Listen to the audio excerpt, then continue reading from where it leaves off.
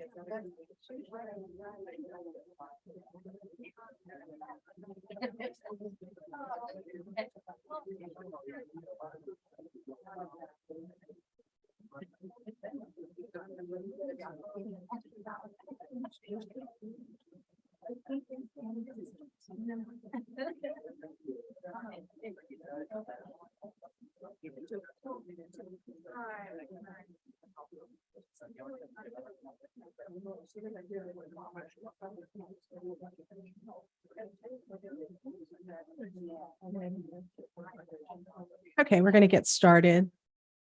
This is a regular meeting of the Hollister City Council. The meeting is now called to order. It is 6:32 p.m.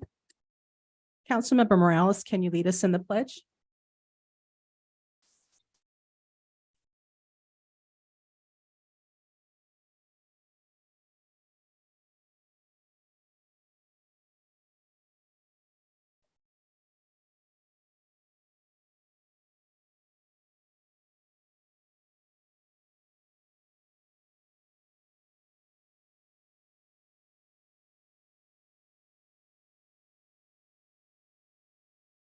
City Clerk, could you call roll, please?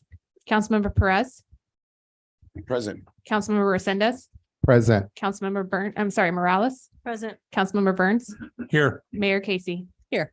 I'd also like to announce that the agenda for the City Council of the City of Hollister special and regular meetings of October 16th, 2023 was posted on the bulletin board at City Hall on October 11th, 2023 at 6:02 p.m. for Government Code 54954.2. Thank you. Thank you. I need to address the manner and decorum of our meetings and issue a warning in this regard. Meetings must be in an orderly and efficient manner without willful disruption so that the business of the city can be conducted. While the council is more than willing to listen to comments from the public, it must be done at the appropriate time and should be done up at the podium with the microphone so your words can be heard and recorded properly as part of the meeting. There cannot be interruptions when council members are speaking or audience members calling names, chanting, or yelling out. If you do so, a warning will be issued to you, and if the behavior continues, you may be asked to leave the chambers. If there is too much disruption from members of the audience, depending on severity, it may be necessary to call a recess, clear the chambers, or even cancel the meeting. I would like to ask for your courtesy and your cooperation in this regard so that it won't be necessary to take any of these steps. Thank you. For a public hearing continuance, agenda item F2, the public hearing to consider a resolution of the City Council of the City of Hollister denying an appeal filed by the San Benito High School District and upholding the decision of the Planning Commission approving a mitigated negative declaration and site and architectural review for 2021-11 for a mixed-use development with 157 dwelling units and 3,750 square feet of commercial space located at 1550 San Juan Road has been continued to November 6, 2023. Additionally, agenda item G1, a resolution number 2023-207, a resolution of the City Council of the City of Hollister approving a density bonus incentive for the proposed residential development located at 1550 San Juan Road has been continued to November 6, 2023. City Attorney, do we have any reportable action from closed session? Nothing to report, Mayor and Council. Okay, then let's move on to proclamations and recognition. We're going to start with the National Youth Substance Use Prevention Month proclamation. And I believe Tina is going to receive the award. So who's presenting here?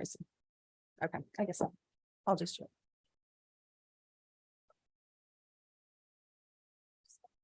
Mayor Casey, would you like me to bring them up to each of them? I'm happy to do that. Yeah, I'll just bring them. Okay.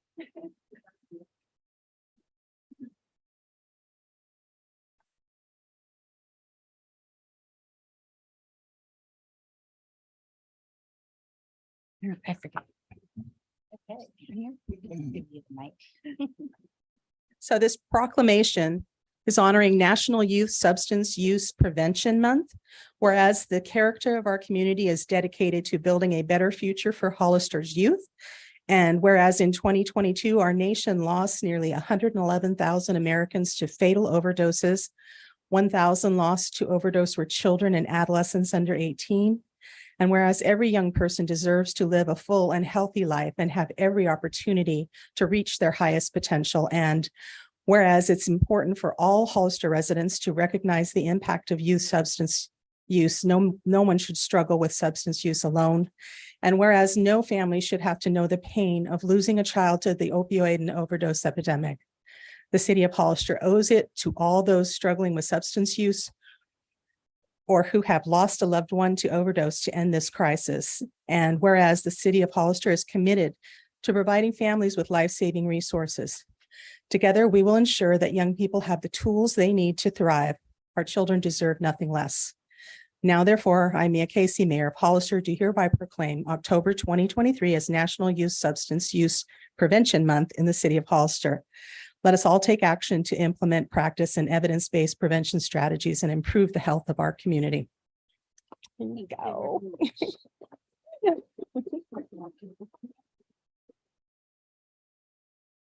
I can address, I just also like to remind our community that this Saturday, October 21st, is our Red Ribbon Run and Festival. This is our 33rd annual run. So we invite everyone to the community. You can still register. You can visit Hollister Recreation. And this run is for a drug-free and bully-free community. So please join us in the fun. Thank you.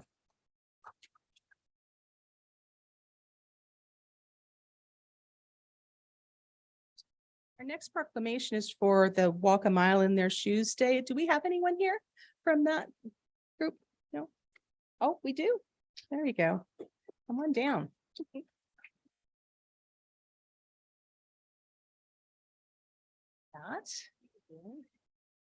All right, so whereas Walk a Mile in Their Shoes Day is intended to draw attention to the fact that rape, sexual assault, and intimate partner abuse remains a serious issue in our society. And whereas in addition to the immediate physical and emotional costs, rape, sexual assault, and intimate partner abuse may also have associated consequences of post-traumatic stress disorder, substance abuse, depression, homelessness, eating disorders, and suicide.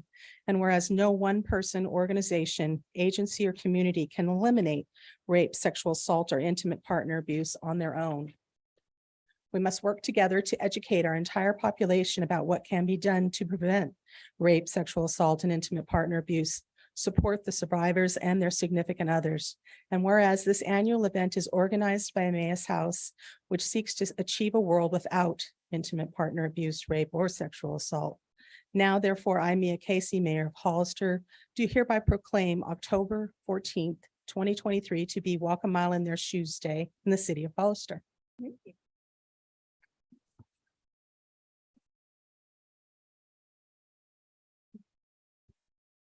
I just wanted to say thank you for the recognition and your support of not only Emmaus House, but Community Solutions.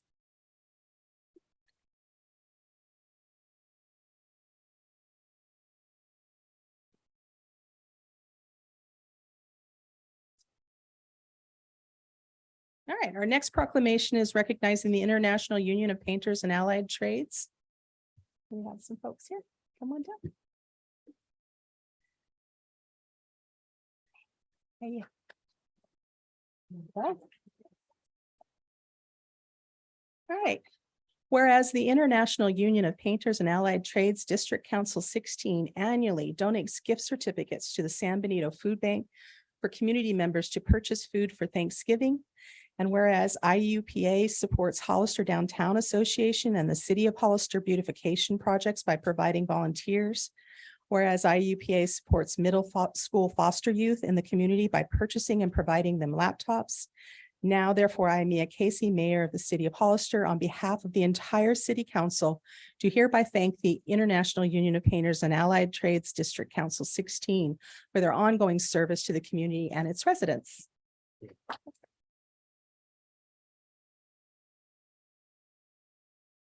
We'd like to thank everybody for the with the city of Hollister, and we will continue to be of service. Anything you need, we're just a phone call away. Thank you.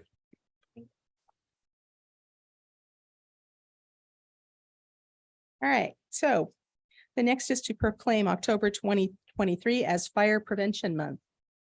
We have some folks coming.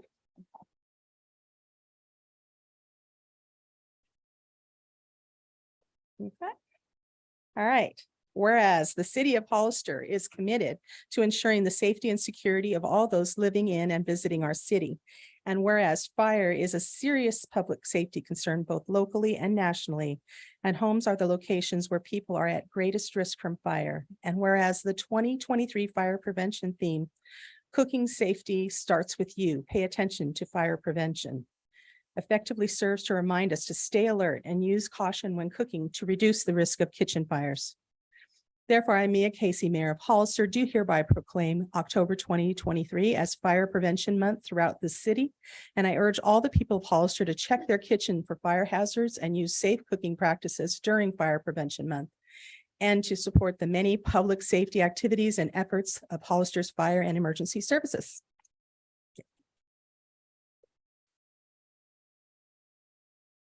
Madam Mayor and members of the council, thank you. My name is Charlie Bedolla. I am your fire marshal. And I just wanted to introduce the faces of the Fire Prevention Bureau. We have Sabrina Bracken, our fire inspector, Alicia Carpus, and then Veronica Mena, who's the new assistant to the fire chief. So they're the faces, they're the ones that take care of us. They're the ones that they're the faces of the community to deal with the internal and the external customer. And they're really hitting the community outreach out there. So I'm very proud of the Fire Prevention Bureau, the work they're doing. Thank you.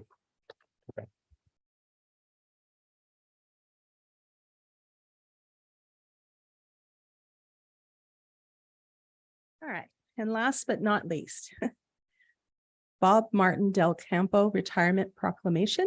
You want to come on down, Bob?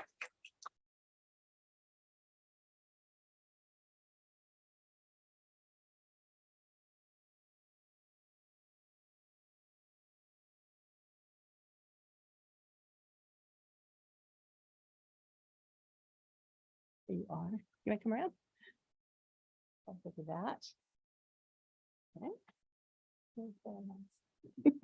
Honoring the retirement of Fire Chief Bob Martin Del Campo. Whereas Bob Martin Del Campo has served the city of Hollister for 21 years, serving in his current capacity as fire chief for the Hollister Fire Department since 2015, and is retiring. And whereas in addition to Bob's service to the city of Hollister, he also served his country as a member of the United States Marine Corps, United States Army, and United States Army Reserve. And whereas Bob has dedicated his life to the fire service and the protection of life and property from loss by fire and other emergency situations. And whereas upon his retirement, Bob's hard work and dedication will be missed by his colleagues and employees, but he can now enjoy the things in life which he so richly deserves.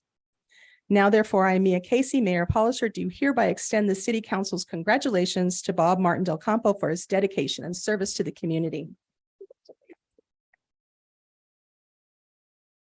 Want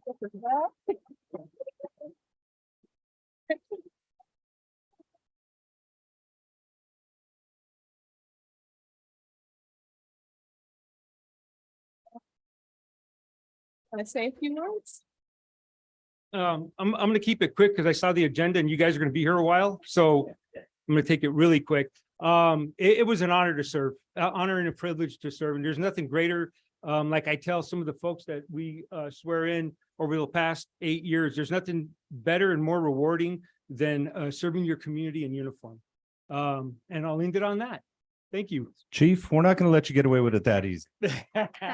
So I'd like to call up some of your colleagues. So first, I'd like to call up Battalion Chief Bedolla, Battalion Chief Dover. And I'd also like to call up your union president, Josh Bezzetta. And what I'd like to do is inform the community, and we're going to go through a brief change of command. And so the community knows we're going through a recruitment process, and we are fortunate enough that Battalion Chief Rodney Dover will be stepping in upon Chief Bob's retirement. And so I'd like to just take a minute to do a quick change of command, if that's okay with you, Chief. Absolutely. So a change of command is a military tradition that represents a formal transfer of authority and responsibility from a unit from one commanding officer to another. The passing of colors from an outgoing commander to an incoming one ensures that the unit and its soldiers is never without official leadership, a continuation of trust, and also signifies an allegiance of soldiers to their unit's commander. Battalion Chief Rodney Dover accepts the trumpet from Fire Chief Bob Martin Del Campo for the command for the Hollister Fire Department to ensure that the Hollister Fire Department is never without official leadership, showing our trust and allegiance to the fire chief from the firefighters at the Hollister Fire Department. The Hollister Fire Department is passing the colors of the last flag that flew at Hollister Fire Station 1, while Chief Bob Martin Del Campo is in command from interim Fire Chief Rodney Dover. There is great symbolism attached to the ceremonial aspects of a change of command. It is with great respect that we honor our outgoing fire chief while welcoming our new chief in command of the Hollister Fire Department. Gentlemen.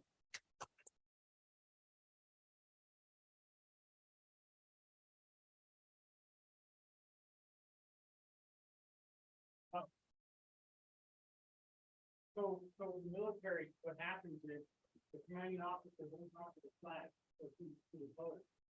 As that gets passed over to the incoming, he has to take it to, and I don't want to let it go. So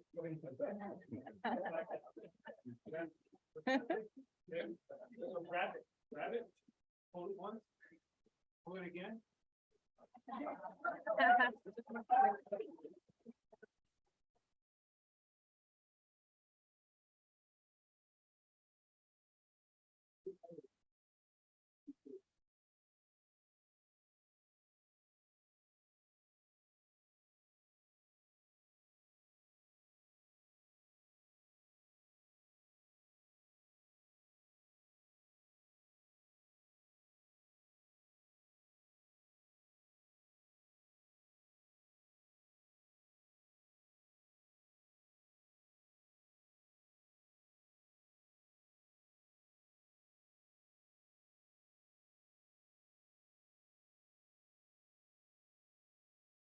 Two fire chiefs.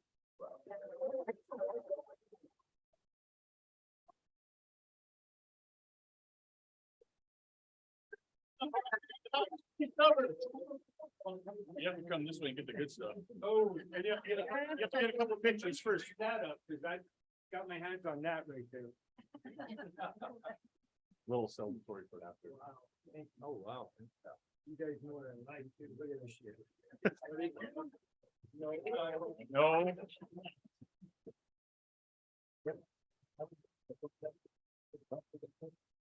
You guys don't mind just staying up here just for one quick second, then we can take some pictures. Good evening, council and city management. I stand before you today as the union president of Hollister Firefighters Union. I want to celebrate the career of our chief, Bob Martin Del Campo. Through his tenure at our department, he has achieved numerous accomplishments. Some of the significant accomplishments include increasing of our personnel, including the establishment of the new battalion chief rank, the acquisitions of 8 new fire apparatus, and the construction of a training tower. These are just a few of the accomplishments that he has seen since he's been here. These accomplishments have not only improved the safety of our city, but also the effectiveness and preparedness of our firefighters. As he embarks on his retirement, we wish him the best of this new chapter of his life. We also like to express the gratitude for his service and the positive impact he's had on our city. He leaves behind a department that is better equipped, better trained, and more capable than ever before. We look forward to this continued success of our fire department as we build upon this strong foundation. We wish him a well-deserved retirement full of happiness, good health, and new adventures.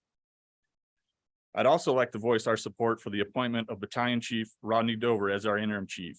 As a representative of this dedicated and hardworking union, we understand the critical role that a strong and capable leader plays in ensuring the safety and well-being of our community. Chief Dover has proven himself time and time again throughout the 25 years of service here at the Hollister Fire Department. He has been an advocate for our firefighters and a leader who is committed to the principles of safety, integrity, and excellence. We firmly believe that he is the right person to lead our department during this transitional period. We pledge our full support to Chief Dover and will work hand in hand with him to ensure the continued safety and well-being of our community. Together, we'll face new challenges ahead and continue to serve with the utmost professionalism and dedication. Thank you, guys.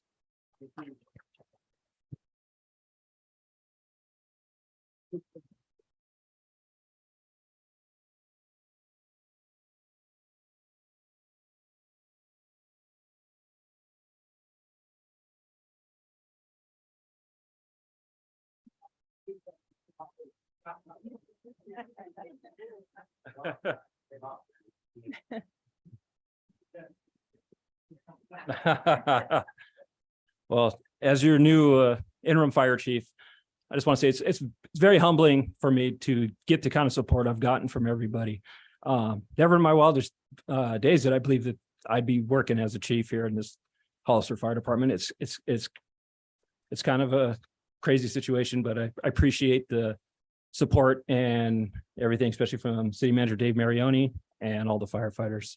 So hopefully I'll continue to steer the ship in the right direction and build off of what Chief Martin Del Campo has accomplished. Thank you. Okay, thank you. Thank you. I think that we have one public speaker. Is that right, City Clerk? Yes, Mayor Casey, we have one speaker card from Elias Salinas.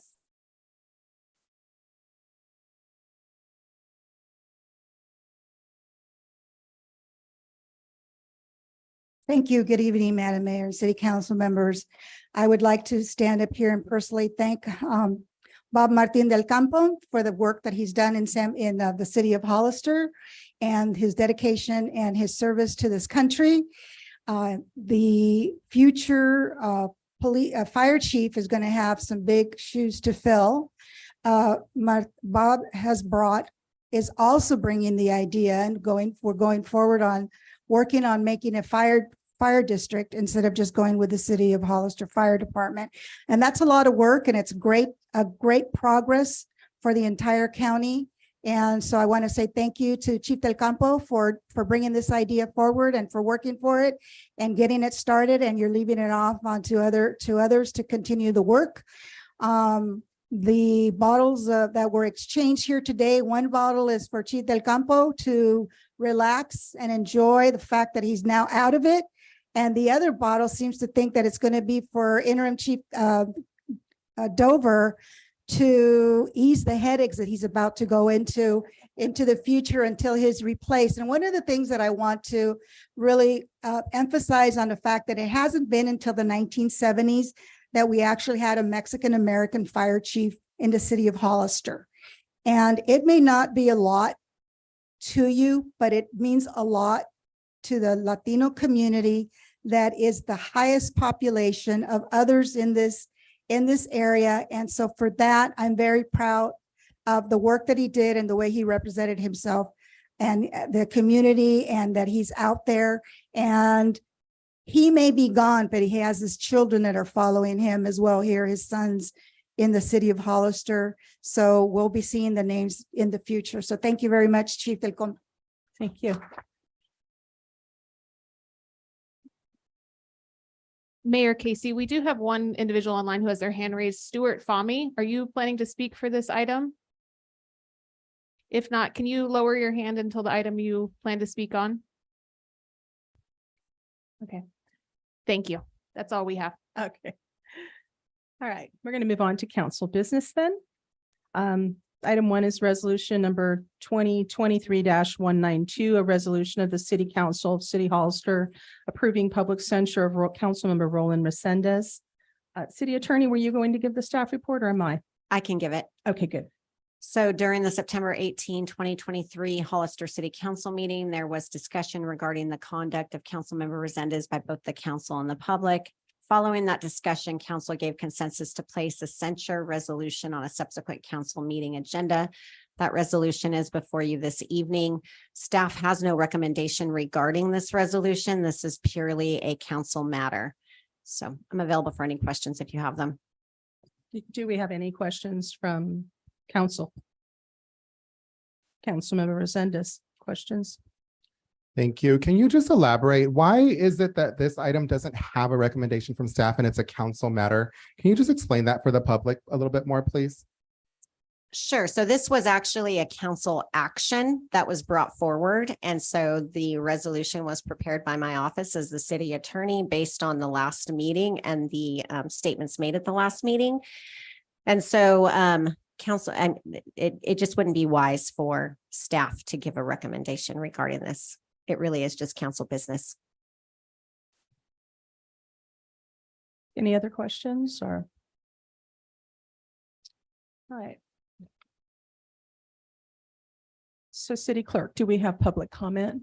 Yes, Mayor Casey. How many? do We have? currently have 15 public comment cards. Okay, so I think, should we limit then to 2 minutes per person to keep it to a total of 30 minutes for this item? Absolutely.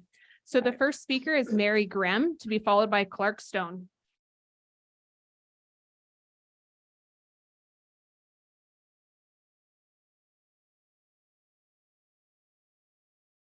Mayor Casey and city council members, my name is Mary Grimm. This is how I see the censure of a representative from District 2 to the city council. You are censuring our only District 2 advocate on the city council. Our District 2 is impacted the most because of the city council's vote on the following: increasing the capacity of the sewage treatment plant, approving housing developments without regard to adequate city infrastructure in our District 2, without regard to the impact of increased taxes and costs levied on the people in our District 2, and without regard to increased traffic on the streets in our District 2. You've removed Roland from committees that should have his voice because of his advocacy for our district and because of the impact the issues have on our district. Your censuring Roland takes away the only voice we have on this city council on important decisions that affect our lives. We voted for Roland. You are silencing our vote. Thank you for your attention. Thank you. The next public speaker is Clark Stone, to be followed by Donnie B.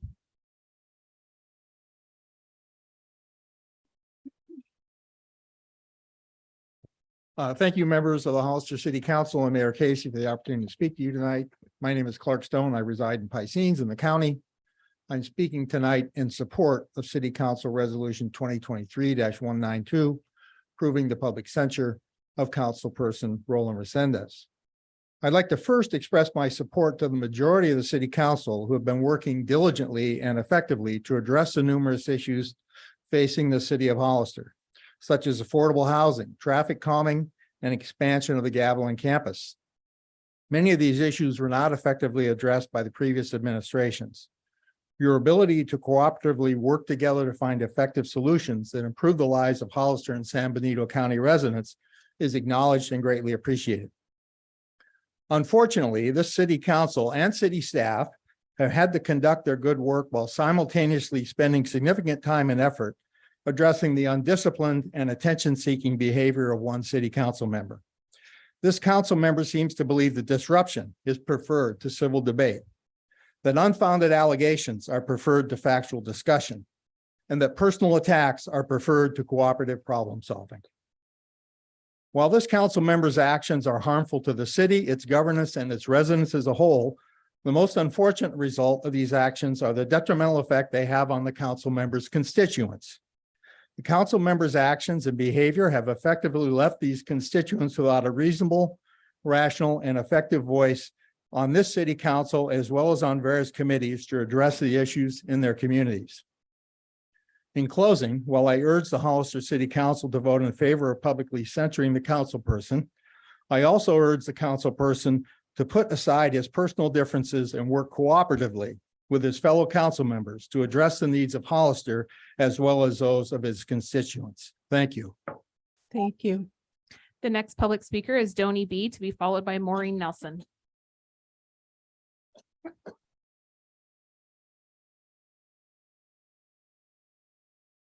Hello, good evening. I attended the meeting on September 18th, and what I saw was that Councilmember Resendez was being kicked off of his committee meetings because he was calling out the fact that Mayor Casey is in fact very pro-developer.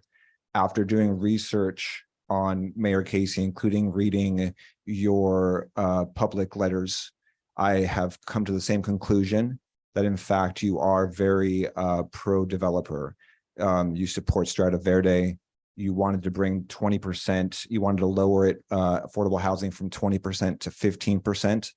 You also have a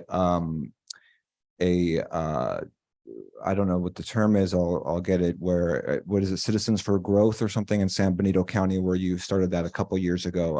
It's not a nonprofit, but it's a different entity. So it was obvious your reaction against Resendez, which was totally out of proportion to anything that happened, that your extremely defensive reaction clued me in and others in to the fact that you are very pro-developer.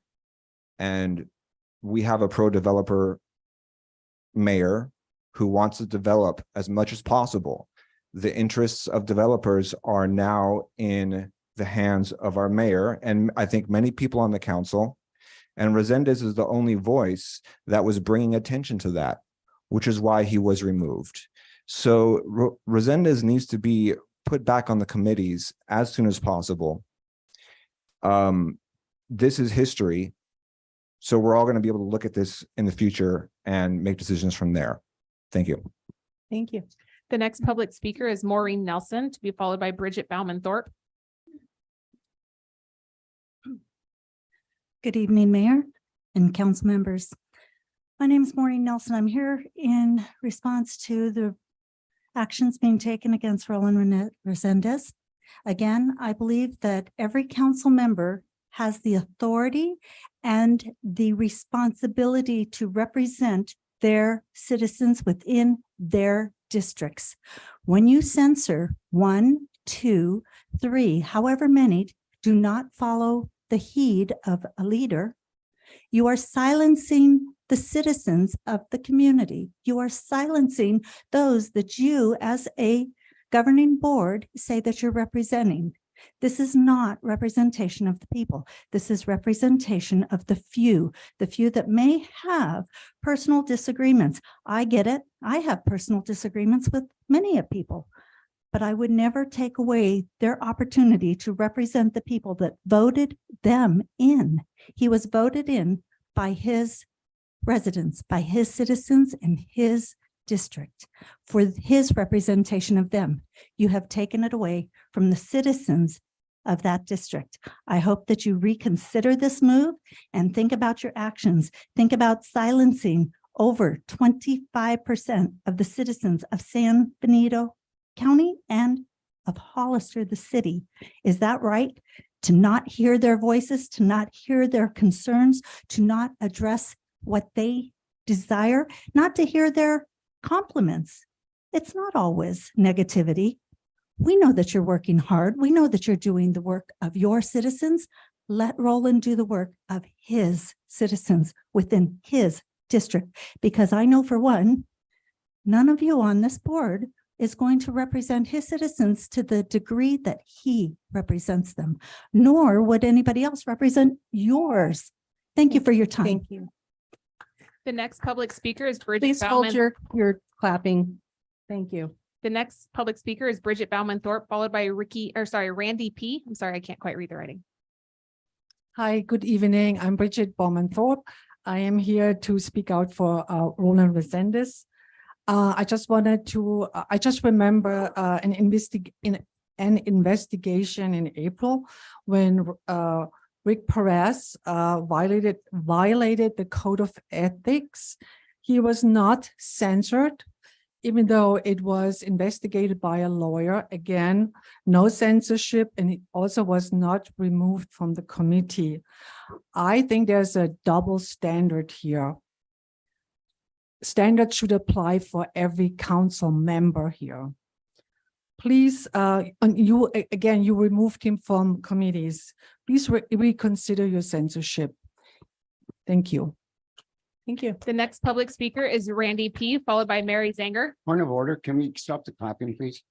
I'm sorry. Can we please hold the clapping? please? It's Yeah. disruptive, so please. Hearing all kinds of clapping so far. Excuse me, Mayor. No, we've addressed it. Thank you. Ooh, is that what I look like tonight? Sorry, long day. Thanks, City Council, City of Hollister residents. We're here to consider the censorship of Mr. Resendez. And it comes to me that it's easy to confuse censorship for censorship. really easy to confuse the two. Censorship is to effectively suppress or hide information. Censorship is to express disapproval or blame or to find strong criticism for someone or something someone has said or even improper conduct. In a representative democracy, if you're truly passionate about representing your district, representing your constituents, it's easy to confuse, one's passion for improper conduct, right? It's a lot of confusion going on here, if you ask me. I'd like you guys to clear up the confusion and just remember that in a representative democracy, it's all about representing our constituents. And that passion is really important to have. Personally, I love seeing passion out of you guys and the city and Hollister at large. We all should be a little bit more passionate about what goes on in Hollister and even what goes on in the county as well. So I applaud Mr. Resendez for having that passion. Let's have some clear heads about whether it was passion or improper, because Mr. Resendez is the voice of his constituents, and that voice really ought to be heard. Thank you. The next public speaker is Mary Zanger, to be followed by Elia Munoz Cowan.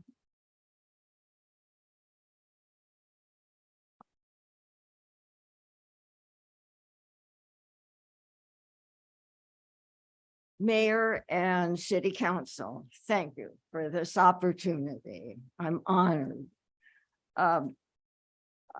This is about censor again. I want to explain why this censor is a railroad job, quote, a railroad. I hope you understand what a railroad job is. Well, let me explain. This railroad job train whistles all brake and slow down specialists out of the way. This is proven by the way Councilman Resendez is shoved aside. A railroad job has a one-track mind. This council has a one-track mind concerning the censure of Mr. Resendez. A railroad job barrels through opposition. The council wants to silence opposition to its 4-1 vote, but no one has a lock on the truth. A railroad job is in a hurry. The big locomotive bears down on people. It does not want to stop and think about other issues. A railroad job wants to drown out voices, other voices, as it dives into deep water of one-track minds and no return.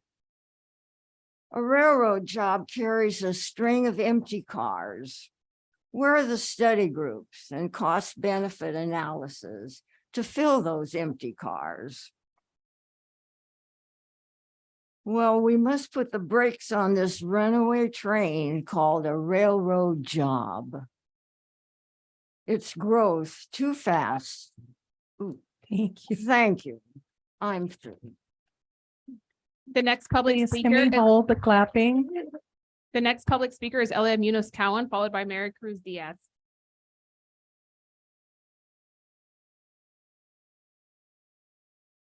Hi, good evening. I basically am here in support of Roland for Councilman Resendez. I'm against the censuring of Councilman Resendez. I feel that the mayor and city council just don't want him to speak out against the city's approval of more housing developments through changes to the general plan and the sewer expansion. Roland, he supports the community at large, not just District 2. He's primarily concerned about the needs of District 2, but people are right who mentioned who else is going to represent District 2, because by silencing him, by taking him off committees, you're silencing his constituents as well, because who else is going to be speaking for them?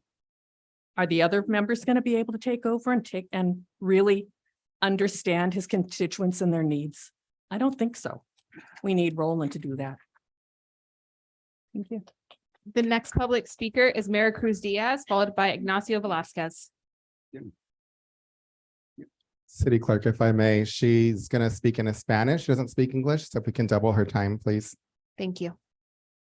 Do we, We don't have a translator here. do you have someone that? Señora Maricruz, si quieres alguien que transla para usted, tienes Sí. 4 minutos. ¿A quién quieres que transla para usted? Pues pienso que sí me puede traducir la señora. Escamilla? Okay. Do you want to come up and, Gracias. all right, so we'll double your time to 4 minutes then. Go ahead, please. Buenas noches. Good evening. Estoy aquí para apoyar al señor Reséndiz porque él es nuestra voz I'm here to support Mr. DeSantis because he is our voice. y pues si lo quieren censurar por decir la verdad, pues yo pienso que es una injusticia. If you want to censure him because he tells the truth, I believe that's an injustice. Porque si es por esto, pues yo les pido de favor que no lo censuren. Because if that's what what it is for, I ask you, please do not censure him. Porque todos tenemos derecho a expresar lo que sentimos, lo que pensamos, pero siempre y cuando con respeto. We all have a right to say what we feel, what we think, and as always with respect. Porque lo que se ha tratado el tema es de que no queremos más tráfico, pero sobre todo que no queremos el alcantarillado para nuestra área que quiere poner. What it's always been about is for less traffic and as well as the sewer system that you all want to expand. Porque últimamente ya es todo el día y toda la noche que está la aroma muy insoportable. Recently, it's been every day, all day and all night that the aroma is unbearable. Insoportable, insoportable, ¿verdad? Así de que pues yo les pido de favor I que se ask you, pongan please, en nuestro lugar, put yourselves in our places. en el área donde estamos viviendo, si ustedes pudieran estar allí cuando menos un día, In the area where we live, or at least be there for one day. me entenderían el por qué estoy aquí. You would understand why I'm here. Entonces, si él es nuestro representante y es nuestra voz, ¿qué vamos a hacer? And since he's our representative and our voice, what are we going to do? ¿Qué es lo más recomendable que ustedes harían? What would you recommend? What would you do about this? Y pues nosotros estamos aquí para apoyarlo porque es nuestra voz. And we're here to support him because he's our voice. Es todo. Gracias. That's all. Thank you. Buenas noches. Good night. Thank you. The next public speaker is Ignacio Velasquez, followed by Mary Shaw Corin.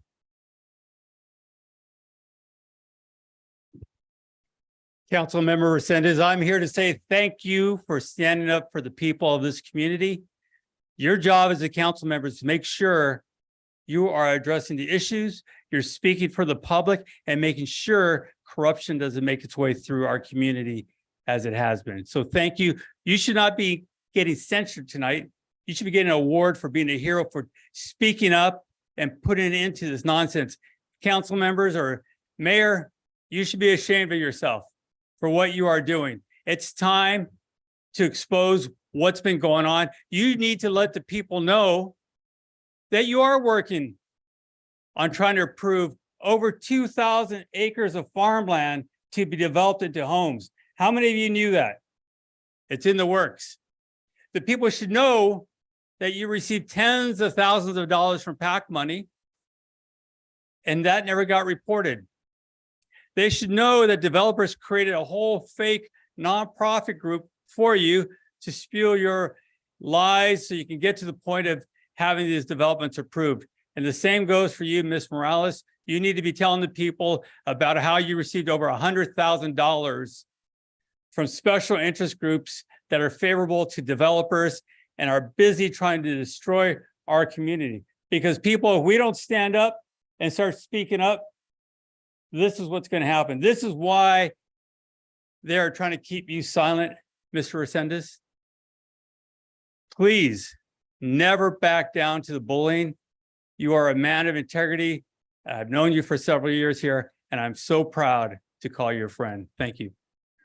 The next public speaker is Mary Shaw Corin, to be followed by Claudia Okay. Alvarado. Just a moment. If we have any more clapping, we will take a recess. We may have to. All right. Thank you for the opportunity to speak. My name is Mary Shaw Coron. I'm here to speak in support of Roland Resendez.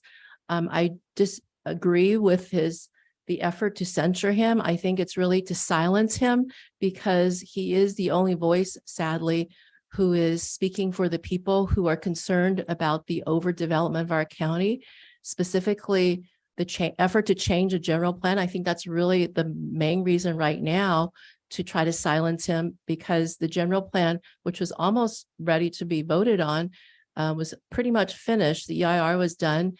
And now with the developers and their lobbyists going to the Planning Commission and pushing for a much larger sphere of influence to cut the affordable housing from 20% to 15% to create lower density for single family homes. Really, this is a gift to the developers that's being, offered to them. Hasn't been voted on just yet. So I think that's why the effort is to silence Roland, because he's letting people know about this. And so I want to just say that, if it wasn't for Roland, I don't think the public would actually know about what you're quietly trying to do to, as Mary Zanger eloquently put it, railroad this through. The other thing I want to mention is I think it's very hypocritical. I think my friend Bridget eloquently stated that it's very biased. For example, Councilman Perez had already been found by independent investigation to be in violation of code of conduct. And so that was swept under the rug. Nothing at all, no censure, not even a reprimand, like taking his committeeship away. But now you're going to go after Roland. This is really unfair, very biased. I think this is bullying to the ultimate extreme. Thank you for your time. Thank you. The next public speaker is Claudia Alvarado, followed by Isabel Cardenas. Good evening. Thank you, Mayor Mia and Please Council. lower your sign. You're blocking people behind you. Thank you. Thank you, Mayor Mia and Council. I'm here on behalf of Roland Resendez.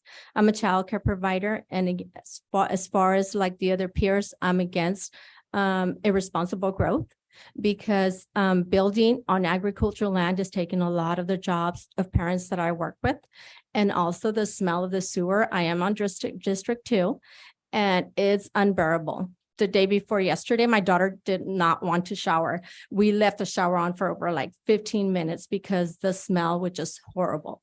So for you to silence him is for you to silence my vote, the vote of my community on District 2. And I am here so that you don't do that. Thank you. Thank you. The next public speaker is Isabel Cardenas, followed by Sam Ramos. Good evening. Good evening, everyone. Good City Clerk. evening. My name is Isabel Cardenas. I'm a provider too. Yo estoy a favor de que él siga aquí porque él es nuestra voz. I am here in favor of Roland Resendez to be here because he is our voice. Nosotros vamos a trabajar juntos. Somos proveedoras de cuidado infantil. Habemos aquí algunas y nosotros queremos el bien para nuestra comunidad, no que la callen. We are here as a community of childcare providers, and we want to work together, and we want to work to benefit this community and not to silence us. Y como dicen, él es nuestra voz y vamos a estar aquí para apoyarlo aquí y donde quiera que nos necesite, ahí vamos a estar las proveedoras con él. As we say, he is our voice, and we are here to support him, and we will support him wherever he needs to be supported as a community of childcare providers. Thank you. Gracias. Thank you. The next public speaker is Sam Ramos, followed by Barry Katz.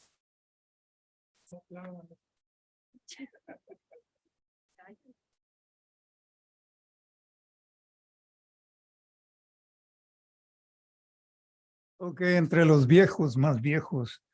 I'm one of the oldest. I'm an elder. Okay, and I just want to make it clear that I'm against censoring Roland. And I would like to remind the council to always keep in mind the pursuit of happiness, So what's going to happen with the people with the homes, and you bring it down to 15, that's not cool. And then I want to point out that we have a garbage problem and that we're in a critical condition here in Hollister. So I want to read a poem that I wrote. I was kind of inspired by the council and the Board of Supervisors, and it's entitled Officials Against Constituency. And there's a couple of words that I would like to explain. Soledad, which means solitude, like meditation. And then Pachamama is Mother Earth in the Quechua, Peruvian language. I don't have an agenda. My mentors are Soledad and Pachamama, Mother Earth. I am an autodidact, not a pseudo-intellectual or a political prostitute. I speak from the heart. In my bones, I feel the pain imposed in our community, which is being bulldozed out of their domain. I am the campesino and the immigrant who migrated into his own Native American land and now being segregated by wannabe oligarchs, self-appointed dynasty of San Benito County. Thank you. Thank you. The next public speaker is Barry Katz, followed by Bella Rosales. Thank you for hearing me. Actually, I just really want to speak about representation and particularly District 2. I've been to several of these meetings lately. So let me just start with, I don't see how you're punishing Roland by removing him from committees. All I see is it's a censorship. You're taking away from the representation of one of the districts, 25% of the city. These people deserve better. Every district deserves to be fairly represented, and committees should be fairly distributed to try to do that as best as possible. The other thing I want to mention is I've been hearing about, first I hear there's a problem with the sewers and the smell. And then at the next meeting, I find out it's been going on for 20 years. I heard an explanation of what was done wrong in the past, but I don't hear anyone promising these people any kind of a study and what you're going to do to, if there still is a smell. They're saying it's late at night. I haven't been out here in the middle of the night, but here this woman says she can't take a shower because her child, children don't have opinions about politics. They just smell things, and it's like, they're like a canary. They can be our guide. You need to have a program to figure out what's been done right and what's been done wrong with the sewer. And if the sewer is expanding, especially, how we're going to prevent the mismanagement of the sewers in the past and clear this problem up and give District 2 full representation by having Roland on all the committees he's due. Thank you. Thank you. The next public speaker is Bella Rosales, followed by Carol Lenore. Hi, everyone. Can you hear me? Yes, we can. I'm sorry I couldn't be there in person today. I'm not feeling well. I just wanted to start by saying I support Roland in his efforts to make sure we know what's really going on in this city. I'm disappointed by the rest of the council who keep wasting our time with these efforts to censure him instead of making the changes that we've been pleading for, increasing affordable housing, slowing the growth, to alleviate traffic, stopping the sewer expansion, action on climate change. Instead, you do the exact opposite of everything we've asked for on every point. I resent our time being wasted, and I hope that you reconsider the way that you've been leading or not leading. And lastly, thank you, Roland. That's all. The next public speaker is Carol Lenore, followed by Roxy Montana.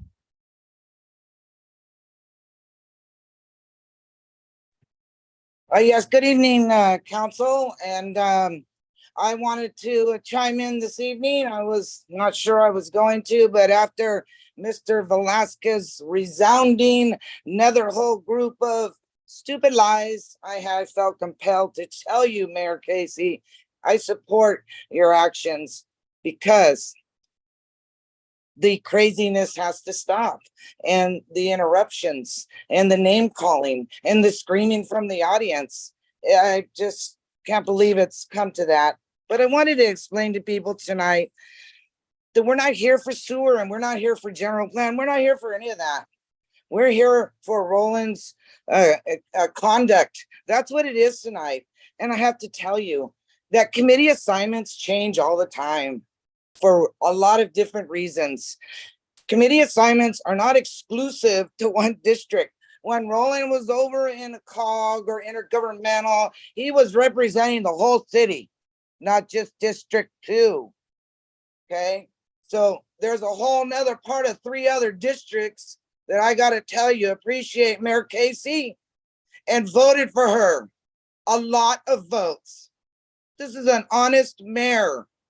Please try to understand that they're not singling out Roland for any of his stances on growth and sewer. It's the conduct at the meeting. It needs to improve. And then things can get back to normal like all of you want, like I want. But the interruptions and the name calling and the screaming from the audience, I just don't understand it. So Mayor Casey and council, good luck with your decision tonight. I appreciate your time. I lived it, so I wish you the best. Thank you. Thank you. The next public speaker is Roxy Montana, to be followed by Bob Tiffany. Good evening, and thank you for the opportunity to speak before you. My name is Roxy Montana, and I'm here to say one word: basta. Enough. Enough of this behavior. These are good people. I've been to your homes. You're good people, and they have issues that need to be addressed. And I was called to look at the meeting that was of issue, and what I saw was a bully. A bully. You can't claim both parts. You can't claim bully and then claim victim. You're a teacher. You teach our children. We want out-of-the-box thinkers. We need to find ways to resolve in peaceful ways. I ask you, please, please behave the way that decent elected officials should behave, with integrity. These people, they have the issues that all this time spent on the nastiness that goes on up at the dais. This should be spent on that stinky sewer. Thank you. Thank you. The next public speaker is Bob Tiffany, to be followed by Elias Salinas. Good evening. It's very unfortunate that this censure is necessary, and I believe it's everyone's hope that this action tonight will allow the council to better move forward in addressing the critical needs and issues of the city. This action has nothing to do with silencing Councilmember Resendez. It's simply about making every effort to have council meetings run in a civil and professional manner. There is no place for rudeness or unfounded personal attacks during the meetings. Disagreements, passionate debates, that's all very appropriate, but it simply needs to be done in the proper manner. In closing, it is my hope that going forward, Councilmember Resendez will be a strong but civil voice in support of his District 2 and the entire city. Thank you. Thank you. The next public speaker is Elias Salinas. Thank you, Mayor and council members. The city, if it chooses to adopt policy that discourages applause, etc., from disrupting the meeting, and such policy must be uniformly applied. Additionally, if applause is permitted for such a policy, must be uniformly applied. To permit one side to have a monopoly in expressing its views is the antithesis of constitutional guarantees. That is Madison School District versus Wisconsin Employment Retirement Community. Estamos aquí hoy esta noche no porque quieren acallar a que el señor Reséndez ya no pueda representar el Distrito 2. Estamos aquí porque el señor Reséndez falta respeto a la comunidad y falta respeto al concilio. We are here not because we're trying to silence Mr. Reséndez. We're here because Mr. Reséndez failure to respect the public and respect those up there at the dais. Lo que falta aquí es que tenemos que saber, la verdad es de que falta respeto. What we have here, what we need to know here is that there is a lack of respect. Nada más, solamente respeto que falta de la parte del señor Resendez. Nothing else but the fact that Mr. Resendez lacks respect. Mr. Resendez has a history of continuing to cry out of, if you disagree, you are with developers. This all started with the former mayor, and the mayor comes out here, the former mayor is out here screaming that there's going to be some city with 20,000 houses. It's absolutely not true. Antes de todo, hay un proyecto que dice el señor Velázquez, se dice que va a haber 220,000 casas en el condado de San Benito, y eso no es cierto. Y todo empieza con eso de que debemos de decir la verdad. Thank you. The next public speaker is Leslie Austin.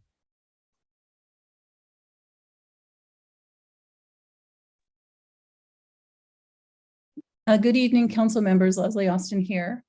As you consider potential censure of a council member, I've been reflecting on our local political dynamics. I think that activism is a crucial form of communication in our community. It spotlights social injustices and sparks engagement, and I know you all know that. However, I have to say that Councilmember Resendez's political theater, which I see as an intense form of activism, raises questions about such tactics and whether they're appropriate within a local governing body. Elected representatives are chosen to represent a constituents' interests and make decisions on their behalf. I think we've all said that tonight, but I also think it's important that they uphold decorum and respect for their fellow council members. I think activists employ dramatic tactics to highlight issues.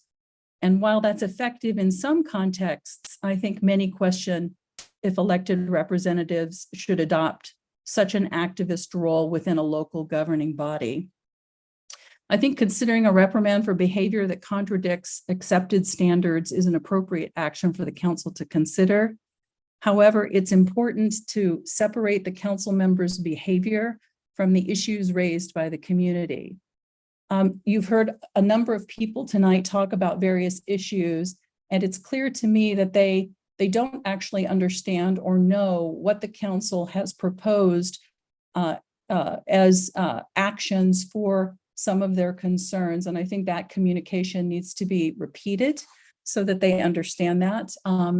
And I guess I just would like to thank those who come to these meetings with the determination to collaborate with the community to solve those complex issues. And thank you. Your time is up. Mayor Casey, those were all the public speakers we have for this item. Okay, thank you. So let's bring it back for discussion. Councilmember Resendez, would you like to start? Thank you. Since the censure is about me, I'd like to reserve my comments to the end. All right, Councilmember Burns, did you have anything you'd like to add? I do, Mayor. So I guess to begin with, I would say that Councilmember Perez and I were elected to council in December of 2020. I will say that prior to being elected, I did propose to the previous council that I was not part of, that they create an ordinance for council member and elected and appointed officials' conduct. Didn't gain the momentum then, but soon after I became a member of the council, I pushed it forward again, and I did author the ordinance. And so I will say, surprisingly, in doing my research, it originally passed, the first reading passed, and that was on April 19th. And at the time, it was a council of 5. And so the 3 that approved it, supported it moving forward, were then Mayor Velasquez, Councilmember Resendez, and myself. It was opposed at that time, according to the record, by Council Members Perez and Spencer. Soon thereafter, Councilmember Spencer left the council. She moved out of the district, out of the city, out of the state, actually. And so on the second reading, which as I understand happened on May 3rd, it passed unanimously with council members Perez, Resendez and myself and the mayor all saying yes to it. So for me, it's a matter of principle in many ways. Is it a great ordinance? I think it needs work, and this council is discussing ways to improve it. And I think that's appropriate. But I also recognize that not only on one instance, but on two instances, Councilmember Resendez approved the ordinance. And part of the approval, as I interpret it, is to comply with the ordinance as it was. And there's a clear disregard for the ordinance based on Councilmember Resendez's conduct, which is not my opinion. It's simply evidence as could be reviewed by anybody if you were to go to the council member recording for that meeting. You can see it yourself. You can read the ordinance. You can draw your own conclusions, but I think it's pretty clear. It's pretty evident. And for me, one of my challenges is the fact that it's, when I sign my name to something, when I say yes, I'm a man of my word. And I see it as a moral and ethical contract. And so for me, I'm very disappointed that Councilmember Resendez has chosen this path. He makes a lot of great comments. I believe very much in a lot of what he has to say. It's not necessarily what he says, it's candidly how he says it, the manner that he pursues it. And unfortunately, when you attack people, rarely are you going to get their buy-in or their cooperation.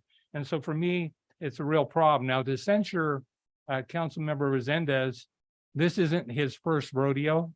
As I recall, he was censured in the previous council, and it's come up once during the time that I was on council, and the council chose a different path to reprimand the council member, which I didn't vote for the action of the council because I do believe in equal treatment.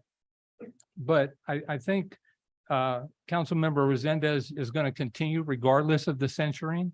And for me, it's kind of like if you receive a court order or a restraining order, those that are restrained are only those that choose to abide by the rules, abide by the law. I don't see where there's a tremendous value in this process because I feel like there's a pattern here already.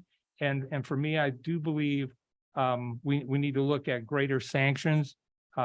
Mayor, I will say in reading the resolution, I believe it was, one of my concerns was I did not actually see a time for how long this will stay in place, as well as a clearly defined amount of time when he will have a right to be reassigned committees. And I would like to finalize and formalize that as part of this process, recognizing that within another 12 to 13 months, there could be a shift in this council. Certainly the majority of the council will be up for re-election, as in the mayor and my position and Councilmember Perez's.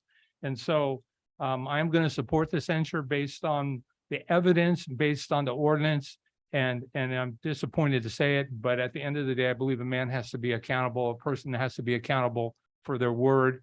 And for me, your handshake, your yes, your signature are all things that I highly value and want to continue to trust in. Thank you, Mayor, for the opportunity to comment. Thank you. Thank you. Councilmember Perez. That's, I agree with Councilman Burns. What really troubles me here is that Mr. Resendez has actually said he's going to turn this into a circus. And he did. You know, I'm all for forgiveness, grace, mercy. I totally agree with that. My life is built upon it. I live it. But there has to be repentance. Someone has to be sorry for what they're doing. And you know what? I don't see that in him, and especially when he's talking about turning this into a circus. And here we are. You know, why can't we just talk about things instead of having to? Passion is great, but the city is going through so much good stuff that I can't even go into it because it's not related, but city is on such a good path. And it's like, I just, I don't see where he's going to be changing any of his behavior. As far as censorship, it does nothing. it gives me more work, but I get more meetings, but it's like, I just want, if we could just like put our past behind us and just move forward and work together. We're all adults here. Let's work together. This is our city. We all care about our city. You know what? It's not just my district I vote for. It's your district. It's her district. It's his district. We all make decisions for this. We're all together. Let's not divide ourselves over behavior that's inappropriate in this setting. The other thing it does, it hinders our whole judicial, our whole political system, because with this going on up here, how many want to run for city council? Okay, well, that's good, run. But no, seriously, it's like to get the community involved here, we are trying to make this a positive environment where we can all feel safe and not have to feel like we're bullied. And it's kind of appropriate because that is what's going on. And then he turns around and claims victim. I don't even want to go there. You know what? I'm for censorship, not because I don't know what it's going to do, but something has to be done, because if we do nothing and then we're just saying this behavior is okay and this behavior is not okay. So that's all I have to say. Okay, Vice Mayor, do you have anything to add? Yes, thank you. I think my colleague said it. What's troubling for me is we did hear from Mr. Resendez that he was going to continue the behavior, that regardless of what was done, that it was not going to change anything for him. We have 3 additional years where he's going to be on city council, and it impacts my constituents, the city of Hollister, in order for us to get business done for the rest of us. So he's limiting and obstructing from my residents, my constituents to be served. And the city of Hollister. So it is imperative that we support the mayor on this action. Hi, I agree with my colleagues, but I just want to clarify, and I think someone did touch on this. There is a difference between censure and censoring someone's speech. Censure just means that the council is saying they do not approve of the actions. It's not about silencing or not allowing Councilmember Resendez to speak. He'll always be given the opportunity at each agenda item to speak. So no one is silencing his voice. It's just a matter of following our rules and our procedures, our decorum, our respect for each other. You can get your point across without throwing accusations constantly. We've had a number of disruptions of our meeting, and it stops our ability to do business. And that's my biggest concern. And it's happened over multiple times. It's not just a single incident of someone becoming passionate and losing control. It's seems to be a pattern of behavior. So I guess that's all I really have to add at this point. So Councilmember Resendez, would you like to share your thoughts? Thank you. I really want to take the time to thank all of you, the members of the public, the real members of the public that have come out here tonight to speak on this item.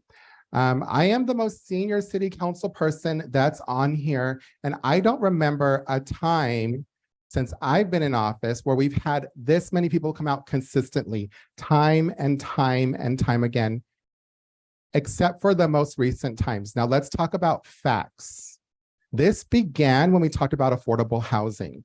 We had a good group of people come out here, and I was told that if I kept bringing in that room back there, if I kept bringing up the fact that Mia Casey and Dolores Morales took money from developers, that I would be censured. And I said, it's fine. You're not going to silence me from telling people the truth. And at that meeting, they lowered the affordable housing percentage to 15%. When we need it more now than ever. That's the truth. The same council at the next meeting, when we had a number of people here, expanded the sewer capacity to twice the size. When these people in my district are smelling a horrendous odor and are telling you that they don't want to have more houses hooked into our sewer. And that's exactly what this council did to allow for more houses to be built and hook into your sewer so the citizens of District 2 can continue to smell that horrendous odor. The next time is this same council is spending your tax dollars to change the general plan after the general plan was already finalized, to redraw the lines of the sphere of influence and make the city bigger, to allow for more houses to be built, and to include the donors of Dolores Morales and Mia Casey, who gave them money so that they can connect into the sewer as well. These are facts. So we want to talk about facts. Let's talk about facts. And if we're going to talk about being biased, we have been biased with this policy. It's not being delivered to all of the council members in a favorable way. In fact, it's being abused. And I am a teacher, I'm an educator. And when you take a student and put them in the corner, when they have people that are working with them and that they're working with, well, guess what? They're going to rise up. They're going to call you out. They're going to point out the facts.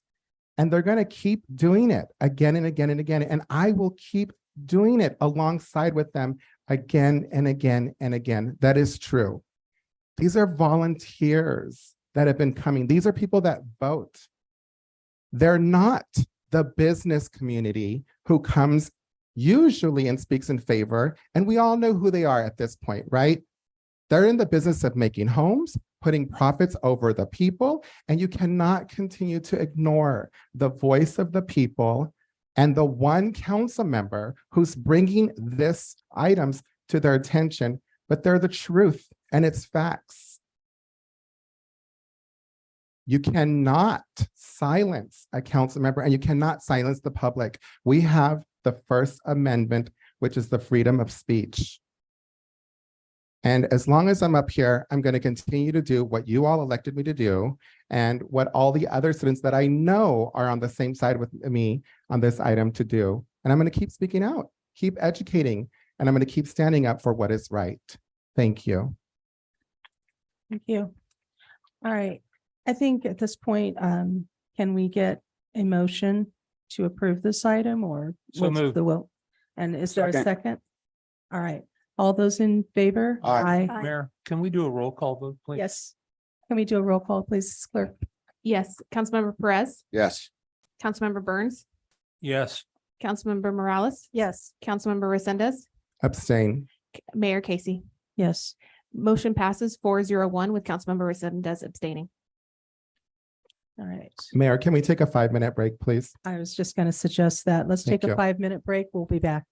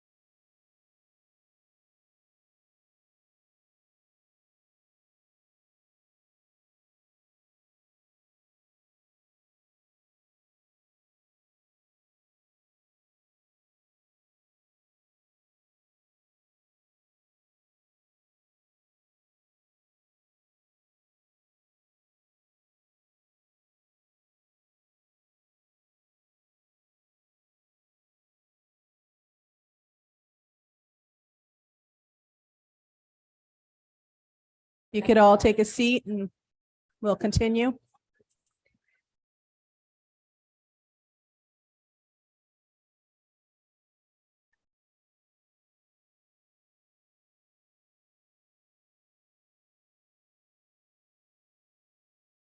All right.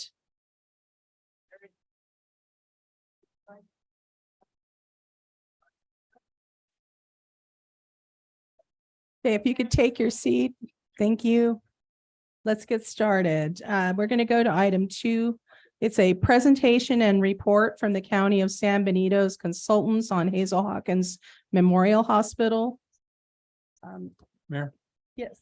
I'd like to Councilmember Burns. ask if we could poll the council. I would like to request that this item be limited to 15 minutes or less minus public comment, please. For the presentation? Yes. I second that. Okay, what's the will of the council? Are you gonna- Question. Yes. It's my understanding that, again, I don't know where the recommendation came from Councilmember Burns. It's my understanding that we had a policy, whether we adopted it or not, that it was that all presentations were be limited to 5 minutes. I think we got away from that quite a bit. So my suggestion would be, if we're going to do that, we need to do it for everybody. But I do appreciate the fact that I don't know if you're asking for an extension or if we're asking for a limitation. However, I just wanted to bring up the fact, and I did speak to the city manager, that we have gotten away from the 5-minute presentation. Nothing against anybody, but some of the presentations do go an hour sometimes or longer. And we really need to, I think, limit it and get it agendized for an action item, but not really spend that much time on an item. So I'm okay with the 15 minutes. I just wanted to make sure that we circle back and revisit that at some point. Thank you. Okay, I think we're okay. Then we'll do 15 minutes for now. We can revisit that later. So city manager, did you want to start?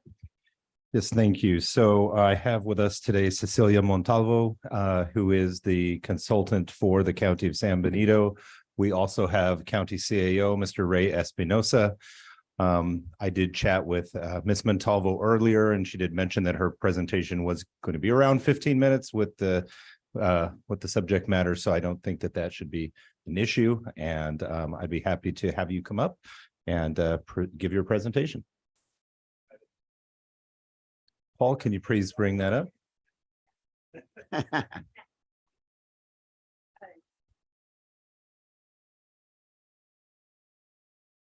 Oh,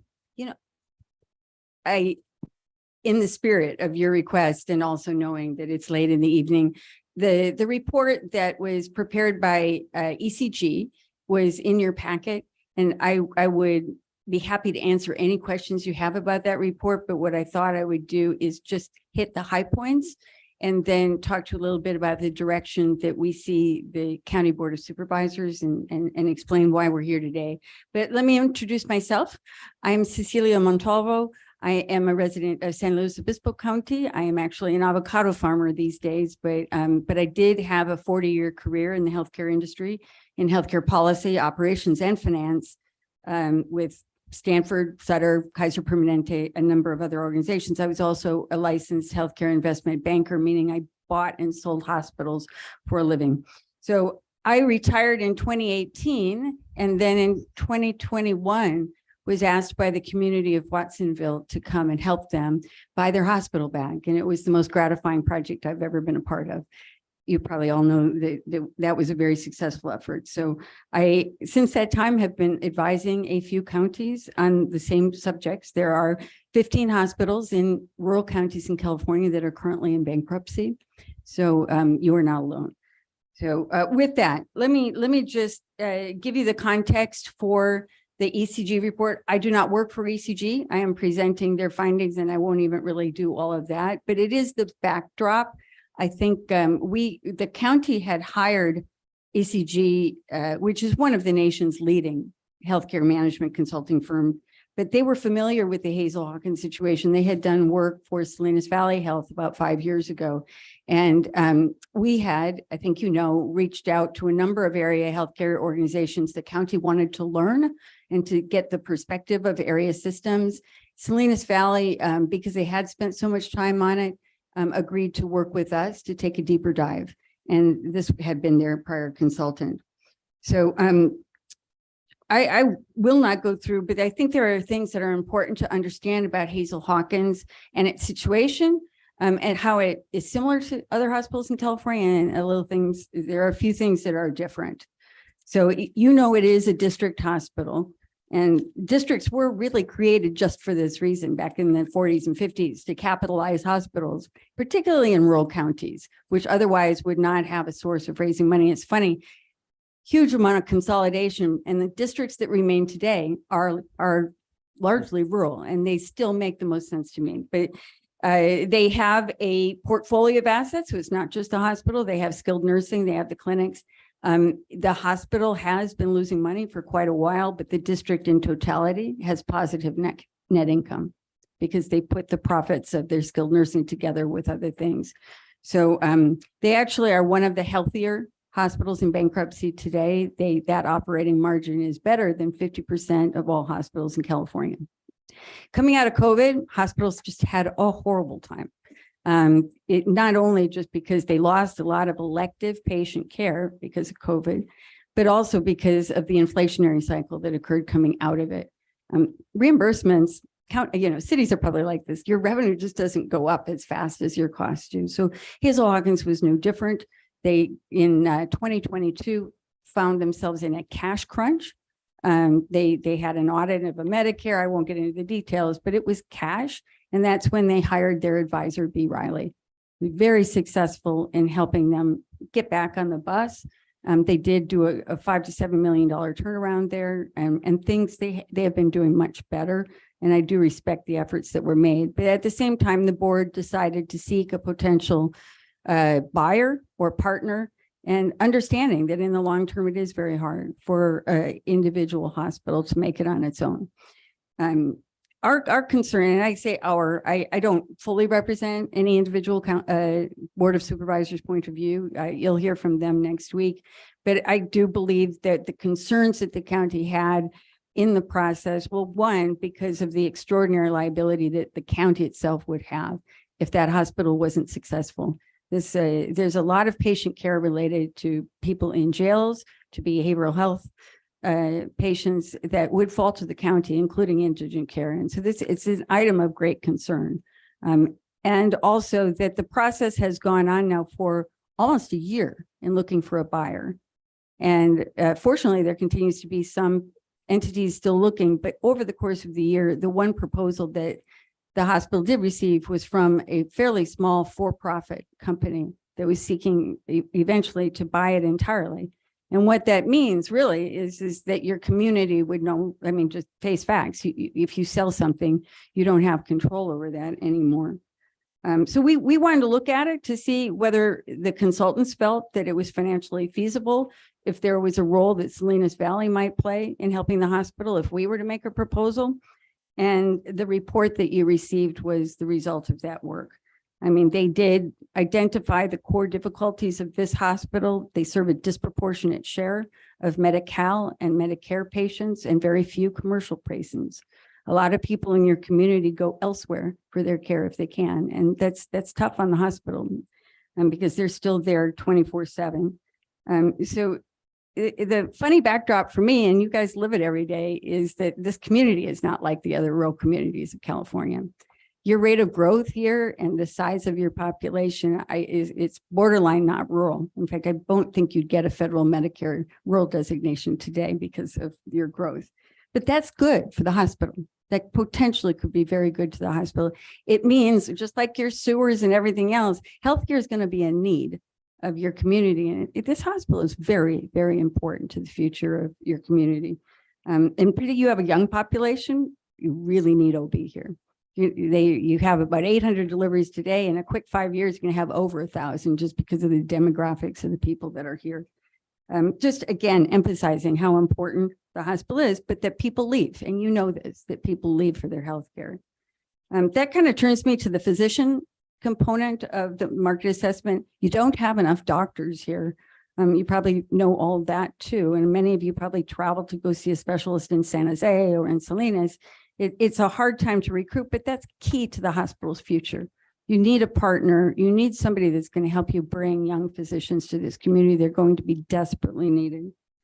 And And finally, the financial analysis component of this, to us, just reemphasize that this hospital is not in nearly as difficult situation. Watsonville Community Hospital, the year that it went into bankruptcy, lost $23 million. So, and it was really a horrible, horrible situation. Again, this district, it has a positive net income, so your starting place is good. But I agree with the board that a new strategy for the long term would be good. The Board of Supervisors will hear this item next Tuesday, and we wanted to discuss it with you first. And Ray again is also here because we would like to put forward an option for the district board to consider as one of other options they could also consider. But the proposal would be to create a joint powers authority. And a lot of it for me is two things. One is broadening the governance structure, bringing physicians onto the board, bringing some healthcare expertise onto the board, and also having local participation from the county, from the cities, from community organizations, from people that are involved in healthcare delivery here. But secondarily, we would propose a management contract to a third party. And in this case, we would propose Salinas Valley. They would like to stay with us as a partner in this proposal.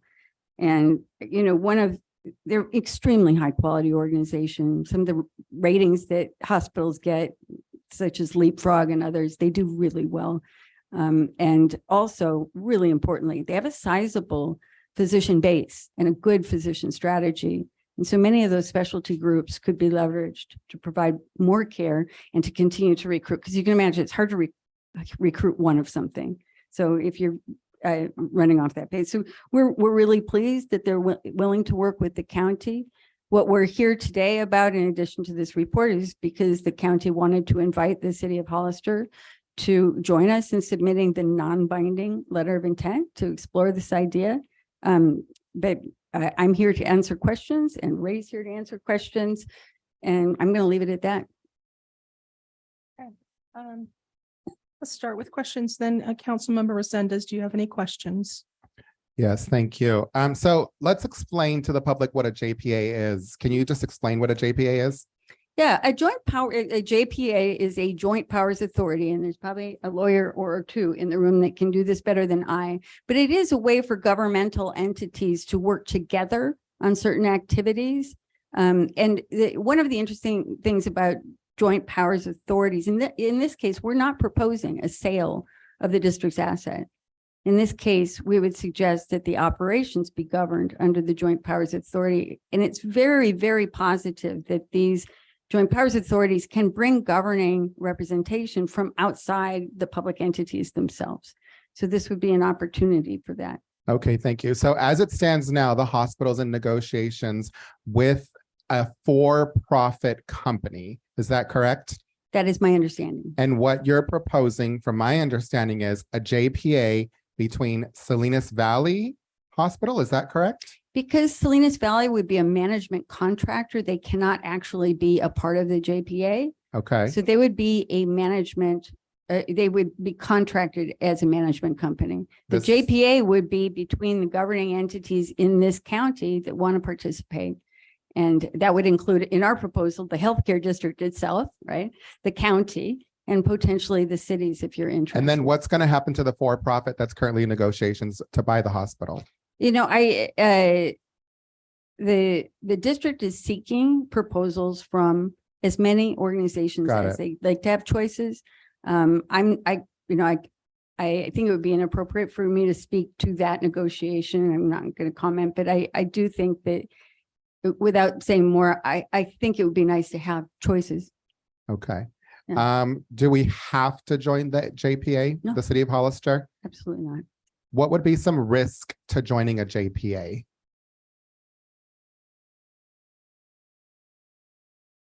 Well, first, let me start by saying, your next decision is to sign a non-binding letter of intent to explore that.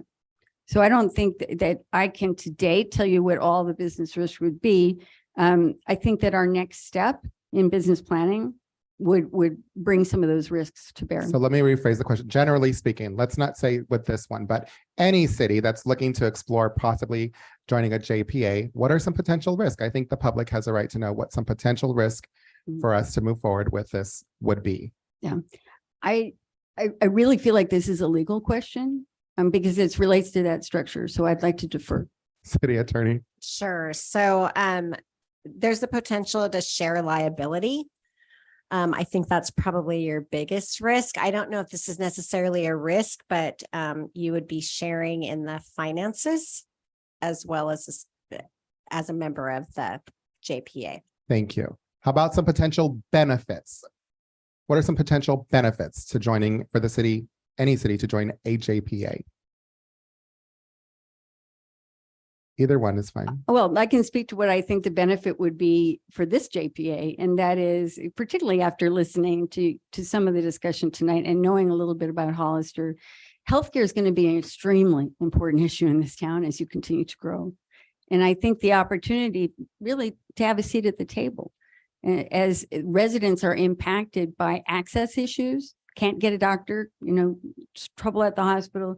I think having a seat at the table and bringing potential board members from this city to that JPA is an advantage for you. And what would the position be of the current board members that are sitting on there for the hospital district? What would happen to them at that point? Would they still be in existence? In our proposal, the district would remain in existence. And they would make the decisions, or they'd be part of the JPA? They would have residual activities. So we would propose that those include some health and wellness activities, et cetera. They would still collect tax revenue, most of which would go to the hospital. But we do expect it to have a small independent role, but a role as one of many in the operation of the hospital going forward. Very good. Thank you for answering my questions. Appreciate it. No problem. Councilmember Burns. Thank you, Mayor. I think Councilmember Resendez covered my questions adequately. Thank you. Okay, Councilmember Perez, any questions? No? Okay, Vice Mayor. I think in the process, I think I read somewhere that the hospital's still going through evaluation in terms of there's a lot of steps that the hospital still needs to go through in order for them to be evaluated or valued. There's a lot of issues with the union contracts. So in hearing in terms of shared liability, the finances and obviously the benefits is just making sure that we have a place for our residents to obtain healthcare and for emergency reasons. Do you know when, and you may not know, when a lot of those processes will be completed? I do. I mean, some of this relates to the fact that they did declare Chapter 9 bankruptcy. And once a governmental entity does that, or if a private entity declared Chapter 9, a lot of your decision-making is really under the jurisdiction of the court at that point. There is a hearing in the first week of December that actually will take up the question of whether they were eligible to be in bankruptcy. And then one of the highest orders of business, I think, assuming that they win that case and stay in bankruptcy, is the discussion regarding the union contracts themselves, because those are contracts that they sought to reject in bankruptcy.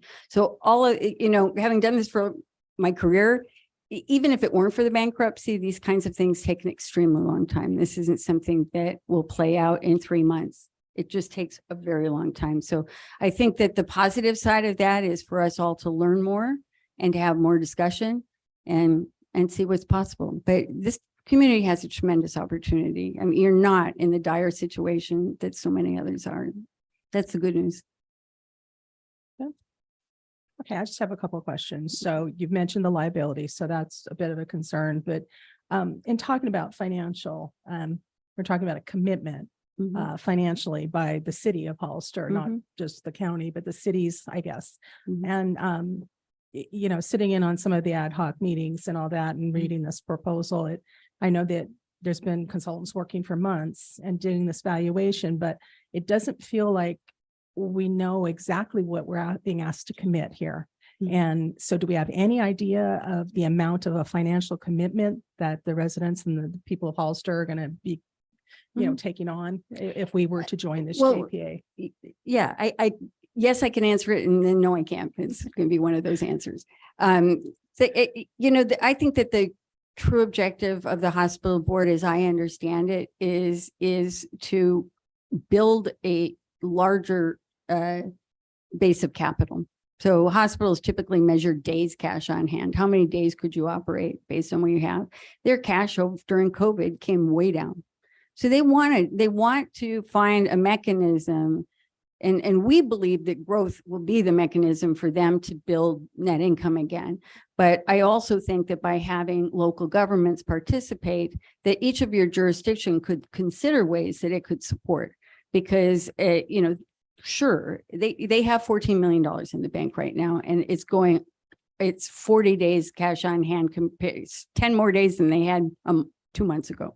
So they're on the right trajectory. But, I think that they want to be able to think about the future of the hospital, about expansion. Recruitment of physicians is extremely expensive. So in some ways, the opportunity may be limited by the willingness or unwillingness of the communities to impose things. Like it could be development fees, it could be other kinds, but government does have the ability to impose fees and raise money that others would not. Right. And I do not believe that it's just not reasonable to think that a private company is going to come here just as a white knight, for example. Everybody makes business decisions, whereas governments, they typically act in the interests of their residents. So that if you felt that there was a need in your community, you might do something like that. But it could be $500,000. You could decide you just wanted to give $10 million. It's one of those, right? Some participation will help. No participation, I think, would probably be okay. But achieving their objectives means finding additional revenue sources that'll make them more successful than they are today. Okay. So talking about Salinas Valley Memorial, now I know they've got a great reputation for care. And I guess what my questions come up is because they're not really like becoming a true partner. They're not investing financially in us. So they're going to be more like, I think you said a management company or like an independent contractor, like running our hospital. So that kind of brings questions up for me. Like, is this a good model, having one hospital system controlling another? And, you mentioned the liability, which is another one of my questions. But I guess I'm concerned because I've been hearing they have their own financial difficulties, of course. And now last week their CEO resigned. So are they even in a position to be able to take on management of a new hospital? It's just kind of a concern. Okay, I heard about 3 things there. Yeah, So there's a bunch of things. I'm trying to unpack all limit that. it, but No, those are all really great questions. So on the first one, the financial alignment in a management contract is entirely dependent on how it's constructed. So I would not recommend that anybody bring them in as a manager without having a financial stake in the hospital, not necessarily as a capital investor, but that they have a financial motivation to make this hospital successful and not just. Can you tell me how that would occur if they're not investing? Like, in what way do they? Risk sharing on the operations typically. Okay. And what, for us novices, what does that mean exactly? You share a little on the downside, you share a little on the upside, you decide how much of that you want to do, but it gives them the reason. Because if you're just going to pay them a flat fee, hopefully right? not a fat and fee. they get it no matter what. I wouldn't recommend that. No, but there are going to be plenty of discussions about what would be the most effective way of structuring that. With regard to the CEO of Salinas Valley, he did announce his it's not retirement, I'll say resignation. But we wish we could have communicated about this, but he does not plan to leave immediately. So he's been there a long time. He's done a great job. He's announced that he wants his board, they are a healthcare district also, to begin recruiting for a new one. He will stay through a transition. He thinks he'll be there for a year or more. So that news, it sounded a little bit more jarring than it turned out to be. And then you had one more that was really good. It was Salinas Valley, the CEO. We talked about liability, but The mentioned liability. that. I just want to touch on a couple liabilities, the biggest ones, which some would or would not be impacted. So their largest one today is their bonds. Right. And those bonds are secured by your taxpayers today, and they would continue to be so. So we're not proposing to take out those bonds, and that would not be liability that would be assumed by the JPA. The liability that is associated with the operations of the hospital, the largest one, is the unfunded portion of their pension. They are not the only organization in California that has an unfunded portion of their pension, but over time, you want to fund that. But those are the biggest ones, truthfully. As far as what's on the books today, then you have operating exposure, but I think that's actually less than those other things. Okay. That's all the questions I have. If there's no more questions, we could open it up for public comment. Mayor Casey, our first public speaker is Rob Bernowski. Okay.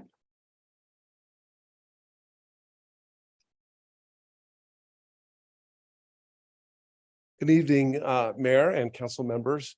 I've been involved in the community for over 20 years, and this is the one issue that seems to be bringing a lot of people together. And I'm just here to ask you to embrace this. Whatever this non-binding letter of intent is, remember it's non-binding, but the district is in trouble as it is today. They're in front of the federal court system petitioning for bankruptcy.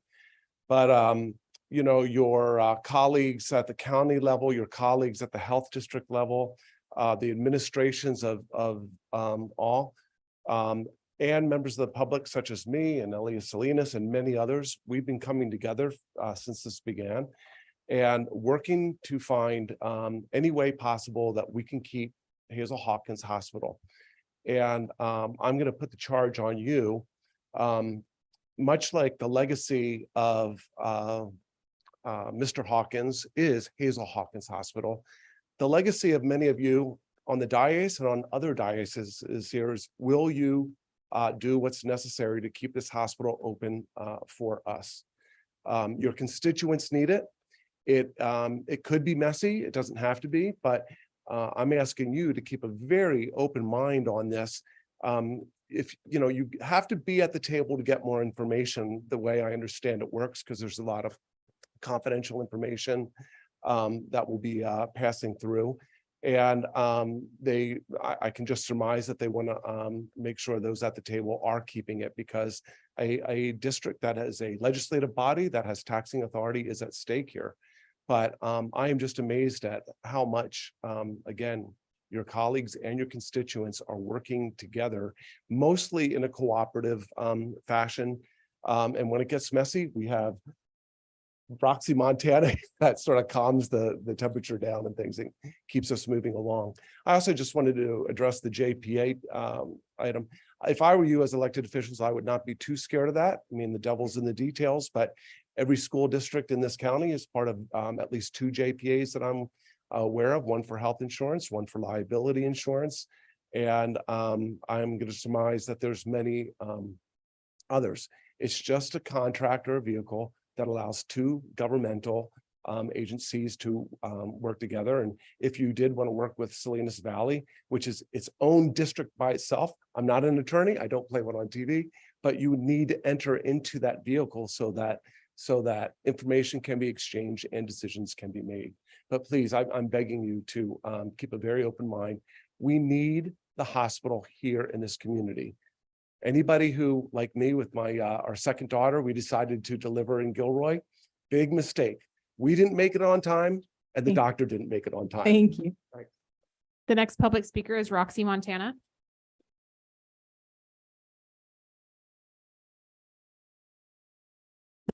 Thank you for allowing me to speak on this issue, this very, very important issue. I am Roxy Montana, and on Thursday afternoons, we meet from 2 o'clock to 4 o'clock. It's a public forum. Everybody is invited and everybody comes that from different areas. We have elected officials. We have physicians. We have nurses. Our community is full of people of interest in this issue, and it's bringing us together. People that normally would not be working together are working side by side. And when we have questions about The Chapter 9, we bring in people, a specialist attorney who can talk to us about those types of things. We have a lot of important people, including board members from the Hazel Hawkins Hospital. So I'm very proud to say that. I encourage anyone and everyone to come and talk with us. When you're sitting at the dais, you can listen, but it's the same with the board at the hospital. But this is a forum that allows them to actually have a dialogue with the people. Thank you. Thank you. The next public speaker is Elias Salinas.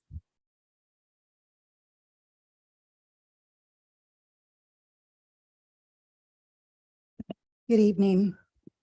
If there's one thing that Robert Bernowski and I agree on is that this hospital cannot close.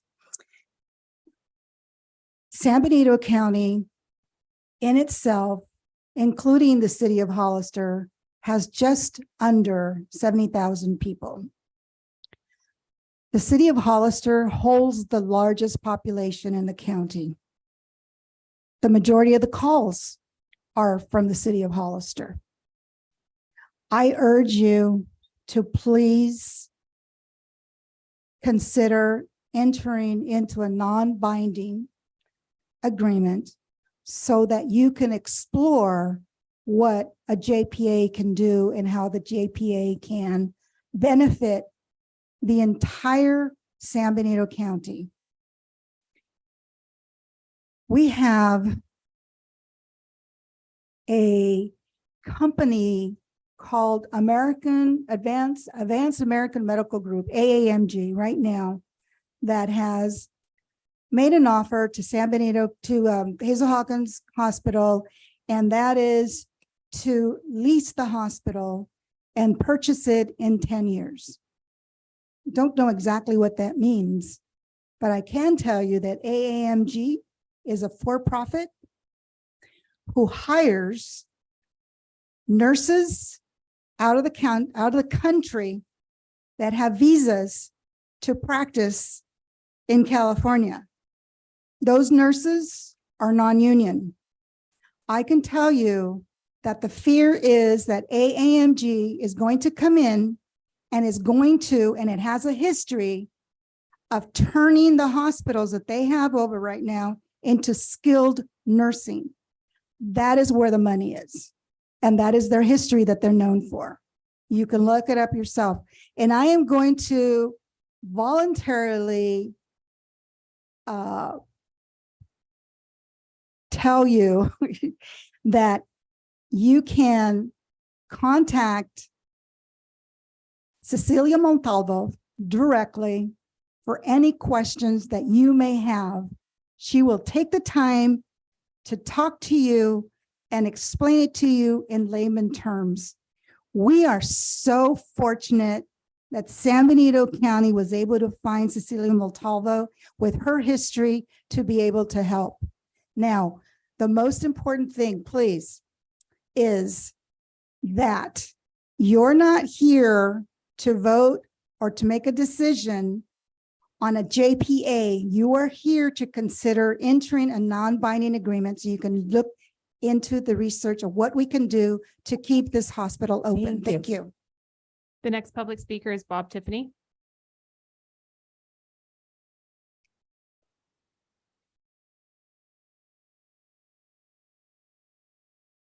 Good evening one more time. Nothing is more important to our city and county than our hospital. I think we all can agree about that. This idea just presents another option to our community that might be an avenue to go forward in a positive way. In my mind, and I hope your mind, more options is a good thing. And I encourage you to further consider this idea in collaboration with the county. As they say, nothing ventured, nothing gained. And I see no reason that you shouldn't look into a non-binding exploration of this idea. Thank you. Thank you. Those are all the public speakers for this item. Okay, so we can have a little discussion. Councilmember Resendez, would you like to begin? Yes, thank you. I'm so sorry, I forgot your name. Cecilia, thank you for your presentation. Thank you for coming out here tonight. I do remember when I was on Intergovernmental, I saw you present when news was first coming about. I was very impressed by your resume, your expertise. And I was on the flip side, a little bit disappointed with, I think it was the hospital's decision, Ray, I don't remember, that didn't want to move forward with partnering with Cecilia. So that's neither here nor there. That's in the past, right? But I'm glad because I didn't know that you guys are partnering with her now. I'm glad to see that you are partnering with the county and that you're helping us to have a seat at the table and look at different options. Having said that, I've been very vocal about the disappointment of the current administration of the hospital and the board of directors. It's no secret. I don't know if everything that happened was due to COVID. I think there was some bad decision making, and as a community partner, they have not been very open and transparent and welcoming to Cecilia, the county, the city. Like, that's just the truth about it. The constituents know that as well. Again, I don't know enough about this. I would love to wait until we hear back from our colleagues at the county, who it seems like they're going to be discussing this, and I'm not opposed to it. Again, I think we all want the same thing. We know how critical it is to have proper healthcare. It does concern me to hear, I've spoken to some of the workers at the hospital about the current agency, the for-profit agency that's looking to take them over. I have a lot of reservations and concerns about that. So I think that we have to do our due diligence. Again, we're public servants. Whatever we can do to help the community, we will do, but it has to be a sound financial decision. It has to make sense because we're also stewards of the tax dollars. So I'm not opposed to it. I'd like to hear more about it. And I would just look to my colleagues and I would look to our staff to see what the next steps would be. Thank you. Thank you. Councilmember Burns. Thank you, Mayor. And so I will say I'm not excited by the prospect at this point. As a city, we already provide service countywide for the fire department. And we also provide countywide service for animal control. And in my perception is at a cost to the city of Hollister taxpayers and residents. And so I have my reservations. City attorney, I've heard it said several times now that to sign a non-binding letter of support has no real consequences. But I also recognize, and they've acknowledged, that none of them are attorneys. And so I'd like to kind of know if we can support this. Is there a consequence if at a later point this council or a future council decides not to go forward, if that's the direction and the will of the hospital and the participants? I'm going to give you the best attorney answer I have. Here we go. It depends. It depends. Yeah. And I haven't even seen a non-binding letter of intent. So I'd have to look at it first before I could advise on it. Thank you. I appreciate that. So based on what the city attorney has now said, it's hard for me to direct staff without seeing what this looks like and have a sound legal review and analysis. And so the one nice thing I heard from Cecilia was apparently the hospital is not in a dire situation. That is something I've been led to believe is absolutely not true. And as a provider, I believe they're probably either the first or in the top 2 or 3 employers for this county. If for no other reason than to let the hospital go is very concerning to me.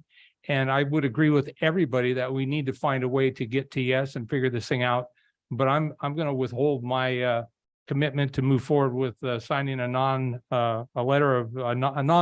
JPA letter until we have more legal analysis. And that would certainly be my ask of this council at this time. Thank you. Thank you. Councilmember Perez. I'm in support of finding all the options. With this is every district. This is everybody. This is county. This is people traveling on our roads, going through our town and end up in our hospital. You know, we need our hospital. We want our hospital. I have to agree with Mr. Burns. I would like to see, after it's reviewed, for it to come back for we can see what the city, how the city can help out. You know, I think we all want to play well together. There's just some concerns that we have. Although I'm kind of confused on the whole hospital. This is a whole new world. So it's like although I don't see if we need to find out legally where we stand. A non-disclosure, it's no commitment. It's like, that's pretty basic. So I don't know what that all entails. But I agree with Mr. Burns. Vice Mayor. Yes, I share both the positives and the areas of concern. And I'm not sure if there are timelines in terms of when there are no timelines.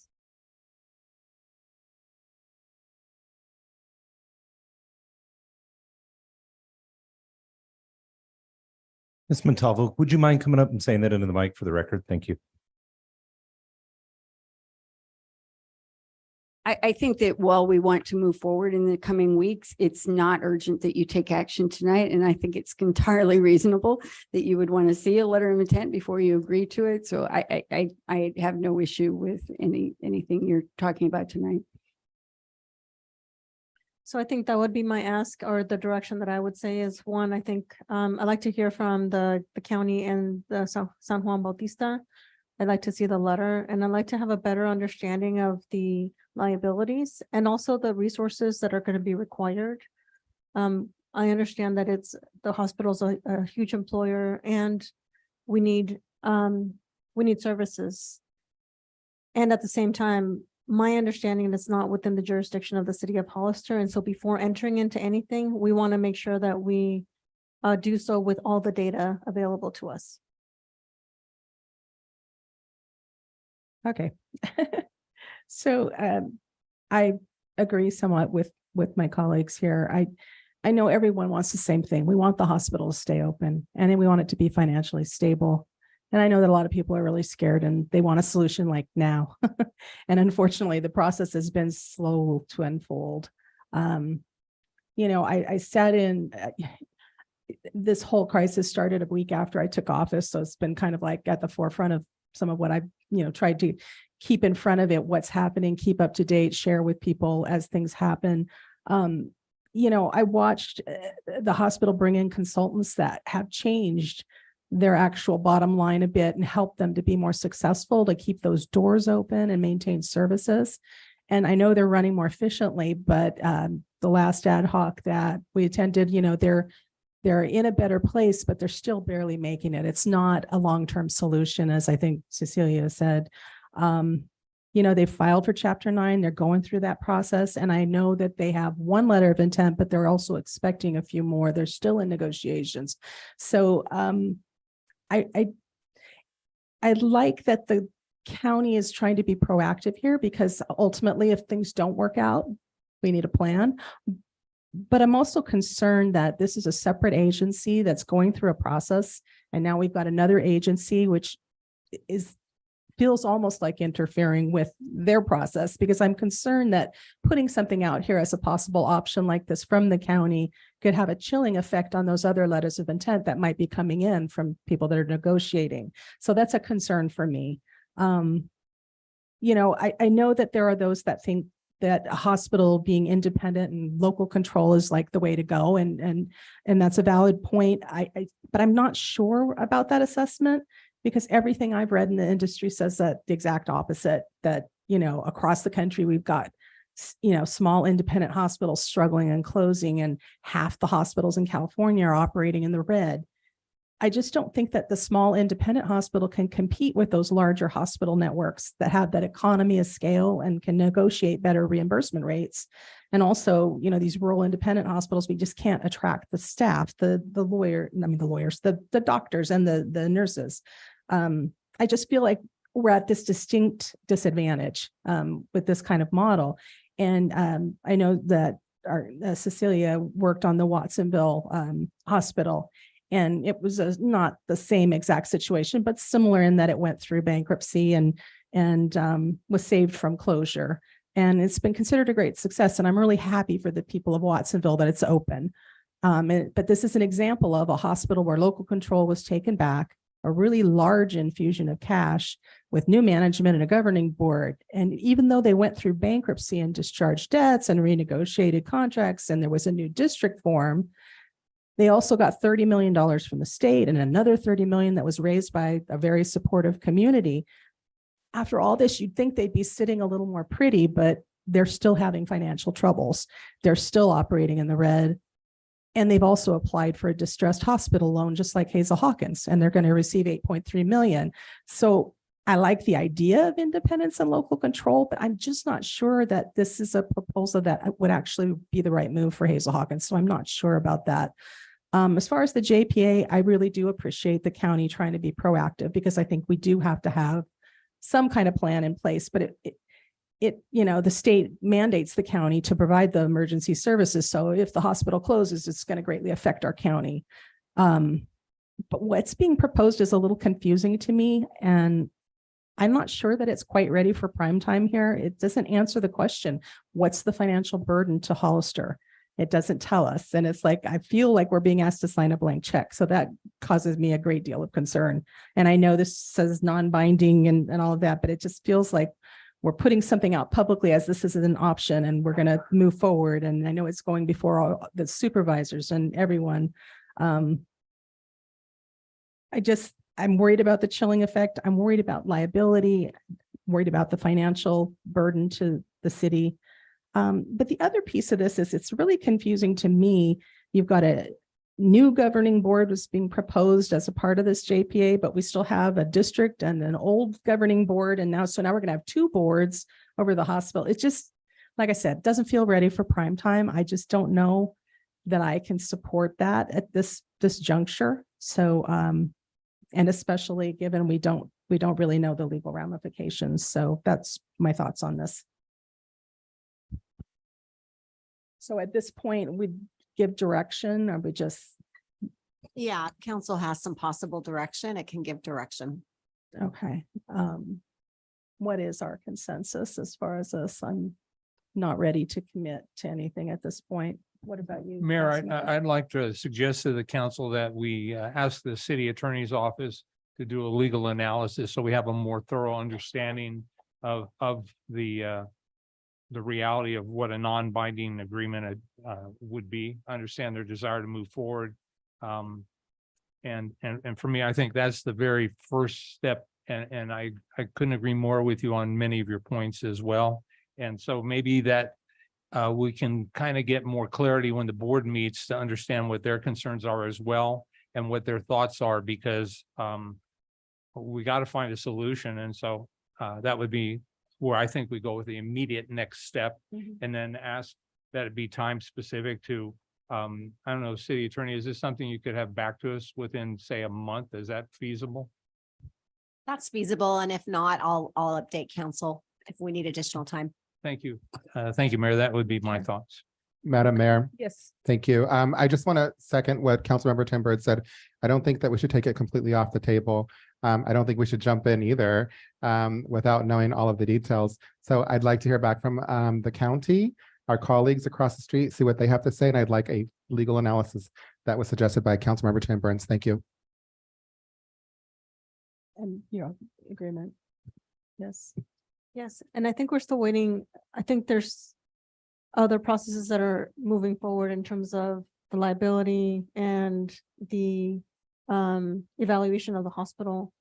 So those two are going to be key for the legal analysis, so that Mary can actually provide us with a thorough analysis. Otherwise, she's not going to have a lot of information to be able to tell us anything. Well, tell us what we need. Okay. So I think we have concurrent city manager. Did you have something to add? You look like you wanted to say No, something. I think I just want to see clarity. The initial request was an analysis just on the concept of the non-binding agreement. And then Councilmember Morales asked for additionally a liability assessment within that with some of the financial details as well. So I kind of see that as two separate things. One is a little more higher level, one is that plus some more details. So I saw everybody nodding, but I want to make sure that, I have clear direction on that. If I may have neglected a step in the process here because I don't think that we can provide you a full analysis of the projected financial performance, what the liability, that is our next step. So I did neglect to tell you that if we do, and I expect the county will want to move forward, but we will go into a deeper business planning process to test those liabilities and to understand the benefits and risks. So I can't commit that to you as part of your shorter term. That would be the longer term work we did together with ECG. I actually think that might be good because then our attorney has more time to do the legal analysis. And I would suggest we hit pause until we have more clarity on all aspects based on what Cecilia has just now said. I don't want to quash it or stop it, but that's a pretty big commitment, even if it's a non-binding commitment, because once we say yes, I don't know how you step away from yes. And I'd also like to hear what our partners for the city of San Juan Bautista think also. Thank you. Thank you. So does that give enough direction then as far as moving? Yes, it does. Okay. Thank you. Right. That's where we are. Right. So we're going to move on to the consent agenda.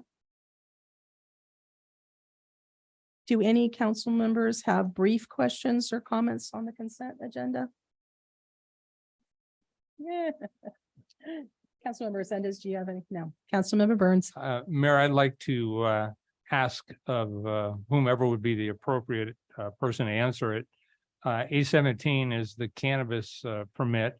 And I'm looking for an answer to, at one point, cannabis has often been suggested to be the golden goose for tax dollars as a result of manufacturing and sales. And I did not see, and perhaps I missed in the staff report, I did not see a history for what this property has generated in financials or what it has cost to regulate it. And so I'm hoping somebody can answer that for me. Yeah, I recommend we just pull that one for a separate discussion. Okay. Any other quick questions or is that it? Apparently, there's not a quick answer. Thank you. Any other items to be pulled? Okay. All right, we will pull item A17 then. Can I get a motion to approve the? Move to adopt consent agenda as presented by staff other than item A17, Madam Mayor. Is there a second? Point of order is, do we not have to go out to members in the audience to see if they wanted to pull something? Oh, you know what? You're right. Sorry about that. Thank you, Mayor. And then other point, 17 and 18 looks similar. So there's only question number 17. Yeah, one is for the manufacturing and then one is for the cultivation. So they're two separate licenses going at the same time. So they have to be separate items. Oh, well So then do you want 17 to- and 18. I was hoping to get just one robust answer, but Well, then yes, let's thank go you. ahead and take public comment then if we have any on the consent agenda. Mayor Casey, we have do have one public comment, Stuart Fahmy.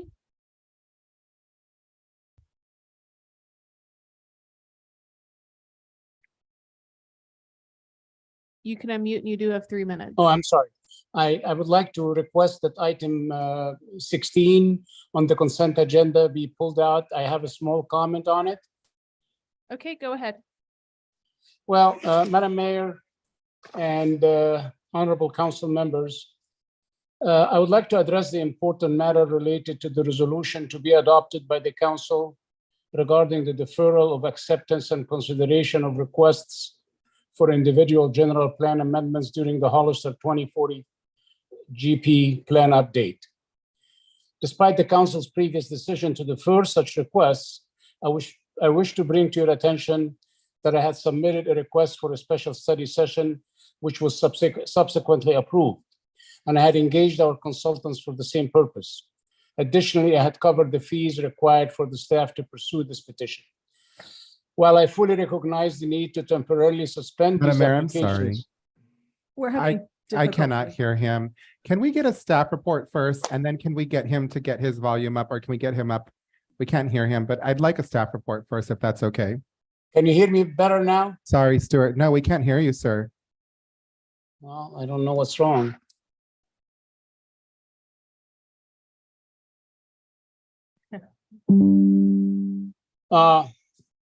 Can you hear me now? Better, but are we pulling this item? Does the public have the opportunity to pull? Yeah, an so item? I recommend if Councilmember Resendez wants to modify his motion that it be approval of the consent calendar, but you pull items 16, 17, and 18. Okay, so we're going to pull item 16 and we'll allow you to speak at that time if that's all right with you. Sure. Okay. Thank you. All right. Are there any other general public comments? No, Mayor Casey, there are not. Okay, now to Councilmember Resendez's motion. I will amend as suggested by the city attorney, Madam Mayor. Thank you. Okay, is there a second? Second. All those in favor? Yeah. Aye. Aye. Okay. So let's move on then to item 16. The resolution of the City Council of City of Hollister adopting a policy to defer acceptance and consideration of requests for individual general plan amendments during the Hollister 2040 general plan update. May I have a report out. Thank you. Good evening, council. My name is Eva Kelly. I'm the interim planning manager with the city. This item is a follow-up resolution based on the discussion that was had at the September 11th, 2023 study session by the city council. We discussed the general plan update, the housing element a little bit, the inclusionary housing ordinance, and then we also discussed this potential deferral of individual general plan amendment items during the course of the general plan update. It's the recommendation of staff, and that study session staff report was attached to this item as part of the agenda to defer individual requests for general plan amendments due to their effects on cost, timeline, budget, environmental analysis for the city's comprehensive general plan update. So this is an item. It was the direction of the council to defer for 7 months, coming back with updates on the general plan. This is a resolution that defers through April 30th of next year, 2024. And then staff will come back to you at that time, see where we're at. But it's our recommendation to not accept individual general plan amendment applications during the course of the general plan update. Okay, do we have questions then? Yes, thank you for reminding me of what that item was about. City Clerk, do you remember what the vote was on that? I'm sorry to put you on the spot. I think it might have been unanimous that we're all in favor of that. City Manager is shaking his head yes. That's my recollection, but I Yeah. will have to confirm. All right, just asking. Thank Yeah, you so much. and if I may, I don't think it was a vote. I think it was just a consensus. That is correct. Interim Planning Manager Kelly, all of the items at that meeting were by council consensus. Any other questions or? So we'll go to public comment then. We want to allow him to speak. Okay, can you hear me fine now? Yes. Okay, again, I am not to repeat what I just said. I just wish to bring to your attention to the Honorable Council and to Madam Mayor that we had submitted a request for a special study session that was based on the council's exact demand from us to do so, which we did, and it was subsequently approved. We paid the fees to the consultants and to the city to move forward with this petition. And while I fully recognize the need to temporarily suspend these applications, my understanding is that both the staff and the consultant for the general plan update has suggested the 7-month pause, which takes us to the April 30th date that was mentioned. My point is that I respectfully request that the council consider allowing the applications on April 30 to move forward, whether or not the general update has been adopted, in order to save time while we recognize the need to adopt to whatever the GB update is going to call for. In other words, we're just trying to save time here. I'm not suggesting you revisit the resolution, because I understand what you're trying to do here, and I appreciate it. But Hollister is experiencing growth, and it is everybody's duty to address the housing and development needs of our city. This not only aligns with the state mandates, but also caters to the natural growth of the population and of the working force and it fosters the well-being and development of the city in general. I genuinely appreciate your attention, and I understand the challenging decisions you must make in your roles. I wish you would take the time to consider my request to make sure that upon the expiration of the pause on April 30th, that would be allowed to continue with our application, which again, we already had paid the city fees for the staff to process this application. Thank you for listening to me. Thank you. Mayor Casey, those are all the public comments for this item. Do you have any further discussion on this item? Councilmember Burns. Thank you, Mayor. So it's hard for me to hear him, but I do remember him. And it was my recollection, so it could be wrong, that there were 2, 3, 4, or maybe more people that were in this particular quandary based on this council's direction to extend, recognizing the challenges a change or an amendment could create, and the compounding effect potentially not only on proposed projects but on the plan itself. And so do you know how many people we have in a like situation here? And I do. Yes, I do. So we have 6 applications for general plan amendments that are in what I would call 3 different situations. So as the council may be aware, the city of Hollister has a unique, it's not a required policy, but it is something that's in our specific code for an initiation step. So we require an initiation application, and that comes before the council and before the applicant can apply for a general plan amendment or a pre-zone or a rezone. Pre-zone is for annexation. The applicant has to come with that initiation request and say, hey, I have this idea, this proposal, and the city council has to adopt an initiation before they can even submit the formal application for staff to review. So the council gets a heads up. And I believe the intent of that policy is so that because these are long-term projects and they're long-term policy decisions, it gives an applicant a bit of an assurance that the council understands their proposal and is willing to consider it in the future before they spend money on an environmental analysis and those types of things. So that being said, we have an initiation step, and then we have the formal application review. So we have 1 application in process that is for a general plan amendment and a pre-zone to annex with a sphere of influence amendment that received initiation authorization. I'll retract. It's technically 2. They've become combined into 1 project. So 7. They have received initiation back in 2020.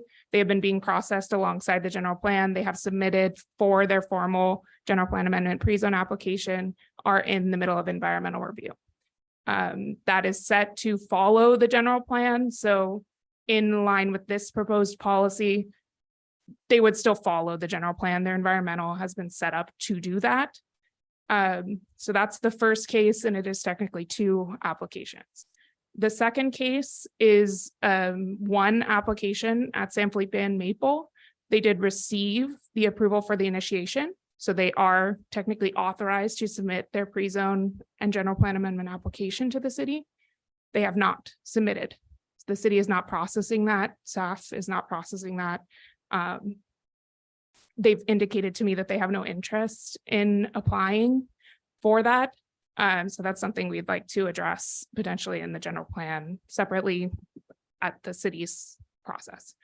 And then we have 4 application requests including Mr. Fami's initiation request that are currently at kind of a standby, but they are requests for initiation. They have not received approval by the city council or denial. They have submitted a request that would need to come before the council. They have not come before the council. so with regard then, we have 1 that has received authorization. What are we doing in that case versus the 4 that they've taken the steps, but they haven't formally submitted? Sure. So I haven't made a recommendation or included into this policy But if it's okay with Dave and the council, I can make a recommendation to the council. We could bring something back or revise this policy to include it as one kind of collective item. But I would recommend to the council for the first two projects, which are significantly into the process and already planned to follow the general plan update, staff could continue to work on those at kind of the slow process we discussed during the study session. And then those environmental reviews and the formal adoption of those projects would come after the general plan update is adopted, whenever that is. For the one that received initiation but has not applied, I would recommend the council rescind that initiation, continue with the general plan and update process. If in the future that property owner doesn't like the general plan designation that's ultimately adopted, they could always apply again, or they could just apply for a project that complies with the new general plan in the future. And then for the 4 initiation requests that we have received that haven't come yet before the council, in keeping with this policy, I would recommend denial at this time and that they come back in the future. Now, the council could kind of put them on hold for this policy. They could potentially discuss a refund of those monies, or they could withdraw the applications and then have them reapply. I think there's a few options as far as the technical processing of those, but it would be my recommendation to not authorize the initiation of those 4 applications at this time. So remind me, how did we come to the 7-month or April 2024 timeframe with the general plan? Yes, so our consultant off the top of his head suggested a potential 6 to 7 month timeframe. Staff has been working with them on a rescope. We're hoping to bring that forward to the council. It's likely going to be longer than that, but we'll have a scope for you in the future for consideration. We're hoping the next meeting, but I'm making no promises. But we will, in keeping with your recommendation, we'd like to just have an April 7-month deadline, and then we'll come back to you with a discussion to further this policy or maybe change direction. Okay, my concern is that this can continue to be kicked down the road, and I wouldn't want to be on the other side of this conversation. I can absolutely understand how somebody could get very frustrated, given the fact that they've done what we've asked them to do. But I also recognize there's a compounding effect on this process as well of staff. And so my recommendation would be to refund their money, let them bring it back when the general plan is adopted, and move forward with the 2 that you talked about where we've significantly down or potentially down that road. And I think we absolutely have a responsibility to provide those folks with a service based on where we're at. So I like your thoughts on that. Thank you, Mayor. Those are my questions and thoughts. Councilmember Resendez. Thank you. And for the gentleman, the developer that called in, where's his project? Is it going to be one of those 2 that you talked about that's potentially It at is the not. finish line? It's not. He has applied for the initiation of pre-zone. So this is what I worry about. And we talked about this at great length. That's why we went staff's recommendation. We need to make a decision. I think we made a decision and we just need to stick with it. We're not going to make everybody happy. And sometimes, Eva, does it not, do the developers not wait to see what you do, whether they're going to put their application in, rescind it, and all of these things, whether it benefits their project or not? Do you find that to be true, a true statement? I would say that developers, yes, look at the trends of the council, look at the trends of staff, decisions of the planning commission when making decisions on whether to submit applications. I remember we discussed this at great length. I say we stick to the original decision that we made, was a 7-month pause on everything. And we're not going to please one side or the other, or we can't please everybody. And it wasn't an easy one to make, in case you're watching, Stuart. Thank you. Thank you. Councilmember Perez. Oh, did he step away? Yeah. Vice Mayor, do you have some comments? So I think what's very concerning is at our whenever we had that consensus, we actually asked the consultant about the timelines, and he was absolutely sure that it was going to be that time frame. And now you're saying that that's not the case, that it's going to be extended longer. And this is what I worry about, is that we've been hearing this, the timelines being extended for, I mean, how long? Right now, I'd have to review the draft scope. So my concern is that the timelines are going to continue to be extended and we're going to, we're going to have, 6 or 7 folks kind of in limbo while we figure out what we're going to do and figure out what those timelines are going to be. So that's my concern.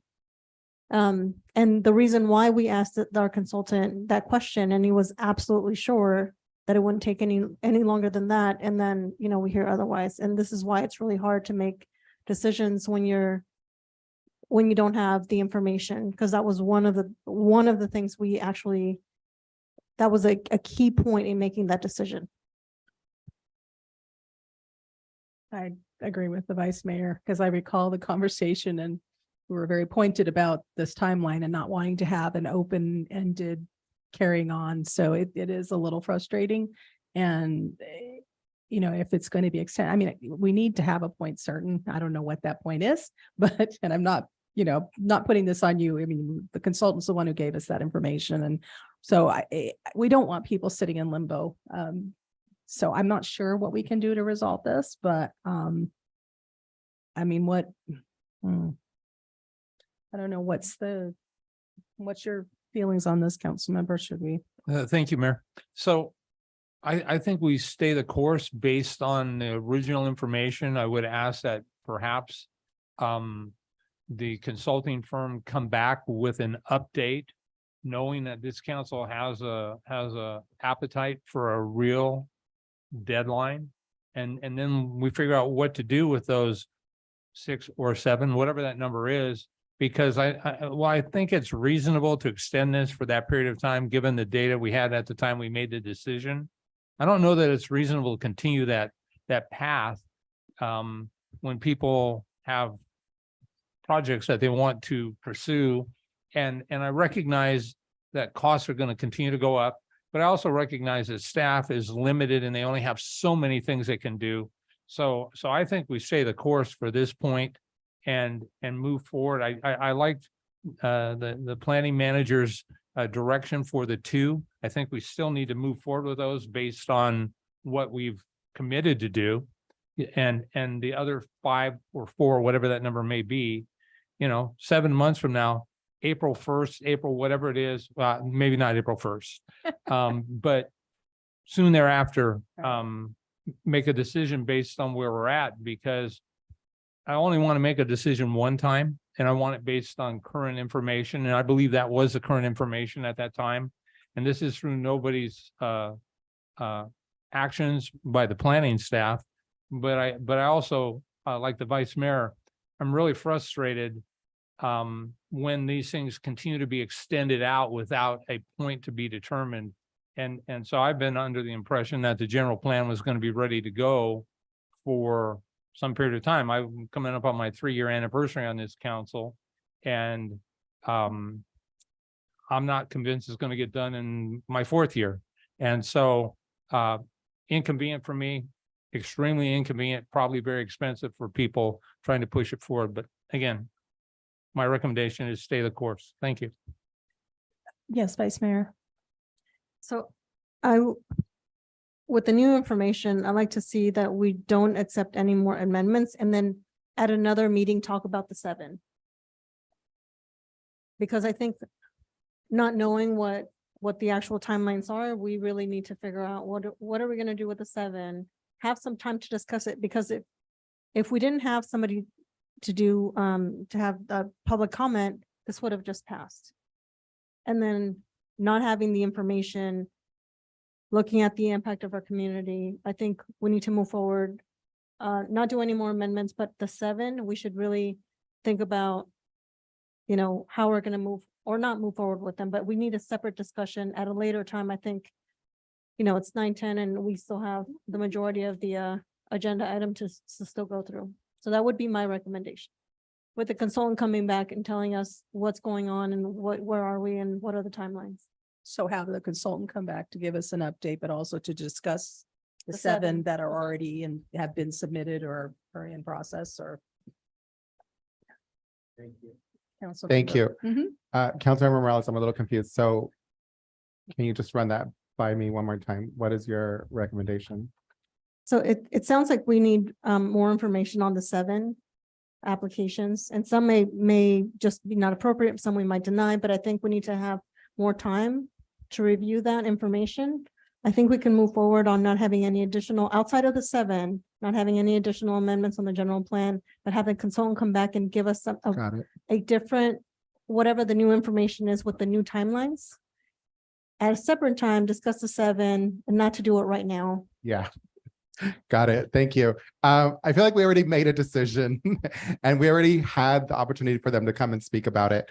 And we talked about it in great length, right? So now we're talking about potentially holding back 4, but the 2 that are over here, letting them go forward. But Ms. Kelly, have you talked to those 2? Were they here at the last meeting when we had this properly agendized? Did they know where we were at? You know what I mean? So I feel like we're just like all over the place. And my recommendation, again, is different from my 2 colleagues that I've heard, is we just need to adopt it and stick to the 7-month pause for everybody, come back in 7 months, and then let's revisit it then, because we had the opportunity for them to come and speak. We had it on the agenda during the study session. I don't remember if those projects came or who they were. I see that one project came tonight, but even if we change it to, well, probably not Councilmember Morales's recommendation, but certainly Councilmember Burns' recommendation, it's not going to affect the developer that called in to speak anyway. So my recommendation is for us to adopt it as is and for us to revisit it in 7 months like we committed to at the study session. Thank you. Vice Mayor Press. I'm sorry, Councilmember Press. That was a quick demotion. Yeah. Actually, you know what? I agree with Roland Resendez. We set this before in pace. It's like now it comes to us and it's like we're ready to stamp it, and it's like, you know, our goal is to get the whole process together to give you guys some time, and it's like we're backing up the whole system again. Yeah, the basic change is that now we're not going to be done in 7 months. Remember, the consultant told us we'll have this ready for you 7 months. So we all agreed because of that. Bring it back. And now it's going to be extended. We don't know how long at this point. So that's the concern, is that it's limbo. Okay. Mayor, if I may. Yes, please. So the conversation that night, the sphere changed even from the planning commission to that meeting. And so the estimate of 7 months was an estimate on the fly. And so what we could do is, yeah, we have to bring it back. We have to bring that scope back. They'll have a better idea after going back and looking at what those changes do to the scope, the different studies and all of that. And I think at that time we could assess those other ones going forward as well. I do want to put that just out there that, you know, although that maybe they were a little bold in saying 7 months, that was a change even then that they probably needed to do a little more homework on, and we don't have a certain date yet. And so that's why it's not on tonight's agenda. So we could, in essence, table this decision until we get, it could come back I mean, with information and with discussion. that's an option. I think from we did bring it the last time. It was discussed. We did get a lot of public comment on it. So this item, we were bringing it back on consent. What the idea was then was the 7 months and reevaluate if it was going to take longer than the 7 months. And that's why it was presented the way it is tonight. So I don't think it was certain that it was going to be 7 months. We put the 7 months on to revisit. Okay. So what is the will of the council? Any more discussion? Do we have a direction? I recommend that we adopt it as is, move forward, go with the staff's recommendation, come back and revisit it in 7 months. So do we need to make a motion? Is this a resolution? Yeah, correct? this is So this does is an someone wanna actual make a agenda item motion? resolution. So you need a motion for That approval. would be my motion, just to adopt item A16 as presented by staff, Madam Mayor. Okay, is there a second to this motion? A16.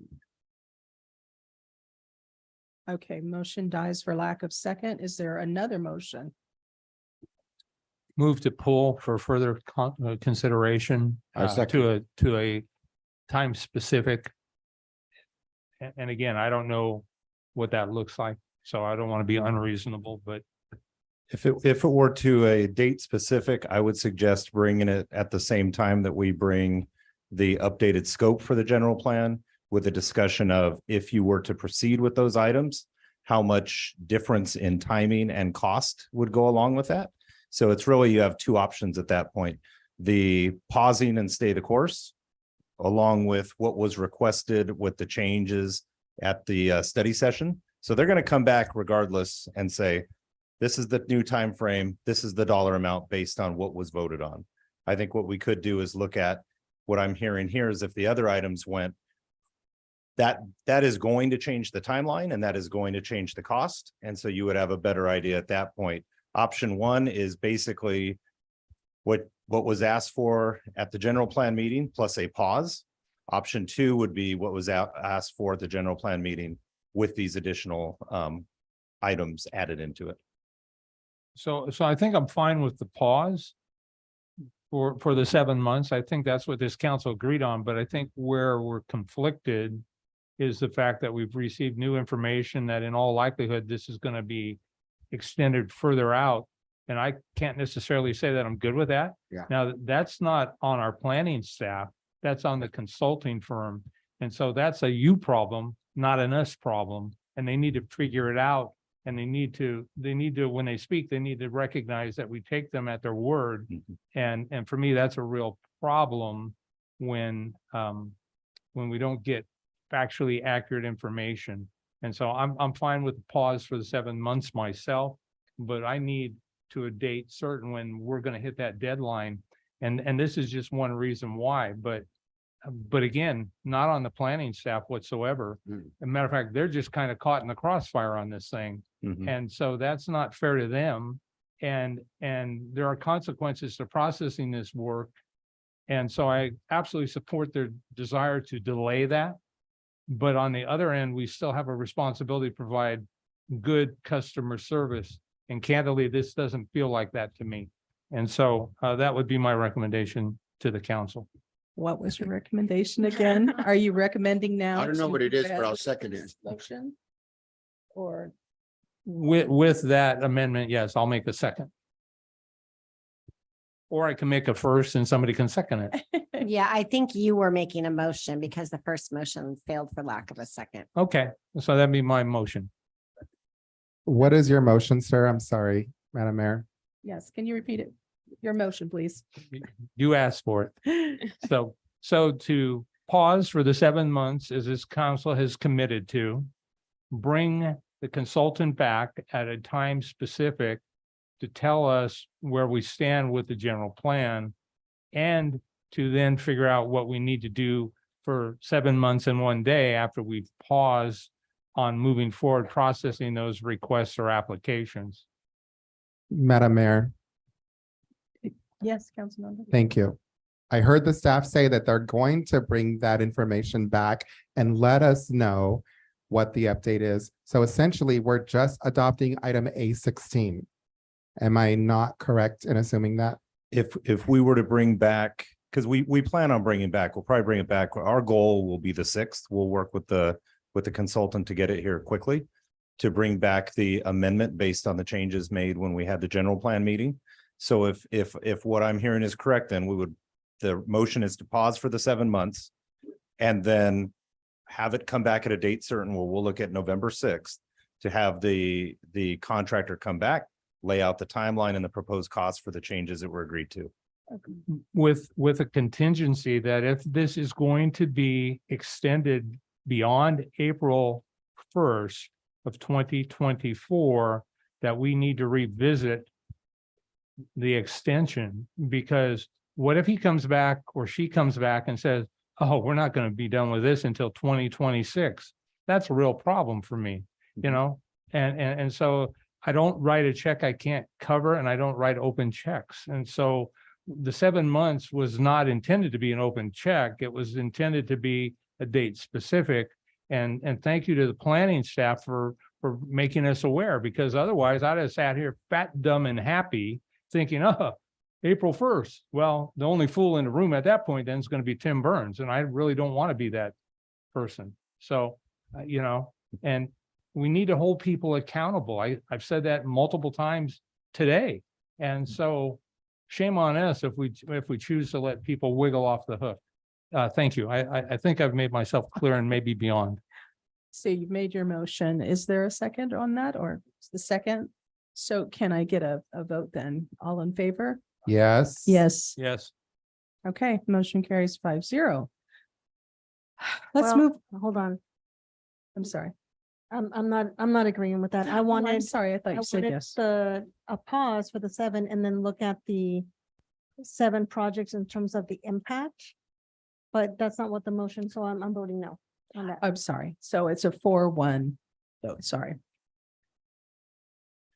All right, so we'll look at item 17 then, resolution of the city council of the city of Hollister renewing regulatory permit for traditional routes to operate a cannabis manufacturing facility at 1091 San Felipe Road. We have a staff Good evening, report. council. I'm here to answer any questions. Councilmember Burns. So my question is for 17 and spoiler alert, 18 will simply be when these projects come forward historically, they have a perception that they're going to generate significant tax dollar income from the process. And I did not see any of that included in the staff report. Perhaps I missed it, but I'd like to know what they have actually provided to the city versus potentially what the cost of regulating that is. Thank you. Councilmember Burns, if I may jump in, typically the individual sales tax of a specific business is not a public record that would be discussed out here. What we could do if it was the will of the council is to give a overall cannabis update and bring that to a future meeting where we talk about the revenue generated by the industry that we have permits with in totality. We'd be happy to do that. That would work for me, Mayor. So then do we have a motion to approve these items 17? If it was the same question for both, you can adopt both at the same time. Can we, okay, so do we have a motion to approve items 17 and 18 on the consent? I'd like to see that information before we approve these items. Okay, someone want to make a motion of some kind? I'll make a motion to pull pending further review. I second. Okay, all in favor? Madam Mayor, Yes. if I could ask just a clarifying question before the vote. For the permits that are in front of us, Ms. Mendez, the expiration dates for these, can you look at that and let us know when the expiration dates are? Because these are renewals. And so the decision you're making may actually, by the time we're back at a next meeting, those permits may have expired. So They expired this Friday. Is there a process to, through a council action to extend them pending council review? I don't know the answer to that question. I'd have to look at your Muni code. So I'm wondering why they're coming so late if they're about to expire on Friday?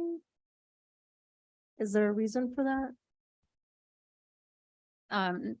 No, there isn't a reason. They were in the agenda for a while and they just came tonight, so there isn't really a specific reason why they came in, but now the other thing is their bank accounts also are reliant on the license itself. So it's important for them to have an active license to keep their bank's account active. Is there a process to grant an extension in their license? Maybe this is a workaround, but to give them a 3-month temporary until, I mean, I have other questions of law enforcement, of the fire department as well. But I'd also like to know what our costs are versus what the financial benefit is. I know earlier you did, I think, ask that you wanted to know what the operating cost of the facility is. The regulatory permit renewal does have a fee of $6,800. And when the applicant comes in for renewal, we do an annual inspection, the fire department, police department, the building department, and I do the review of the application. So that fee should cover the fee for fire, police, and building. but that doesn't speak to the taxing dollar or the consequences or benefits. I have the information. I just believe it should be all disclosed altogether, right? I got a question. Councilmember Perez, you have a question? So No. how long we has can't this, release has this company individual been in tax operation? info. I'm sorry. I was just responding to the last question or comment. We can't release individual tax information to the That's, public. that's what I was gonna say. It's like, so how long have they been in business? For 3 years now. Okay, 3 years. Their permit's up. They just want a renewal. Correct. I say that we give them a renewal. However much money they're making or not making is none of my business. They're coming to us to get a permit. Fire signed off? Yes. Police signed off? What's the problem? Just real quick, this facility is one of our more, sorry, this is Charlie with the fire department. This facility is one of our more dedicated and workable facilities that we do run it. That's minimal work that we do have to, and they're always open for education and they provide everything on time that they need to do. So I don't know. it is So just a what is renewal for the him. issue we're having? I'm, you know what, I'm really tired. So I don't know if I'm missing something here. I'm not tired at all. Having said that, Councilmember Perez, my concerns are not how much money they make, how much tax money is generated from their business to the city. Typically, when cannabis businesses are established, they're viewed as a cash cow. Big lie. And we know that's not true. Right. But I also don't know because, number one, the permit expires, as I now understand it, on Friday. So we have no bridge if we don't push this forward. And so in the future, maybe we should see these a month or two in advance. Good, I understand what you're saying. You know, and so it kind of puts us in a very difficult or awkward situation. And I understand why they can't necessarily disclose this in open session. But on the other hand, it becomes a me problem when I don't feel it should be a me problem. And shame on me for asking questions of specific nature that I think as a council, we have a right and a need to know to make good decisions moving forward. And so my challenge now is I don't know how we get to know, because it sounds like there's no way to get the answers. And I appreciate the conversation about how they're a good business. I appreciate that very much. And I've not heard any negative comments by police or fire, and that's helpful. But I would like a more thorough presentation. And again, to Council Member Vice Mayor Morales's position, these are on the consent calendar. So if we don't ask these kind of questions, I'm losing some faith in this consent. Madam calendar Mayor, thing. if I So- may. Oh, that's okay. Go ahead and interrupt me. Can he finish his statement before you're done? All right. I just think the council's time would be better spent if we call for a vote now. And in the future, ask these questions before we come to the council meeting, as to not waste the public's time. I'm going to call for a vote on item A 17. Thank you. I appreciate that. I would like a moment to speak as well. So, so if I'm understanding correct, Councilmember Burns, your question is about the industry, not about this particular business. So could we have a discussion more generally about the industry and its value, you know, as opposed to, I mean, I think these guys have been operating business for 3 years. They need their permit. We can't really, you know, not pass this tonight without impacting their business. So I don't think we have a choice here, but if there is concern and we want to bring an item back or request further discussion generally on the industry, you know, I would be okay with that. And if I could also comment just a quick, and I mean quick, narrow in scope review of the Muni Code, it specifically says at 5.42.120, the city council may elect not to renew a regulatory permit issued under this chapter if, and then there's 3 separate qualifiers. And so the council may need to make findings related to those if it's going to deny it. And so there could be a concern there too. Okay. I think my concern is one, that it's placed on the consent, 2, that we can't ask those questions of whether, those findings are there or not, that now we're in a position where we have to renew and we don't have any time whatsoever to get additional information. I think I can tell you, like, some people in my area, they're fine with cannabis, and other people are like, why do we even have them? I don't have that opportunity to even question anything because of the time and that it's already on the consent. So I feel like I don't have a choice.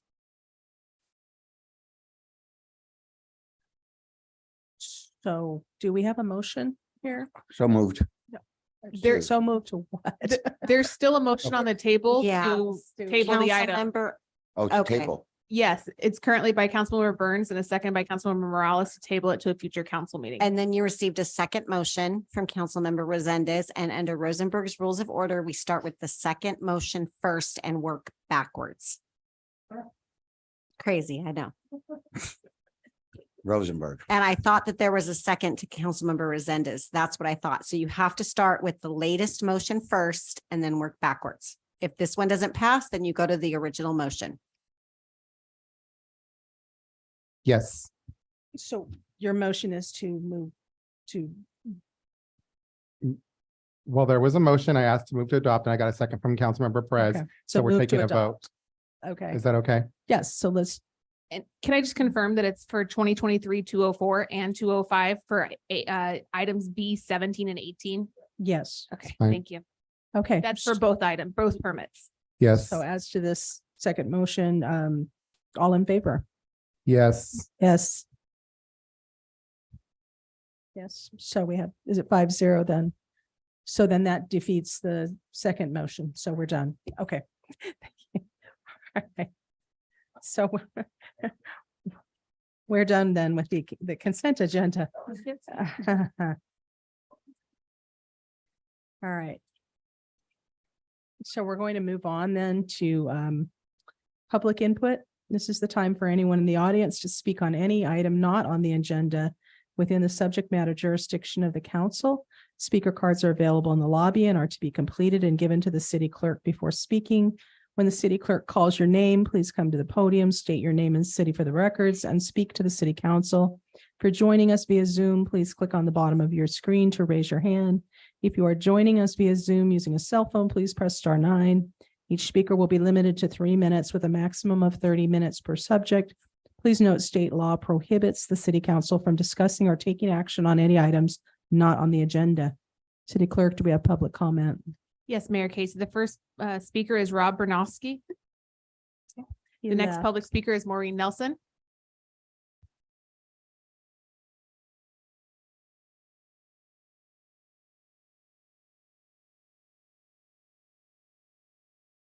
I almost have to say good morning, all. So thank you for allowing me to be up here again. I appreciate the opportunity. I just wanted to bring to everybody's attention that we have a landfill within our county that has requested an expansion from 1,000 tons per day to 2,300 tons per day, from 95 acres to 495 acres. So I just wanted to bring to attention that there was air monitoring done that was presented into the EIR. It is section 4.3-10 and 4.3-36, 4.3-48. It states that the nearest monitoring station for the project site is Salinas High School. They're monitoring carbon monoxide, nitrogen oxide, nitrogen dioxide. Per air quality monitoring in a National Institute of Health directive, it's characterizing nitrogen oxides from 2021 and how to measure. It states from the National Institute of Health that you measure these chemicals within 500 meters. That's less than 1/3 of 1 mile. Last time I drove to Salinas High School was not 1/3 of a mile away from any of our issues here in Hollister and San Benito County. So we're looking at 95 out-of-county trucks coming into the landfill on a daily basis and going out. When you're standing at Rancho Santana School, 700 plus students, teachers, staff will be experiencing a 20-ton truck passing in front of them every 2.5 minutes with these chemicals being released. What are the faults with these chemicals? Well, it's been known to increase asthma, onset of childhood asthma, non-asthma respiratory symptoms, impaired lung function, total cardiovascular mortality, cardiovascular morbidity. So this is associated with nitrogen oxide, carbon dioxide, and elemental carbon. This decreases rapidly from the edge of a road or within the first 500 meters. Why are we measuring from Salinas, and why would we consider bringing in this trash when it is a losing proposition for our county, our residents? And I thank you for your time. Thank you. The next public speaker is Bridget Bauman-Thorpe.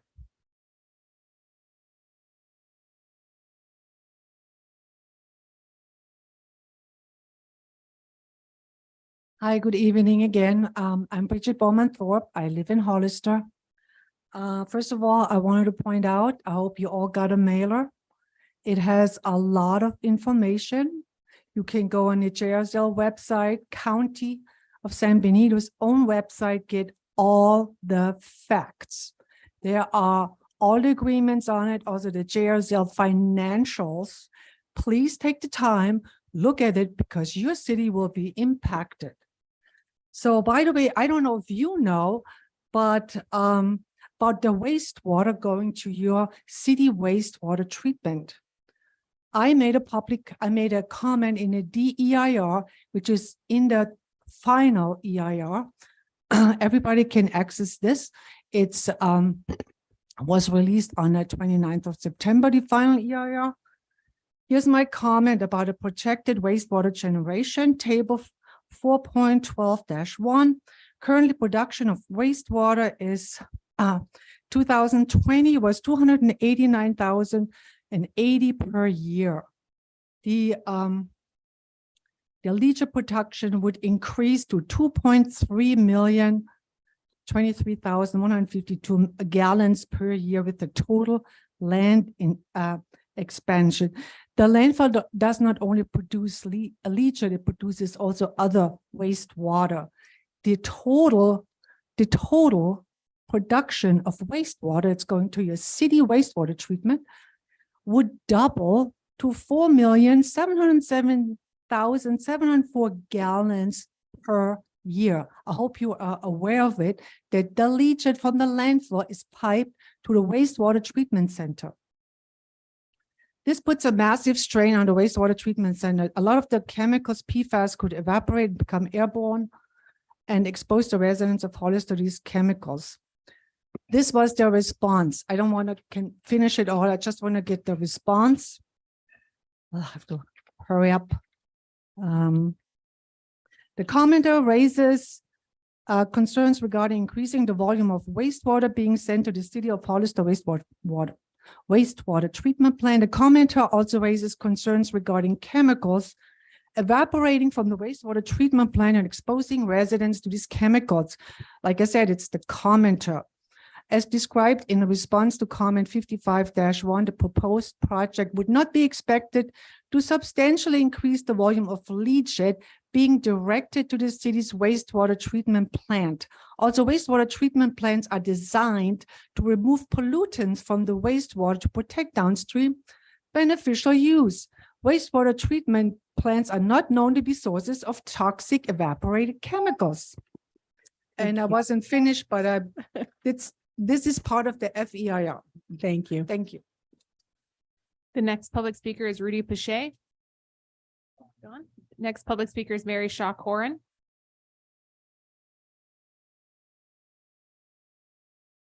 Thank you for letting me speak today on the subject.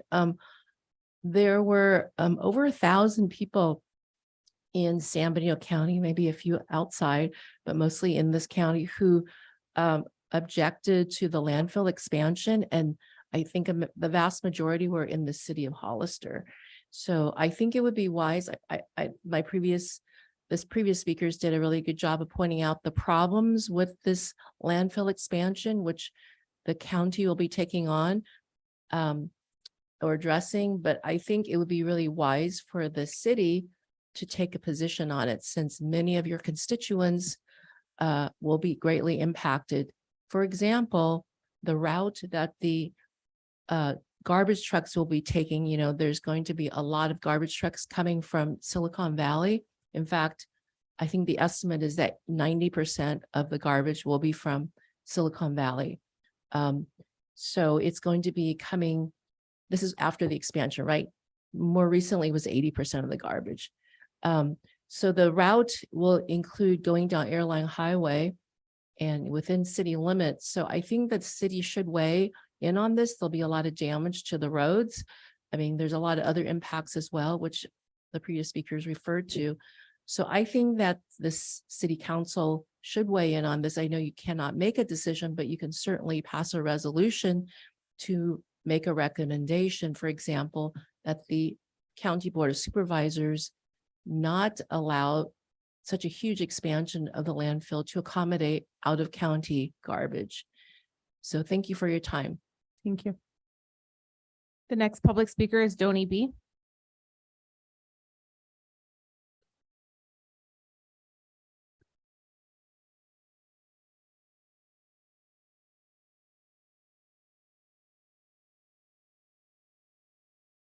Good morning. I always say good morning. People were talking about the good morning earlier. So my name is Donnie B. I'm talking about no flock cameras. There's so many different ways that you can attack this issue. Let's talk first about the constitutional aspect, which is the most important document. Obviously, I don't need to tell us this, but we need to follow the rules of the Constitution no matter what. And the Fourth Amendment states the right of the people to be secure in their persons, houses, papers, and effects against unreasonable searches and seizures shall not be violated, and no warrants shall issue but upon probable cause, supported by oath or affirmation, and particularly describing the place to be searched and the persons or things to be searched. So the Supreme Court has ruled that dragnet searches are in fact unconstitutional because they do not do that. They do not specifically pinpoint what is being searched. So flock is a dragnet surveillance. And as technology exponentially becomes more powerful, including AI and including the capability of cameras to record audio and visual things, the powers of surveillance are going to be severely tested, and the Fourth Amendment is going to be tested in this time period and in the next time periods going forward. All of us have the responsibility, whether or not you're an average everyday citizen, whether or not you're just law enforcement or anybody. We all have the obligation to protect all of our amendments, all of our Bill of Rights amendments, which were placed to protect us from the reaches of government, because power corrupts. The founding fathers, quote unquote, founding fathers knew that. The framers of the Constitution knew that. Power corrupts. Power is a corrupting influence on people. So therefore, we have to make sure that the people that have power, we have to check them. Okay. So I've had a lot of interesting conversations with law enforcement on this issue, and I've got a wide variety of different responses back. One person said to me, law enforcement said to me, that flock did in fact not give them any more capability to solve crimes, but it made their job significantly easier. And so that was told me. Another person told me that anybody that doesn't support, a law enforcement person told me this, anybody that doesn't support flock cameras must be having something to hide. So there's also that mentality in our law enforcement. We will be talking more about this too as we get out there, but thank you very much. Thank you. The next public speaker is Sean Dempsey.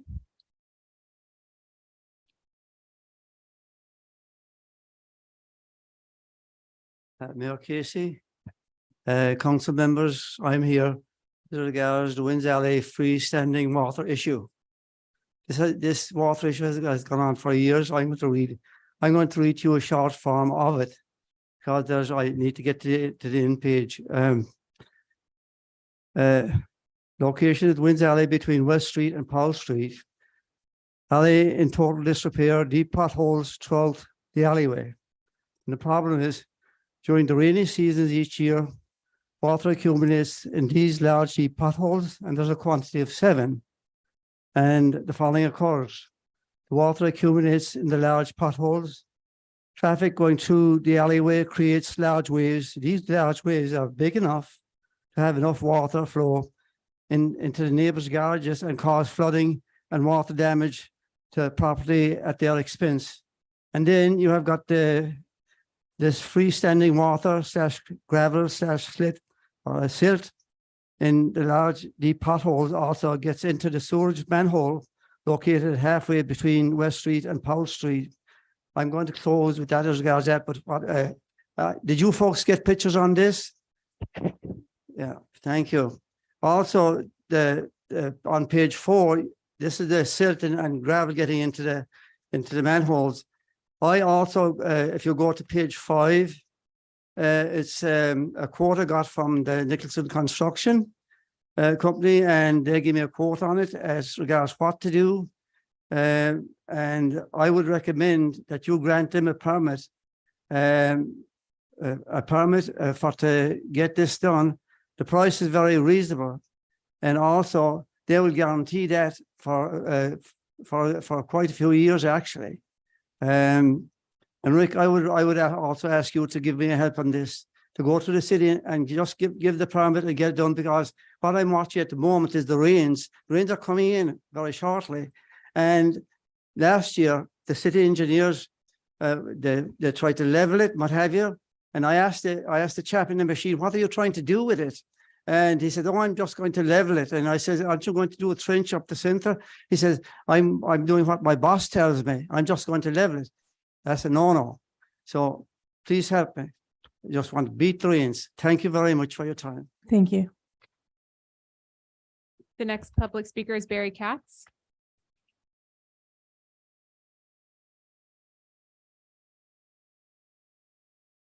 Thank you. Thank you. And I too am here to address the giant landfill expansion that the county is contemplating. That Waste Solutions, which is one of the largest waste companies in the world, actually is proposing, and their interest is simply to make money. Some people are speaking them of as partners. They're not partners. They're a contractor providing a service. The more garbage they can bring in from other counties, the more money they can make. That's their only goal. The issue will have huge impacts on the folks here in Hollister. Number one that you'll see as soon as garbage starts flowing in is the traffic. You will have not only 95 semi trucks, not just garbage trucks, these are semi trucks, 95 round trips. These trucks will be stopping at stop signs and traffic lights and passing right by and sometimes stopping right at our schools. When I drove here tonight, I live in Aromas. I was seeing what a gorgeous county we are. I always hear how poor we are. People seem to forget how rich we are. This is a phenomenal place. You come in and you're just driving to go to a meeting and it's gorgeous. So on your way, and we have the Pinnacles National Park. We're so fortunate to have that. And what are people going to see as they drive out there? Are they going to see the beautiful vistas they see now as they drive out there? No. It's going to all be blocked by one gigantic mountain of garbage. It's just way too much. If you look at the EIR, it claims to have something like 6 or 7 alternatives. But to my mind, there are no alternatives because every one of them is in the same location, a location that makes no sense for this county. This location is right outside the city of Hollister. It's in an area where we're building a new college campus and thousands of houses are being built and are in varying stages. Some are still in planning. So we're getting, the city is growing. I mean, it's not officially the city yet. I'm sure it will be at some point, but it's growing closer and closer. There's a total conflict in the planning between growing the city that way and putting this dump to bring in garbage from all the other counties. If they truly insist on having a regional mega plant that's this big, they should be looking at, is this really the right place to put it?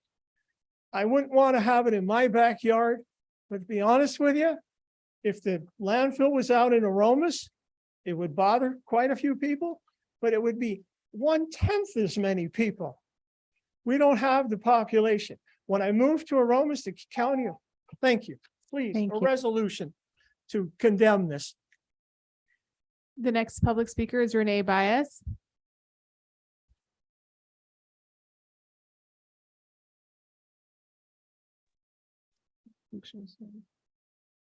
Hey, good evening, Mayor Casey, staff, and city council members. I want to first thank you for giving me the opportunity to speak tonight.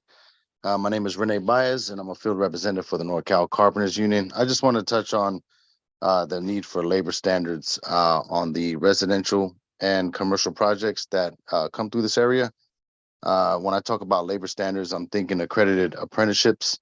I'm thinking healthcare for workers and the families. And I'm also thinking local hire. You see, projects that invest in apprenticeships, healthcare, and local hire is the right choice for construction workers and the community. This allows the workers and their families to live in the communities that they work in. This also means those wages that are earned will be reinvested back into the local community as they spend their earnings, and their tax dollars will also help fund local schools and government, which we really need. Now, I understand that California needs housing and we need affordable housing, most definitely, but we also need jobs. And I believe the construction men and women who are building these homes, they need a livable wage, they need access to healthcare, and they need representation. They deserve dignity, honor, and they deserve respect. And so I just wanted to make sure that I speak on public comment and make sure that the city of Hollister deserves those who can work local, those who can have access to healthcare, and also the kids and the students who will soon be graduating can have access to be able to work on the residential and the commercial projects that will soon be coming. We cannot stop growth, but we can help our students and those tradesmen who work locally instead of them traveling to San Francisco, Cupertino, Mountain View. We can actually have them working here. And so I just want to speak to the need for labor standards. I hope we could raise the questions to the contractors and developers that we can push those standards. So I just want to thank you for your time. I know it's been a long night. Staff, council members, you work very hard, and I really appreciate all of you guys. Thank you so much and have a good night. Thank you. The next public speaker is Elias Salinas.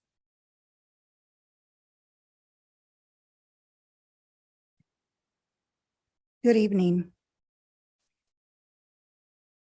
In 1968, San Benito County created the landfill, John Smith Road a rural landfill.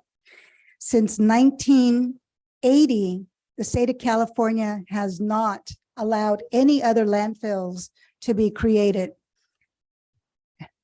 The city of Hollister has a liability out at the John Smith landfill that it's hazardous and it has to be removed. Waste Solutions is willing to take on the responsibility and the cost to get that. I do not believe that the city of Hollister has the tens of millions of dollars that it's going to cost. If you don't believe me, call and get a tour of the landfill so you can see for yourselves. You can't even see the landfill from Santana Ranch. You can't even see the landfill from Fairview Road. Should the landfill get the expansion, the closest the property line to Santana House will be 1.7 miles. It'll be 2.3 miles from the expansion where it will start The expansion will start on the furthest east corner. By the time it gets closest to the 1.7 miles to Santana Ranch, that'll be in about 40 years to 50 years, if it's calculated the way they say that the landfill will grow. The landfill is not going to expand by 388 acres. There are 388 acres, but there is a buffer. And there are 5 sections that it will be, it'll be going into 5 different sections that it will grow, and it'll take time to do that.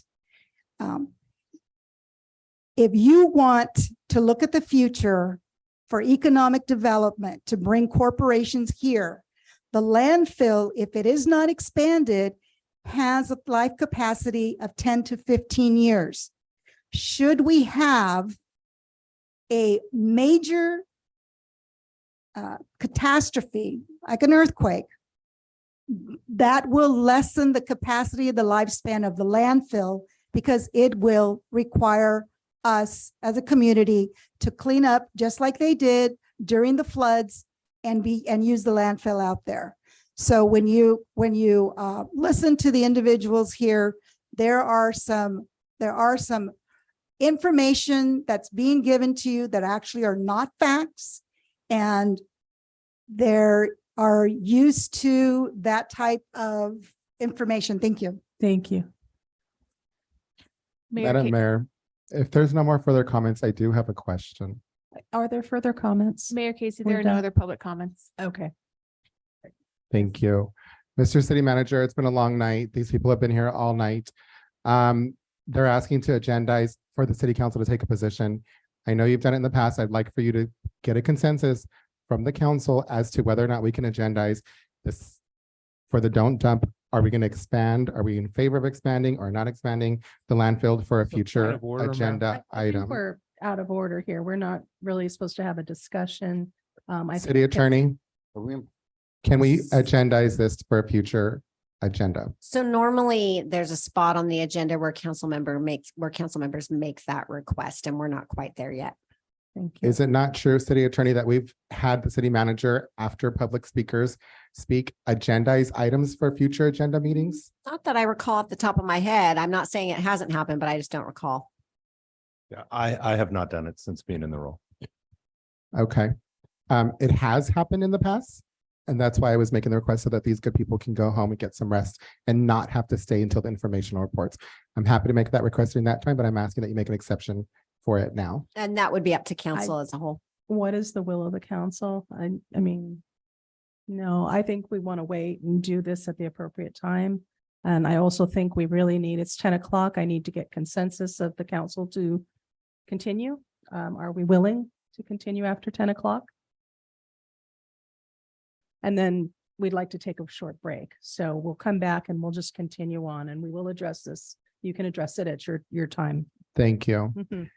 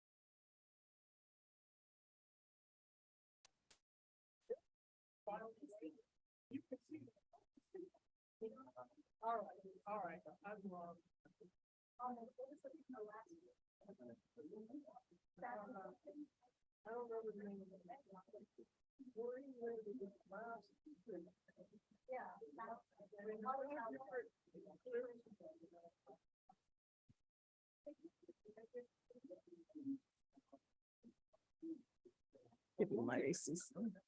Oh, now he's bored. All right, I think we're getting ready to start back up.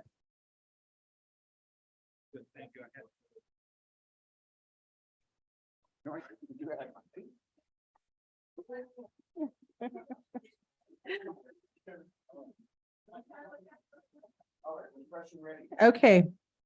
So let's go to petitions, remonstrances, and communications. City manager, do you have a report for us? Not at this time, no. Do we have any trainings and conferences? Anyone to report out? Thank you, Mayor. Currently, Chief Reynoso is at the International Association of Chiefs of Police Conference, so he'll be back on Wednesday. So we're looking forward to see what he brings back. Okay, Thank you. Any city attorney, anything? No? No, thank you. City clerk? No? Paul? No? I do. Christine. Christy Hopper, Development Services Director. I forgot to report out last time.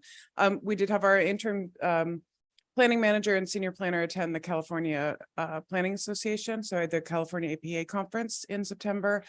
And then I was able to attend the National Acela Conference in Washington, DC. So I represented the city. It was an excellent conference. A lot of information, a lot packed into 2 days, and was also able to meet with our Acela representatives as well as our implementation team. So very excited about that. I'm working with Paul on implementation. So was it a celebration? It's called accelerate. It's called Accelerate. Oh, I thought it was from your happiness. I thought it was a celebration. Oh, they sure feed you a lot, but yeah, it was an excellent conference. Okay. Any others? Okay, we're gonna then move on to public hearing. We have a resolution of the City Council of the City of Hollister upholding the Hollister Planning Commission approval of site and architectural review for the construction of a 10 milliwatt unmanned battery energy storage system located at 431 Gateway Drive in the general commercial zoning district. And we have the staff report. Yes, thank you, Madam Mayor. This item is an appeal of site and architectural review 2023-1, which was approved by the Planning Commission. However, since the notice of this item for hearing by the council, the appellant has submitted a request to withdraw their appeal application. So tonight, staff is recommending to hold the public hearing as it has been noticed and then accept the appellant's withdrawal of the application.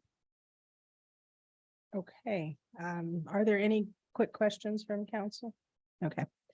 So I will now open the public hearing on this item. Do we have any public comments, City Clerk? Mayor Casey, there are no, oh, my apologies. Sorry, the hand was just raised. We have Tara Ringifo. That I believe is the appellant. 1 second.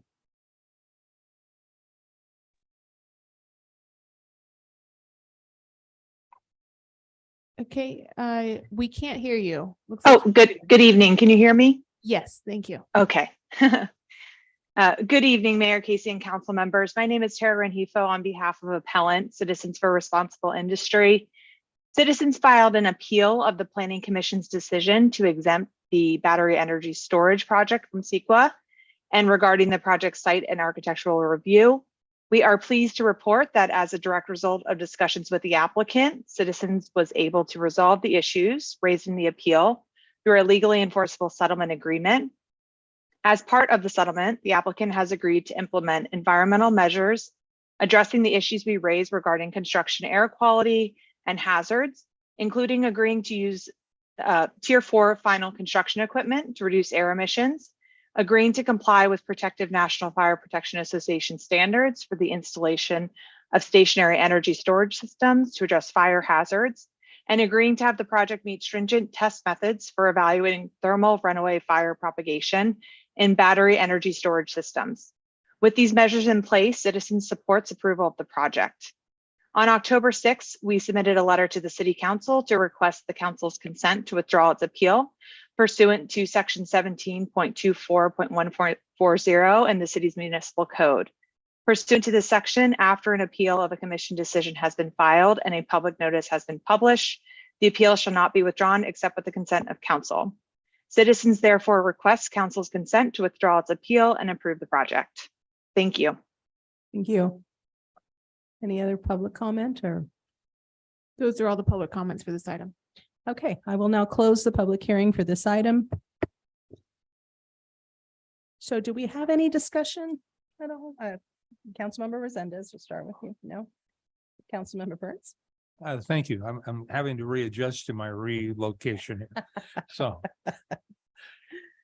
do we have any, is there any additional work we now have to do based on the agreement that the appellant negotiated with the applicant to ensure that the Planning Commission's concerns are addressed?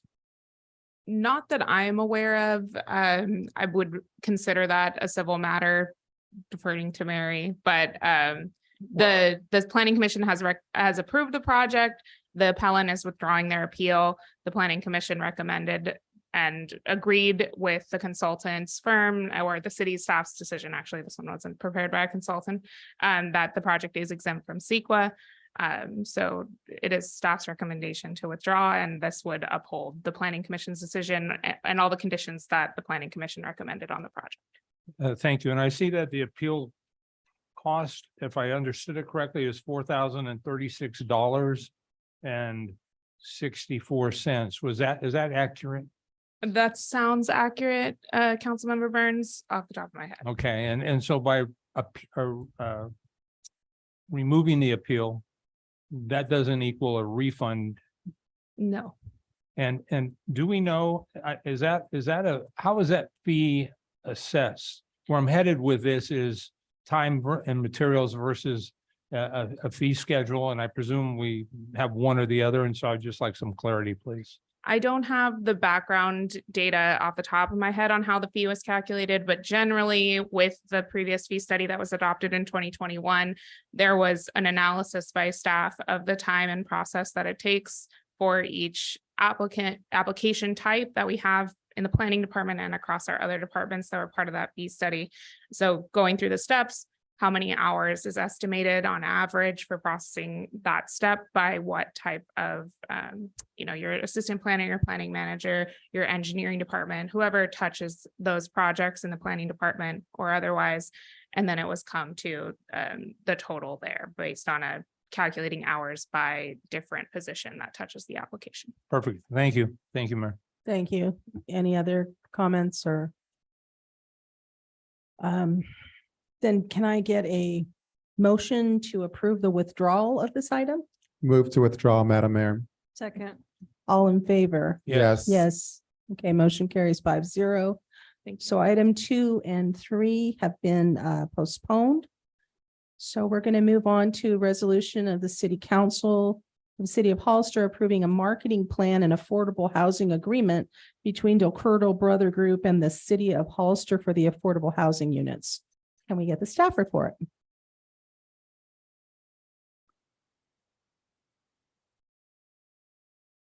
Good evening, everyone. Yes, so this evening before you is, just like stated, the housing agreement, which includes the marketing plan for the project known as the 400 block.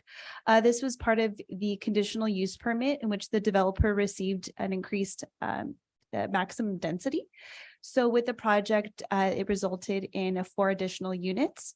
2 of the units are designated for very low income. 2 of the units are designated for low income. The 2 units designated for very low income are the studio units, our studio units, and then there are 2 one-bedroom units for the low income households.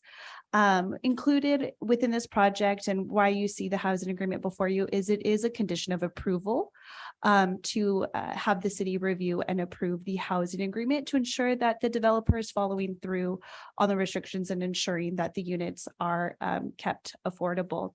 One thing that is a little bit different and to note compared to the most recent housing agreement that your city council reviewed is because this is part of the density bonus agreement, and to follow our municipal code, the restrictions are restricted for 55 years. So it's a little bit of a longer term. And at this time, City of Hollister staff will be working with the developer and their team to review eligible applicants and to move forward at the time when the units are available. At this time, if there's any questions, comments, or anything that I can help with, please let me know. Okay, do we have any questions from council? Councilmember Resendez, are you waving your hand? No? Okay, Councilmember Burns, any questions? Councilmember Perez? No? Vice Mayor? I don't have questions either. Do we have public comment on this item? Mayor Casey, there are no public comments for this item. Okay, so as far as discussion, deliberation, Councilmember Resendez, any comments? Not at this time. Thank you. Councilmember Burns? comments? No, Mayor, but I will move to approve. Second. Okay, so I take it Yes. we have no more comments. Okay, then let's all in favor. Yes, yes. Yes. Catch up. Yes, okay. Catch Motion carries 5-0. Hey, I gotta make sure you all get your opportunity to speak, so. All right. Thank you. We're almost done for the evening. That's easy, right? All right, next item, resolution number 2023-209, a resolution of the City Council of the City of Hollister authorizing execution of an agreement between First Five San Benito and the City of Hollister. Staff report. Yes, good evening, Madam Mayor and City Council, Tina Garza, Interim Parks and Recreation Director. This agreement is a partnership with the First Five San Benito and the City of Hollister to build a community center that combines organizational expertise, resource, and community-focused missions. And this collaboration can lead to a more comprehensive and sustainable approach to addressing the needs of families and ultimately fostering a healthier, more vibrant, and engaged community. This resolution, if approved, is the agreement with First Five, and it also authorizes the mayor to sign the agreement to support the efforts to build a community center and for the mayor to serve as the City of Hollister's representative for the Community Center Collaboratory of San Benito County. Are there any questions? Yes, questions, Councilmember Resendez. Thank you. Are there any plans to include a theater or an area for theater in this community center at this time? At this time, there is discussion in regards to it. Yes, there's some representatives that are there. Okay, any ideas as to where the location would be or the funding? Or is it just too early to even contemplate that at this time? Not at this time. Funding is grants. We're going to go after a couple of grants that the group has identified. Okay, and would those grants cover the entire cost, or do you think that there's going to be more monies that are going to be needed, such as matching funds? There's hopes for either matching funds to cover the grant. That's a first goal, is to cover the entire grant, or additionally get large businesses, sponsorships from businesses either in our community or large corporations. Okay, thank you. Yeah, I would just stress to the mayor and to Tina, if you could just keep that at the forefront, that there is no community theater here, and there is a theater group that really needs a home. So if we can just somehow work that into the plans, that would be very, very helpful. Thank you for all that you do. Appreciate it. No, any other questions? Okay, do we have public comment on this? Mayor Casey, there are no public comments for this item. All right, is there any discussion, further deliberation needed? No? Okay, then can I get a motion? So move. Second. All those in favor? Yes. Yes, motion carries 5-0. Thank you. Moving on, resolution number 2023-210, a resolution of the City Council of the City of Hollister adopting a tree planting policy with Public Works. William. Good evening, Madam Mayor, City Council, William Vi, Public Works Director. The item before you here tonight is a resolution to adopt a tree planting policy to provide an avenue for residents to request a tree to be planted in the city right of way. The recommendation is to adopt the tree planting policy. And quick summary, I know it's getting late. it's a 6-step process. The first step is to complete a public works street tree application and submit it to Public Works for review and approval. That application is the same as the current application to trim a tree or remove a tree that's in front of your house. Approval will involve determining if there are proper clearances from existing utilities, for example, water lines, sewer lines, driveway approaches, corner intersections, things like that. The second step is the location will require an irrigation source installed and maintained by the resident before the tree will be planted. One of the issues currently, if we just go out and plant a tree, if maybe the resident doesn't want it, they're not going to water the tree, and then the tree's going to die, and we're going to have to plant another tree, and we don't have a water source, city water source at every location where we would plant trees. Then they choose a tree from the approved street tree list, which needs to be updated, I'm told. And that's subject to the approval of the Public Works Director. So even if it's on the street tree list currently, if it's a very large tree, it may be placed if there's a large wide area to plant it, but if it's a small little park strip, we're not going to approve a very large tree because that's just going to end up causing problems with our sidewalks and curb and gutter, things like that.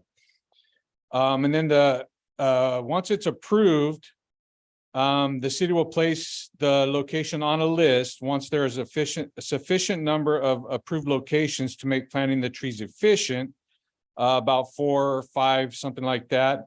Then the trees will be planted by city staff or the city contracted arborist. So, and the reason we're going to compile a list of about 4 or 5. And now, if we only have one applicant and it's been sitting there for a month, we'll probably just have that tree planted. But if we get a large amount of applicants, if we have 3, maybe we'll wait for a couple more to make it more efficient to have the arborist come in and plant those trees. Once the location is approved and placed on the list, it will remain on the list until planted. So if we run out of funding in one fiscal year and we have 10 trees on the list, then the next fiscal year, once we have funding, then we'll plant those trees. So it never, just because it didn't get planted that year, it doesn't kick off the list, it stays on the list. And then trees that are planted in, I guess this isn't really a step, but trees planted in violation of regulations are subject to removal by the city without compensation to the current or future resident. And then there's a list of site requirements. I'll just touch on some of them. 10 feet from a fire hydrant, 10 feet from a driveway approach, 40 feet from any other right of way. But then that's subject to approval by the Public Works Director too. Could be closer than that.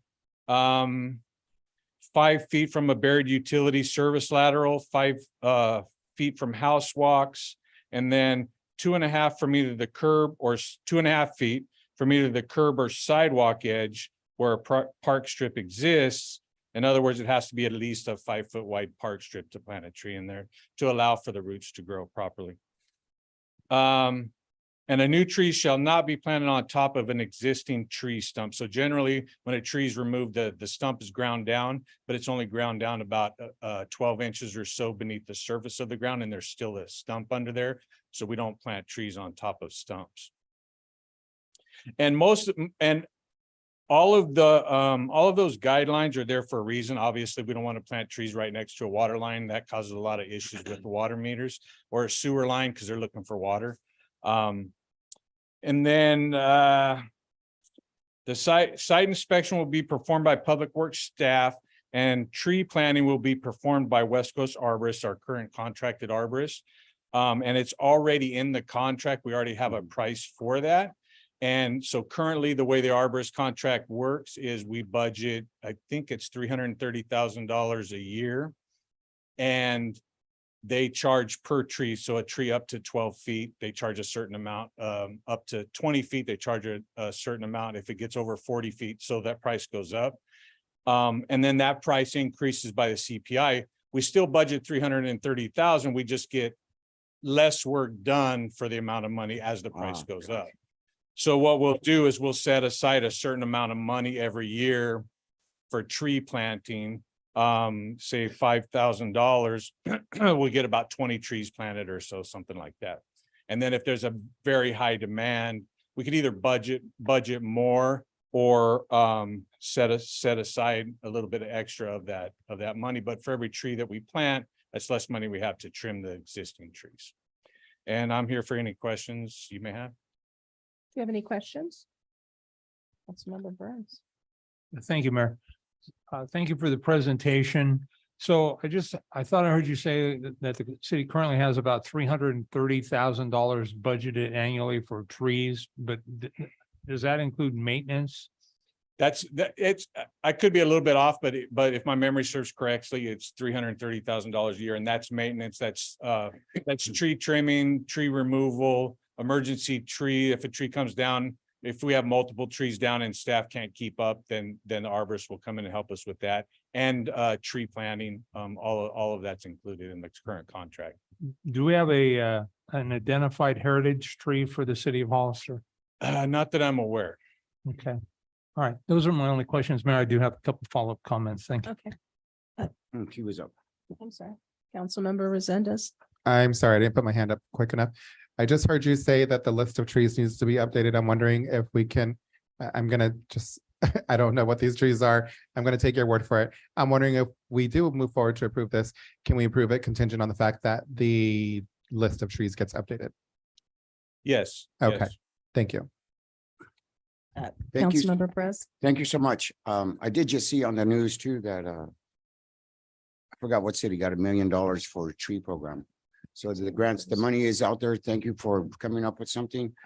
I think a lot of this applies to mostly the older parts of Hollister, District 1 and 2. I know District 1, it's like there's some areas where trees have been pulled and there's been nothing there. So it's like, it's a cemented area with a tree there. So what do we do? Not put a tree there? Or do we can only go down about 12 inches. I know that. And it's like, so, I mean, so it's like our options are either we can't plant on top of it and because there's cement there. So now we're not going to have no more trees here in Hollister. So it's like, I know that the 10-foot rule, you know, there's on 7th Street, all my neighbors, they're like 8 feet away from their, the 10, limited. Why can't we just put another hole there so we can have another tree? Is that included in that price? Because right now there's a lot of people in District 1 that we don't have 5 feet between our curb and our sidewalk. And we had a lot of oak trees, all kinds of different trees that messed up our sidewalks. I get it. I understand. And I'm thankful for this solution, but what are we going to do about the places where there was a tree? I mean, from my house, I'm in the middle of the block. My house, all the way down, there's no trees. So From this way, there's all kinds of trees. Yeah, I understand. So generally, if there's a tree planted, we can plant right next to that tree as long as it meets the limits from the water meter, from the sewer line and things like that. And I'm not sure where you're talking about concrete. Are you talking about concrete in the park strip? Yeah, so there's not supposed to be concrete in the park strip. So that's a violation of municipal ordinance. So and I know it's really Yeah, I agree. there's a lot of it in the older parts of town, but So what I'm asking for is are they just going to be denied a tree, or because of the being able to make adjustments? If they wanted to move a hole that's 8 feet, that's 2 feet too close, if they move it over 2 feet, can they get a tree? Or if they remove the concrete that's in the park strip in front of their house and it meets the site requirements, we'll plant a tree there.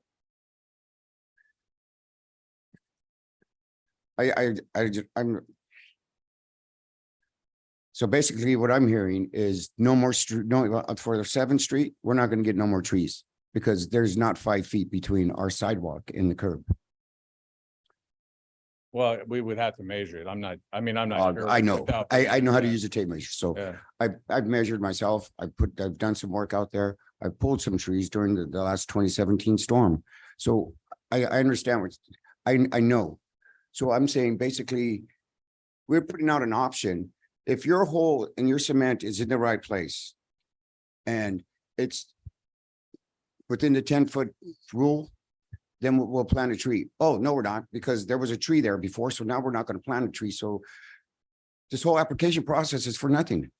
Well, we can't plant a tree on top of a stump because then the roots have nowhere to go. Why did they plant trees in Excuse me? mine were done? Well, you shouldn't plant a tree on top of a stump. And a lot of the problems that we have with the sidewalks and with water lines and things like that and water meters. Right. Are because trees were planted Correct. improperly. I understand. And even in some of these new developments, we've seen trees just in one of the new developments the other day, the arborists were there, newer developments. The arborists were there and there was a tree planted right between two water meters that were not even 5 feet away from each other. So we moved that tree to where another tree had died because it was a small tree. They could pull that whole tree out and put that tree in the place where it should have been planted. And that's, I know that's not an answer. So, you know, but what I guess what I'm asking is, so you do have the authority to make a judgment call. If they move the Yes. hole, if we Yes. move half a hole, something like that, Yes. there is, Yes. okay, that's, So if we go out and we find out that it can be done in a certain place, if it's 4 feet 8 inches, Mhm. I can Yeah. make that call and have them plant. the okay, tree. yeah, that's my. that's all Especially I'm if it's saying. especially if it's a smaller tree like a crepe myrtle, something like that, that we know it's not going to have a huge trunk and huge roots. We can do that. Yeah, and you know what, it's just not just for the aesthetics of looking down the street. This side's bald, oops. And this side's got hair. I mean, got trees. The, yeah, you have to look. Anyways, but the, you know, it brings coolness to our houses. Our people will go in their front yards and actually relax, at least on 7th Street. But without trees, no one goes out there. You know, everyone's over there. So I appreciate you coming up with, I think Darren was, or Darren? Derek was part of this, and I want to thank you, Derek, because I know it's been a while, but I appreciate it, and you know, let's get some trees out there. All right, we'll do. Thank you. Ms. Mayor, did you have anything to add? You have one more. I actually have two. Oh, sorry. What I've heard you say is we won't put a tree on top of a tree stump.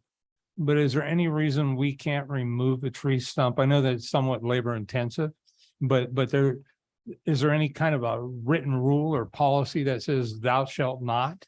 No, you can remove stumps, but I've been involved with stump removal in the past, especially in these big trees that are causing the problems. And it just, you end up ripping up half of the sidewalk down the, I'm not saying on every occasion, but half of the sidewalk on a block because the roots have followed along. And once you start, you know, then you start cutting it out, but it can be done. Especially if it's a small tree, if it's a smaller type of tree, a smaller species of tree, it can be done. It's just harder with the big ones where, you know, where you've got a 5-foot trunk. It's hard. Right. But you've already talked about the fact that there's going to have to be an irrigation system, which I think is smart. I live directly across the street from a park where, I don't know, 4, 5, 7, 9 trees died because they were not adequately watered or they were overwatered. And they weren't well maintained. Thank you to the Parks Department for getting out there and replacing those. But they're still going to take years to grow to where they provide shade. And so I think we need to have some special consideration for our older neighborhoods. And I also think that when we plant trees, we need to really look at the growth factor for them and the root factor as well, because we want roots to go down. We don't want them to go out. Correct. And so I think there's value there. I guess my only other question, it might be better for our planning director, would be what are the current development standards for new development as we build out? Because some of these developments, they're pretty sparse from what I've seen. And I think maybe this is something that the council could move forward to require more trees. I'm a tree hugger for, you know, putting it out there, full disclosure. So Yeah. I don't know, for our, I'm not sure what the the standards are for planning, for approving a project and how many trees they have to have. I do know that they're supposed to follow the same standards as far as distances away from things so that we don't run into these issues. Because the worst thing to do is have an old part of town with big, huge trees, and then they're just causing problems. And now we got to cut them all down because they're tearing up our infrastructure. And then, or you take them off of one side of the street and not the other side, like that example. So if the guidelines are followed in the new developments, then hopefully we don't run into those issues in the future. Thank you. Again, thank you for coming up with that. Yes, thank welcome. you. And welcome. I just have to say, I'm really glad to hear you're updating this list because I'm a tree hugger too. And I was going down the list going, oh, these are now considered invasive trees. This one is toxic. This has shallow roots. So I'm glad to hear you're going to update that list and hopefully come up with some really good. I'm not an expert on it, so Me it probably either, won't be but- me personally, Yeah. but yes, it will be up. I trust that you guys will figure it out. So thank you. We're going to do public comment now. Yes, Mayor Casey, we have one public comment from Barry Katz.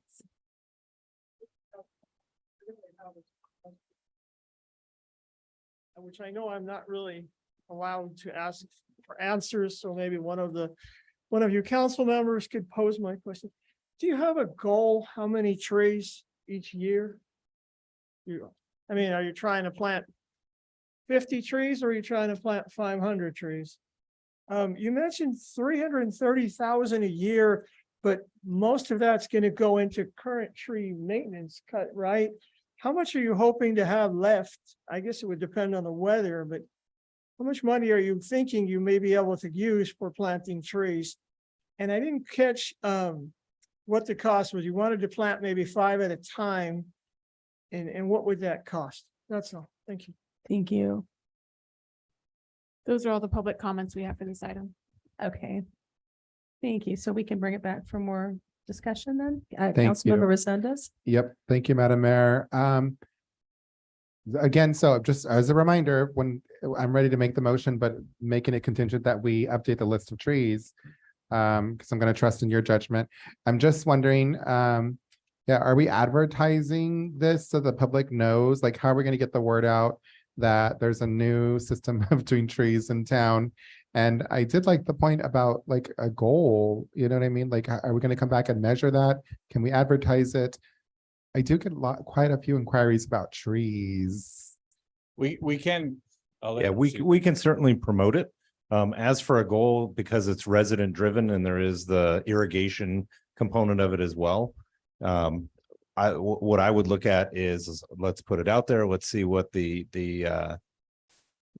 demand is, and then revisit from there, because it could become something where we look at, in budget, as we see what that looks like, basically that would be something we'd call out at budget and you tune it up or turn it down depending on what the budget year looks like and try to match it with demand. Yeah, I'm all about getting it out to the public and maybe just educating them on what it is to remove a tree too, because that's probably the biggest inquiries I get are tree removals, not necessarily tree plantings. But I do agree with Councilmember Perez because I live around there too. There's our trees are not. I mean, I've got a redwood tree down the street from me. I understand what he's saying about the cement and all that. So let's get that out to the public so that we can let them know you can plant trees and this is how you remove trees and all that good stuff. Thank you. Councilmember Burns. Thank you, Mayor.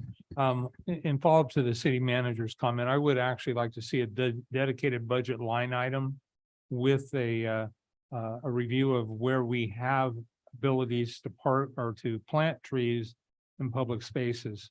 I see tremendous value, and we also know that we're going to be undertaking doing some work in the landscape and lighting districts and the sound walls. And I think there may be some opportunities there as well. And I will say, if we run out of money, and I can only speak for District 4, but I'm willing to chip in some of my discretionary funds to embellish the program or supplement it, I guess. Thank you, Mayor. Thank you. I'm sorry, Councilmember Resendez. I'm tired. Councilmember Perez. No comments, or do you have anything to add, Vice Mayor? I'm ready to. add?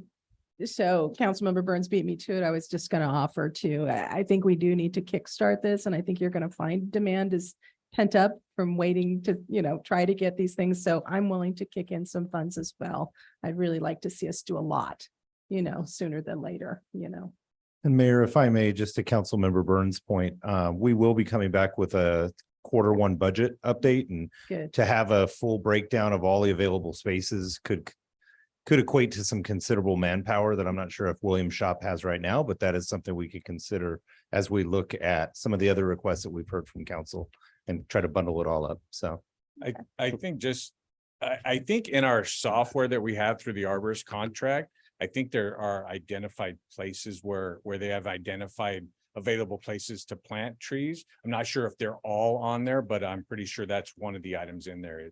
It shows those locations.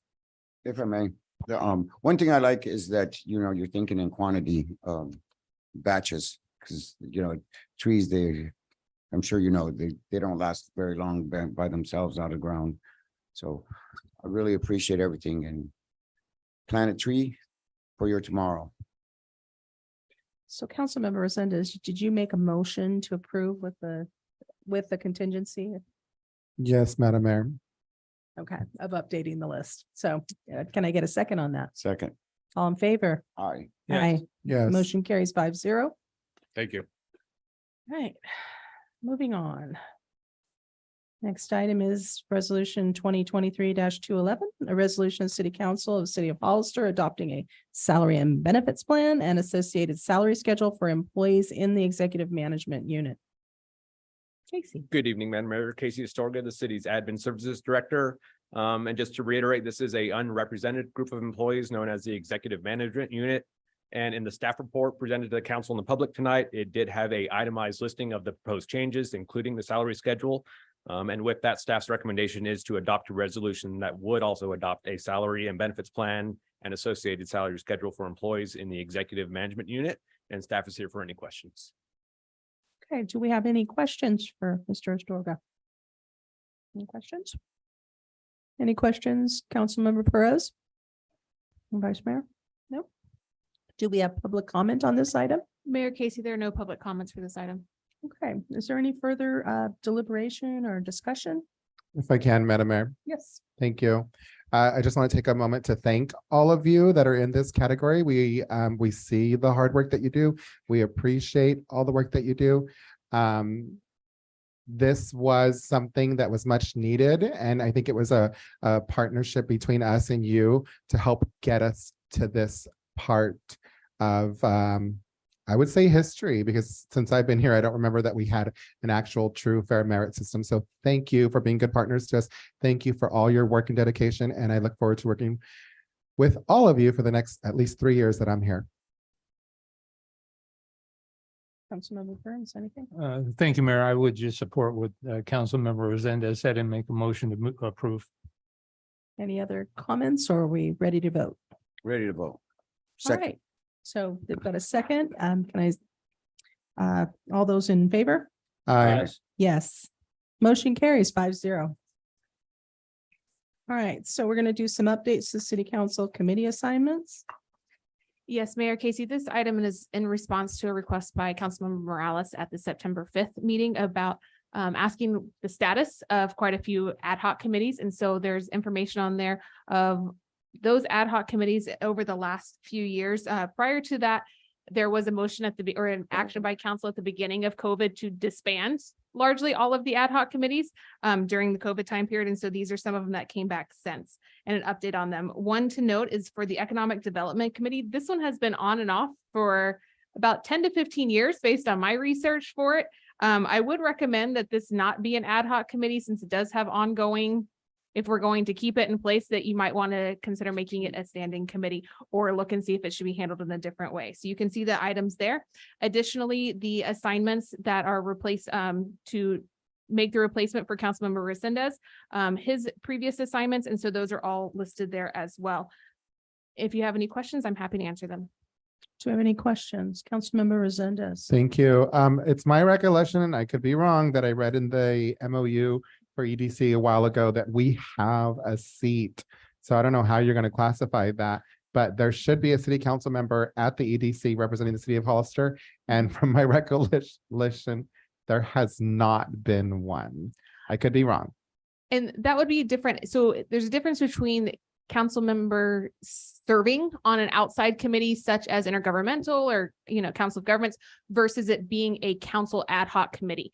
From what I could find, this was a council ad hoc committee. And so that's why I was saying I wouldn't have it as a standalone council ad hoc committee. However, serving and having a committee assignment on an external organization, that is absolutely fine. Right. So then my recommendation would be to go with your recommendation, but we should have somebody serve on the EDC because that is part of our MOU. Absolutely. And if council would like, I know that MOU is coming forward to council and if I believe the next meeting even. So if you want to have that appointment at that time, since it's not on this current list, we can do that. It's the goal of staff to bring the EDC MOU. We've concluded negotiations and are just going through that final process. All right, do we have any more questions or nothing? Yes, Vice Mayor? I just have a correction. I'm District 3. Oh, not District 2. My apologies for the typo. And I would make a recommendation that council, acknowledge that some of these have sunset. So for example, Police Communication Center Ad Hoc Committee that was created over 2 years ago. Some of these other ones, they've unofficially sunsetted because the work has been completed, but there was no action. So if you want to acknowledge that and then make a determination if you want some of these to continue forward. And if so, how you want to go about doing that. Ad hoc committees typically are of a temporary in nature. And so as you can see, some of these have been around for some time. Okay. Do we have the couple that are sunsetted or that unofficially sunsetted that we need to consider? So the ones that have unofficially, so the Police Communication Center, Charter City / Council Term Limits, Community Beautification, the Committee for the Motorcycle Rally and Festivals. This was also known as the Downtown Business Ad Hoc Committee. And then the other ones are more recent. The Fire Ad Hoc Committee, there was no action on it and it does continue. So that's another one that's been around for over 2 years that you might want to consider. Should it continue as a ad hoc committee or is this a different role that the council wants to play? Additionally, the San Bernardino County Library Ad Hoc Committee, the council needs to determine what they want to do with that as well. Okay, well, we can have more discussion, but do we have any public comment on this item? There are no public comments for this item. Okay, so what's the council discussion? Mayor, Councilmember Burns. I'd actually like some time to review this and think about it. I'm really not in the frame of mind right now to really get into a long conversation about them, given the information. And I thank the clerk for bringing this to our attention. Also would like some clarity on, I know we're a council of 5, where 4 will be assigned committees based on a recent council action. But I'd also like to identify how long that action will be so that we know moving forward what this looks like as we roll into the next calendar year. Thank you, Mayor. Those are my thoughts. If, Councilmember Chris? and if I may request, I don't know, if we could get a list of all the meetings, or not the meetings, the committees I'm on. Okay. That we're all on. Once we all get this all, because I'm all over the place. Absolutely. I'll be sending that out following this meeting, once we have it all updated based on council's actions tonight. Thank you. Okay, so we're gonna bring this back then for. Right. If the council wants to go ahead and ratify the appointments as they're listed in the report, we can go ahead and do that. And we can bring it back at a future item for future discussion on how you want to handle some of those ad hocs. Okay. Can I get a motion in that respect? Can I just make a few comments? Mm-hmm. So I don't see like COG, MBAG, and MBAG. So I didn't list all of the ones that didn't have changes. So I only listed the ad hoc ones and the ones that were having changes to their membership. So if you'd like, it can come back and have the others listed as well. These are just the ones that had changes. Okay, got it. Thank you. So again, can I get Can I a, get a motion to approve? okay, is there a second? And Second. I was going, just This going to is say that the just- ratification only requires consensus. Okay. So if there's consensus to Yes. it, then we can move forward. Okay, Thank you. then yes, consensus. All right.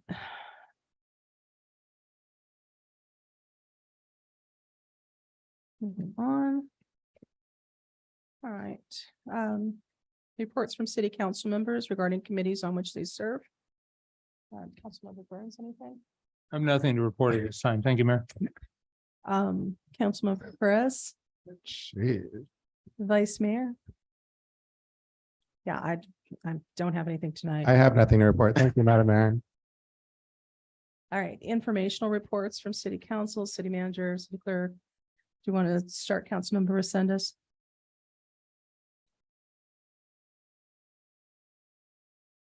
Thank you. Again, Mr. Dempsey came up here and spoke about Wentz Alley.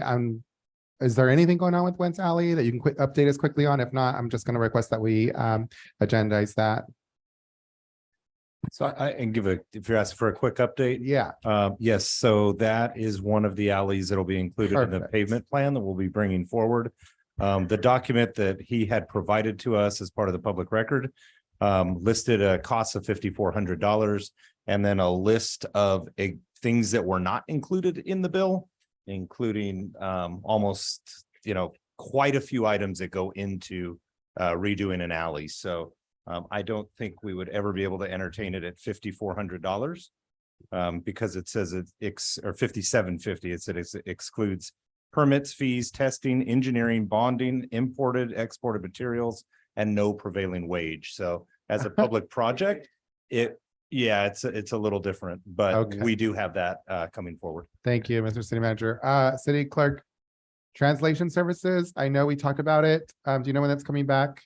So the plan is for it to go to a contract with Wordly, based on the quotes that we received. It does not need to come back to council for approval That's what I since was it was wondering, going to yeah. be within the city manager's signature authority. So we're working on a contract on that right now. And then do we have like a rough timeline? I'm hoping at some point in November, but I'm trying to get final information from Wordly. Okay, and when we get there, I'd like to appoint a Spanish-speaking resident from my district to represent me on the Arts and Culture Commission. So just giving you a forewarning and a heads up so we can just jump right into it and have translation. Okay, so we'll get back to you on that one. Okay, sounds good. Thank you. And then the don't dump people, can we get a consensus to bring that back to forward agenda item to take a position whether we want to expand or not expand the landfill through the county? Thanks.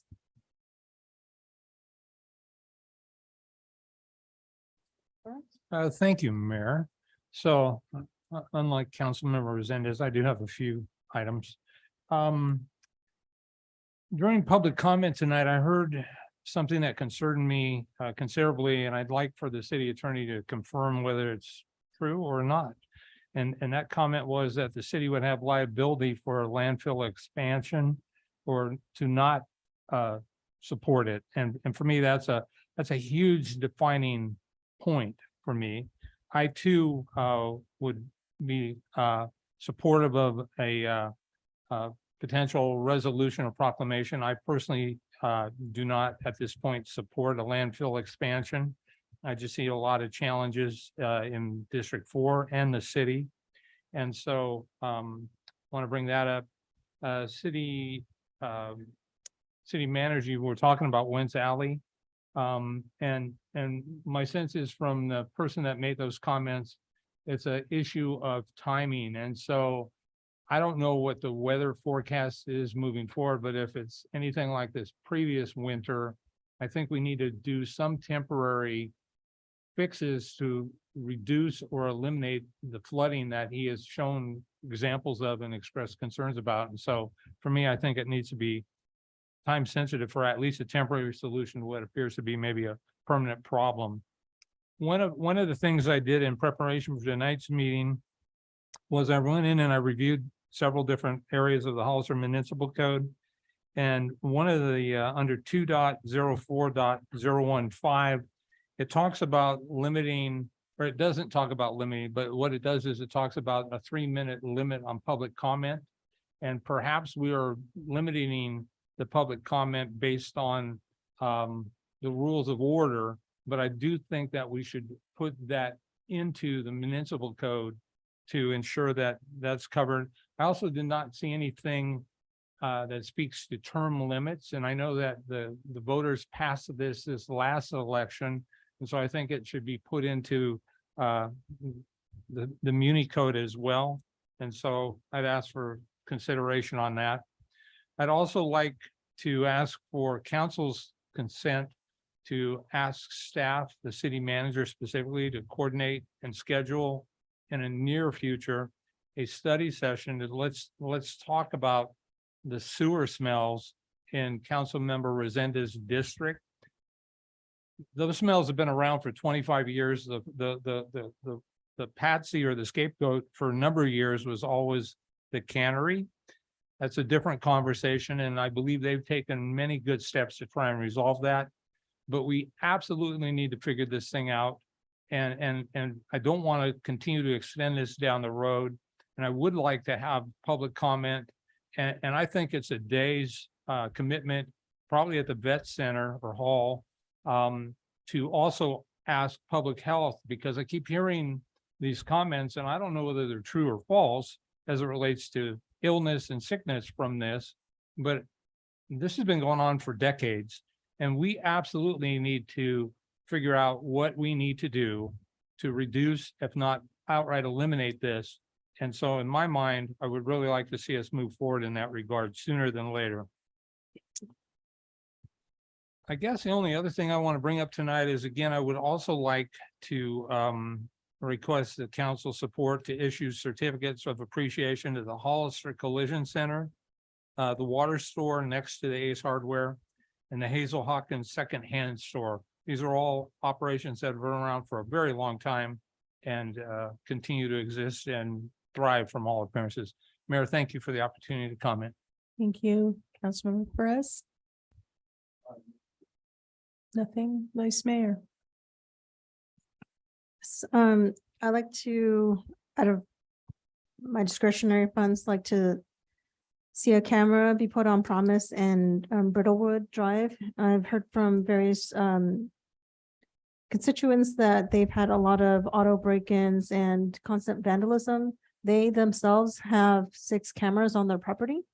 And they've reached out to Hollister PD.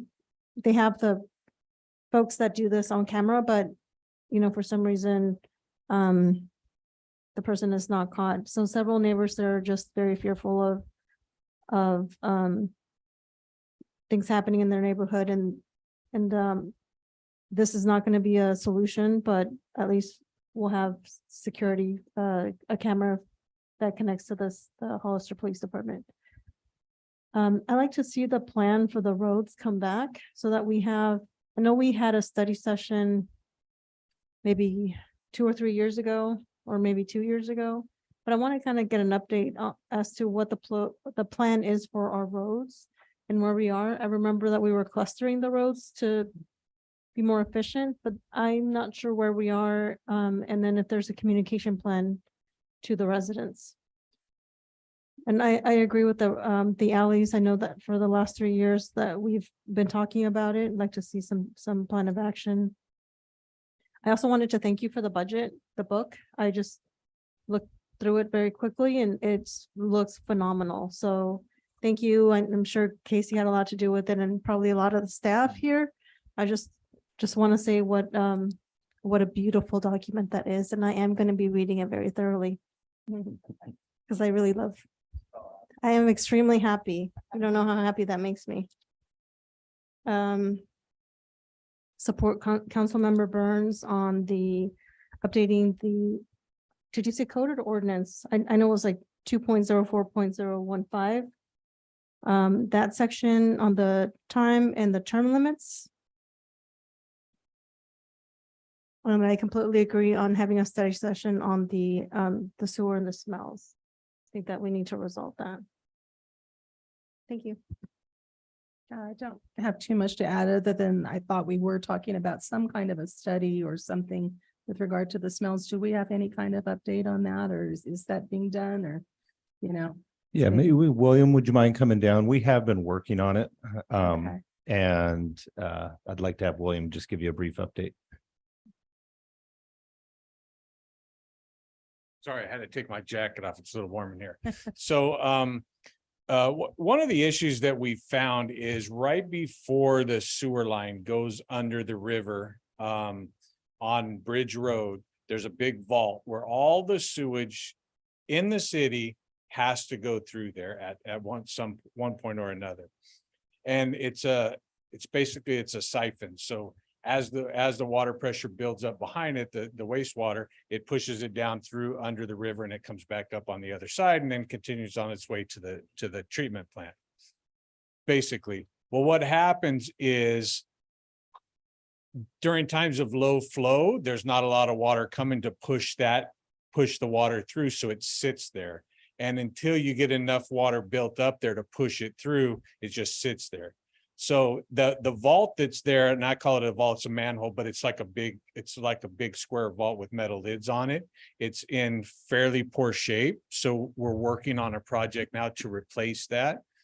But in the meantime, we've added upstream of there at one of the lift stations to the north, and I don't remember the name of the lift station, we've added bioxide. So what it is it's like a natural chemical, but it reacts with the wastewater to reduce the odors. So we've increased the bioxide upstream of there, hoping that an increase in it will last till it gets down to there. And we have another location coming from the other way where bioxide was introduced in the past, but for some reason over the last few years, and none of my staff knows why it was stopped. The equipment is there, but we don't know if it's operational. So our bioxide provider is actually investigating whether what's there is operational or whether we have to replace those lines.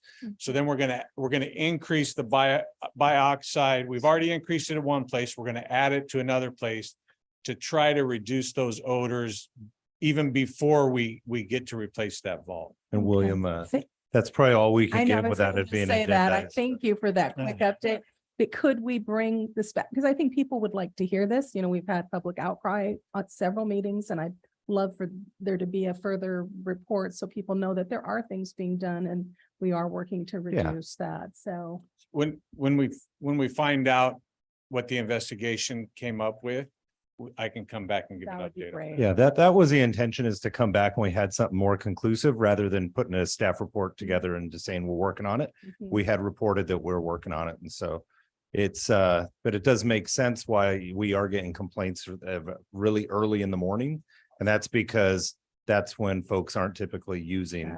So the right? flow is. That is lower then. I correct. gotcha. So, Okay. so That we'll makes bring an sense. item back. Okay, and then my other thing is just, I agree, as far as the code needing updating, I think we should look at that, so I could support that. Yeah. Councilor Rosales, did you want to add something? Yeah, I do. Thank you. I know we're gonna get consensus, and I appreciate the work that the staff's doing. At this point, I think we need to get a report agendized, and we've got to bring in somebody else. We have to bring in professionals that can tell us exactly what the problem is so that we can get moving on working on a solution. So I'm not saying that can't be it, but we've got to get someone else to help us out with this problem. I think it might be out of our scope. Sorry. All right, so I think that's it for us. Okay, so Wentz Alley, we are going to bring back, and I think Councilmember Morales, it's same thing you're asking for, a plan for the road. That'd be the pavement rehabilitation plan. So what the idea is, we would bring that back. We would present a package of roads, different projects that we would bundle together. That is something that you would vote on. And by voting on that, we then put the bid documents together. We go out to bid and then come back with a contract. We are looking at packaging quite a few projects together. The smaller the packages, especially right now, you're competing with Caltrans projects. You're competing with a lot of big projects. So we want to make sure we have an attractive package that we put together.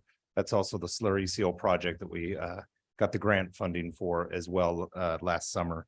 So we will be bringing that back in November for presentation and for vote. The Wordley contract, yes, we are getting that finished. For the dump presentation, first I heard it from Councilmember Resendez. I'd like some clarity on what we're looking for, who is providing the presentation. Is it a staff presentation where you're asking this group to present, or are you asking the county to present? I think they just want to know if we can take a position on whether we support the expansion or not. So can we agendize writing a letter to the county stating whether we take a position on it or not? So we're just asking at this point, just to agendize it. So do I have consensus for that? I would like to add to what Councilmember Resendez has said, though. I think before we can even agendize writing a letter, I absolutely need to know what our potential exposure or risk is. I find it hard to believe that we as a city would bear any risk, but I am not an attorney, and so I have serious concerns about that. Councilmember Burns, so then a presentation from the county? Is that what we're, No, I think a presentation from our legal team, okay, and then based on that, we could then take that next step. okay, Thank you. I support that, thank you. So what I heard was some things brought up about the toxic plume that's been there forever, and also the waste coming into the, so I don't know if that's something our attorneys could actually answer, or if we need more. I mean, so we hear from the parties, which is great, but I would want to hear from, is it integrated waste or whoever that runs it? What are those things? I mean, I want facts, what are they specifically? What is the obligation of the city? And I'm not sure if that's something the city attorney can provide, or if we need that presentation or not. Facts would be helpful. Otherwise, we're going to just give you a bunch of scenarios, Right. like if this, then It depends. X. Exactly. Yeah, so, I mean, that would be my druthers, is to do that, and as opposed to just having you spend time and funds, to give us an opinion. So Madam Mayor, are you proposing that we have integrated waste management come I- and give us a presentation, the people that are bidding for the project? Or do you think that we can have the county, maybe both of them come? But I'd I like to don't hear really from them. care. I just want to hear more facts Yeah, about it so do before I. we make some calculation or write a letter. Preferably based somebody on that's that, so. non-biased. Is that okay with you? I don't think we should get involved. I think if the city is responsible or liable for certain things, then that's a different story. But to get into the whole debate, because that's another issue that the community's polarized, and I definitely don't want to jump into anything more than what we're already dealing with in terms of what is within the city's jurisdiction to deal with. And I don't see that this is one, unless our city attorney or city manager tells us that this is something that we need to deal with and address. But I'm not interested in getting a presentation unless the city tells us this is of high risk or high liability and you must get involved. It's not even a decision that the city's going to make. It's the county's decision. I guess my follow-up to the vice mayor's comment is, though, we will be impacted. There's no doubt about it. Our roads will be driven on if this gets approved. And I don't know how we capture any money to pay for the road repairs that will be caused. There's a constant conversation about Yes. increased traffic, and so. So this by its nature is turning into a discussion that's not agendized. So if you want to have this discussion about whether or not we should get involved, I think you need to agendize it. Because other members of the public might have some thoughts too. Yes, that'd be great. So I guess that's doable. We'll agendize it to get more facts and talk about it further. So All right. moved. So was that it for the list of things, city manager, any other? Sewer. Yep, sewer presentation. I think I saw everybody give a consensus on that. I believe we got consensus on the term limit, the 3-minute updating the code. Certificates for the businesses, the Hollister Collision, the water store and the Hazel Hawkins secondhand store. Yeah, that's fine. We had Councilmember Morales on discretionary funds, cameras for in the Promise and is it Brittlewood? Okay. Consensus there. Plans for the roads, alleys we've discussed. I think we've covered everything. Okay. All right. So if we don't have any further unfinished business, can I get a motion to adjourn? I'll move. Oh, second. I'm sorry. I'm sorry, reports from staff. So I did get a request. sorry. No problem. I did get a request for a proclamation at the next meeting for National Philanthropy Day. This is one that the city has done in the past. So I just wanted to see if I have consensus to bring that forward. Thank you very much. Okay, so no other reports then. We're good. Then can I get a motion to adjourn? So moved. Second. All those in favor? Yes. Yes, motion carries 5-0. We're now adjourned.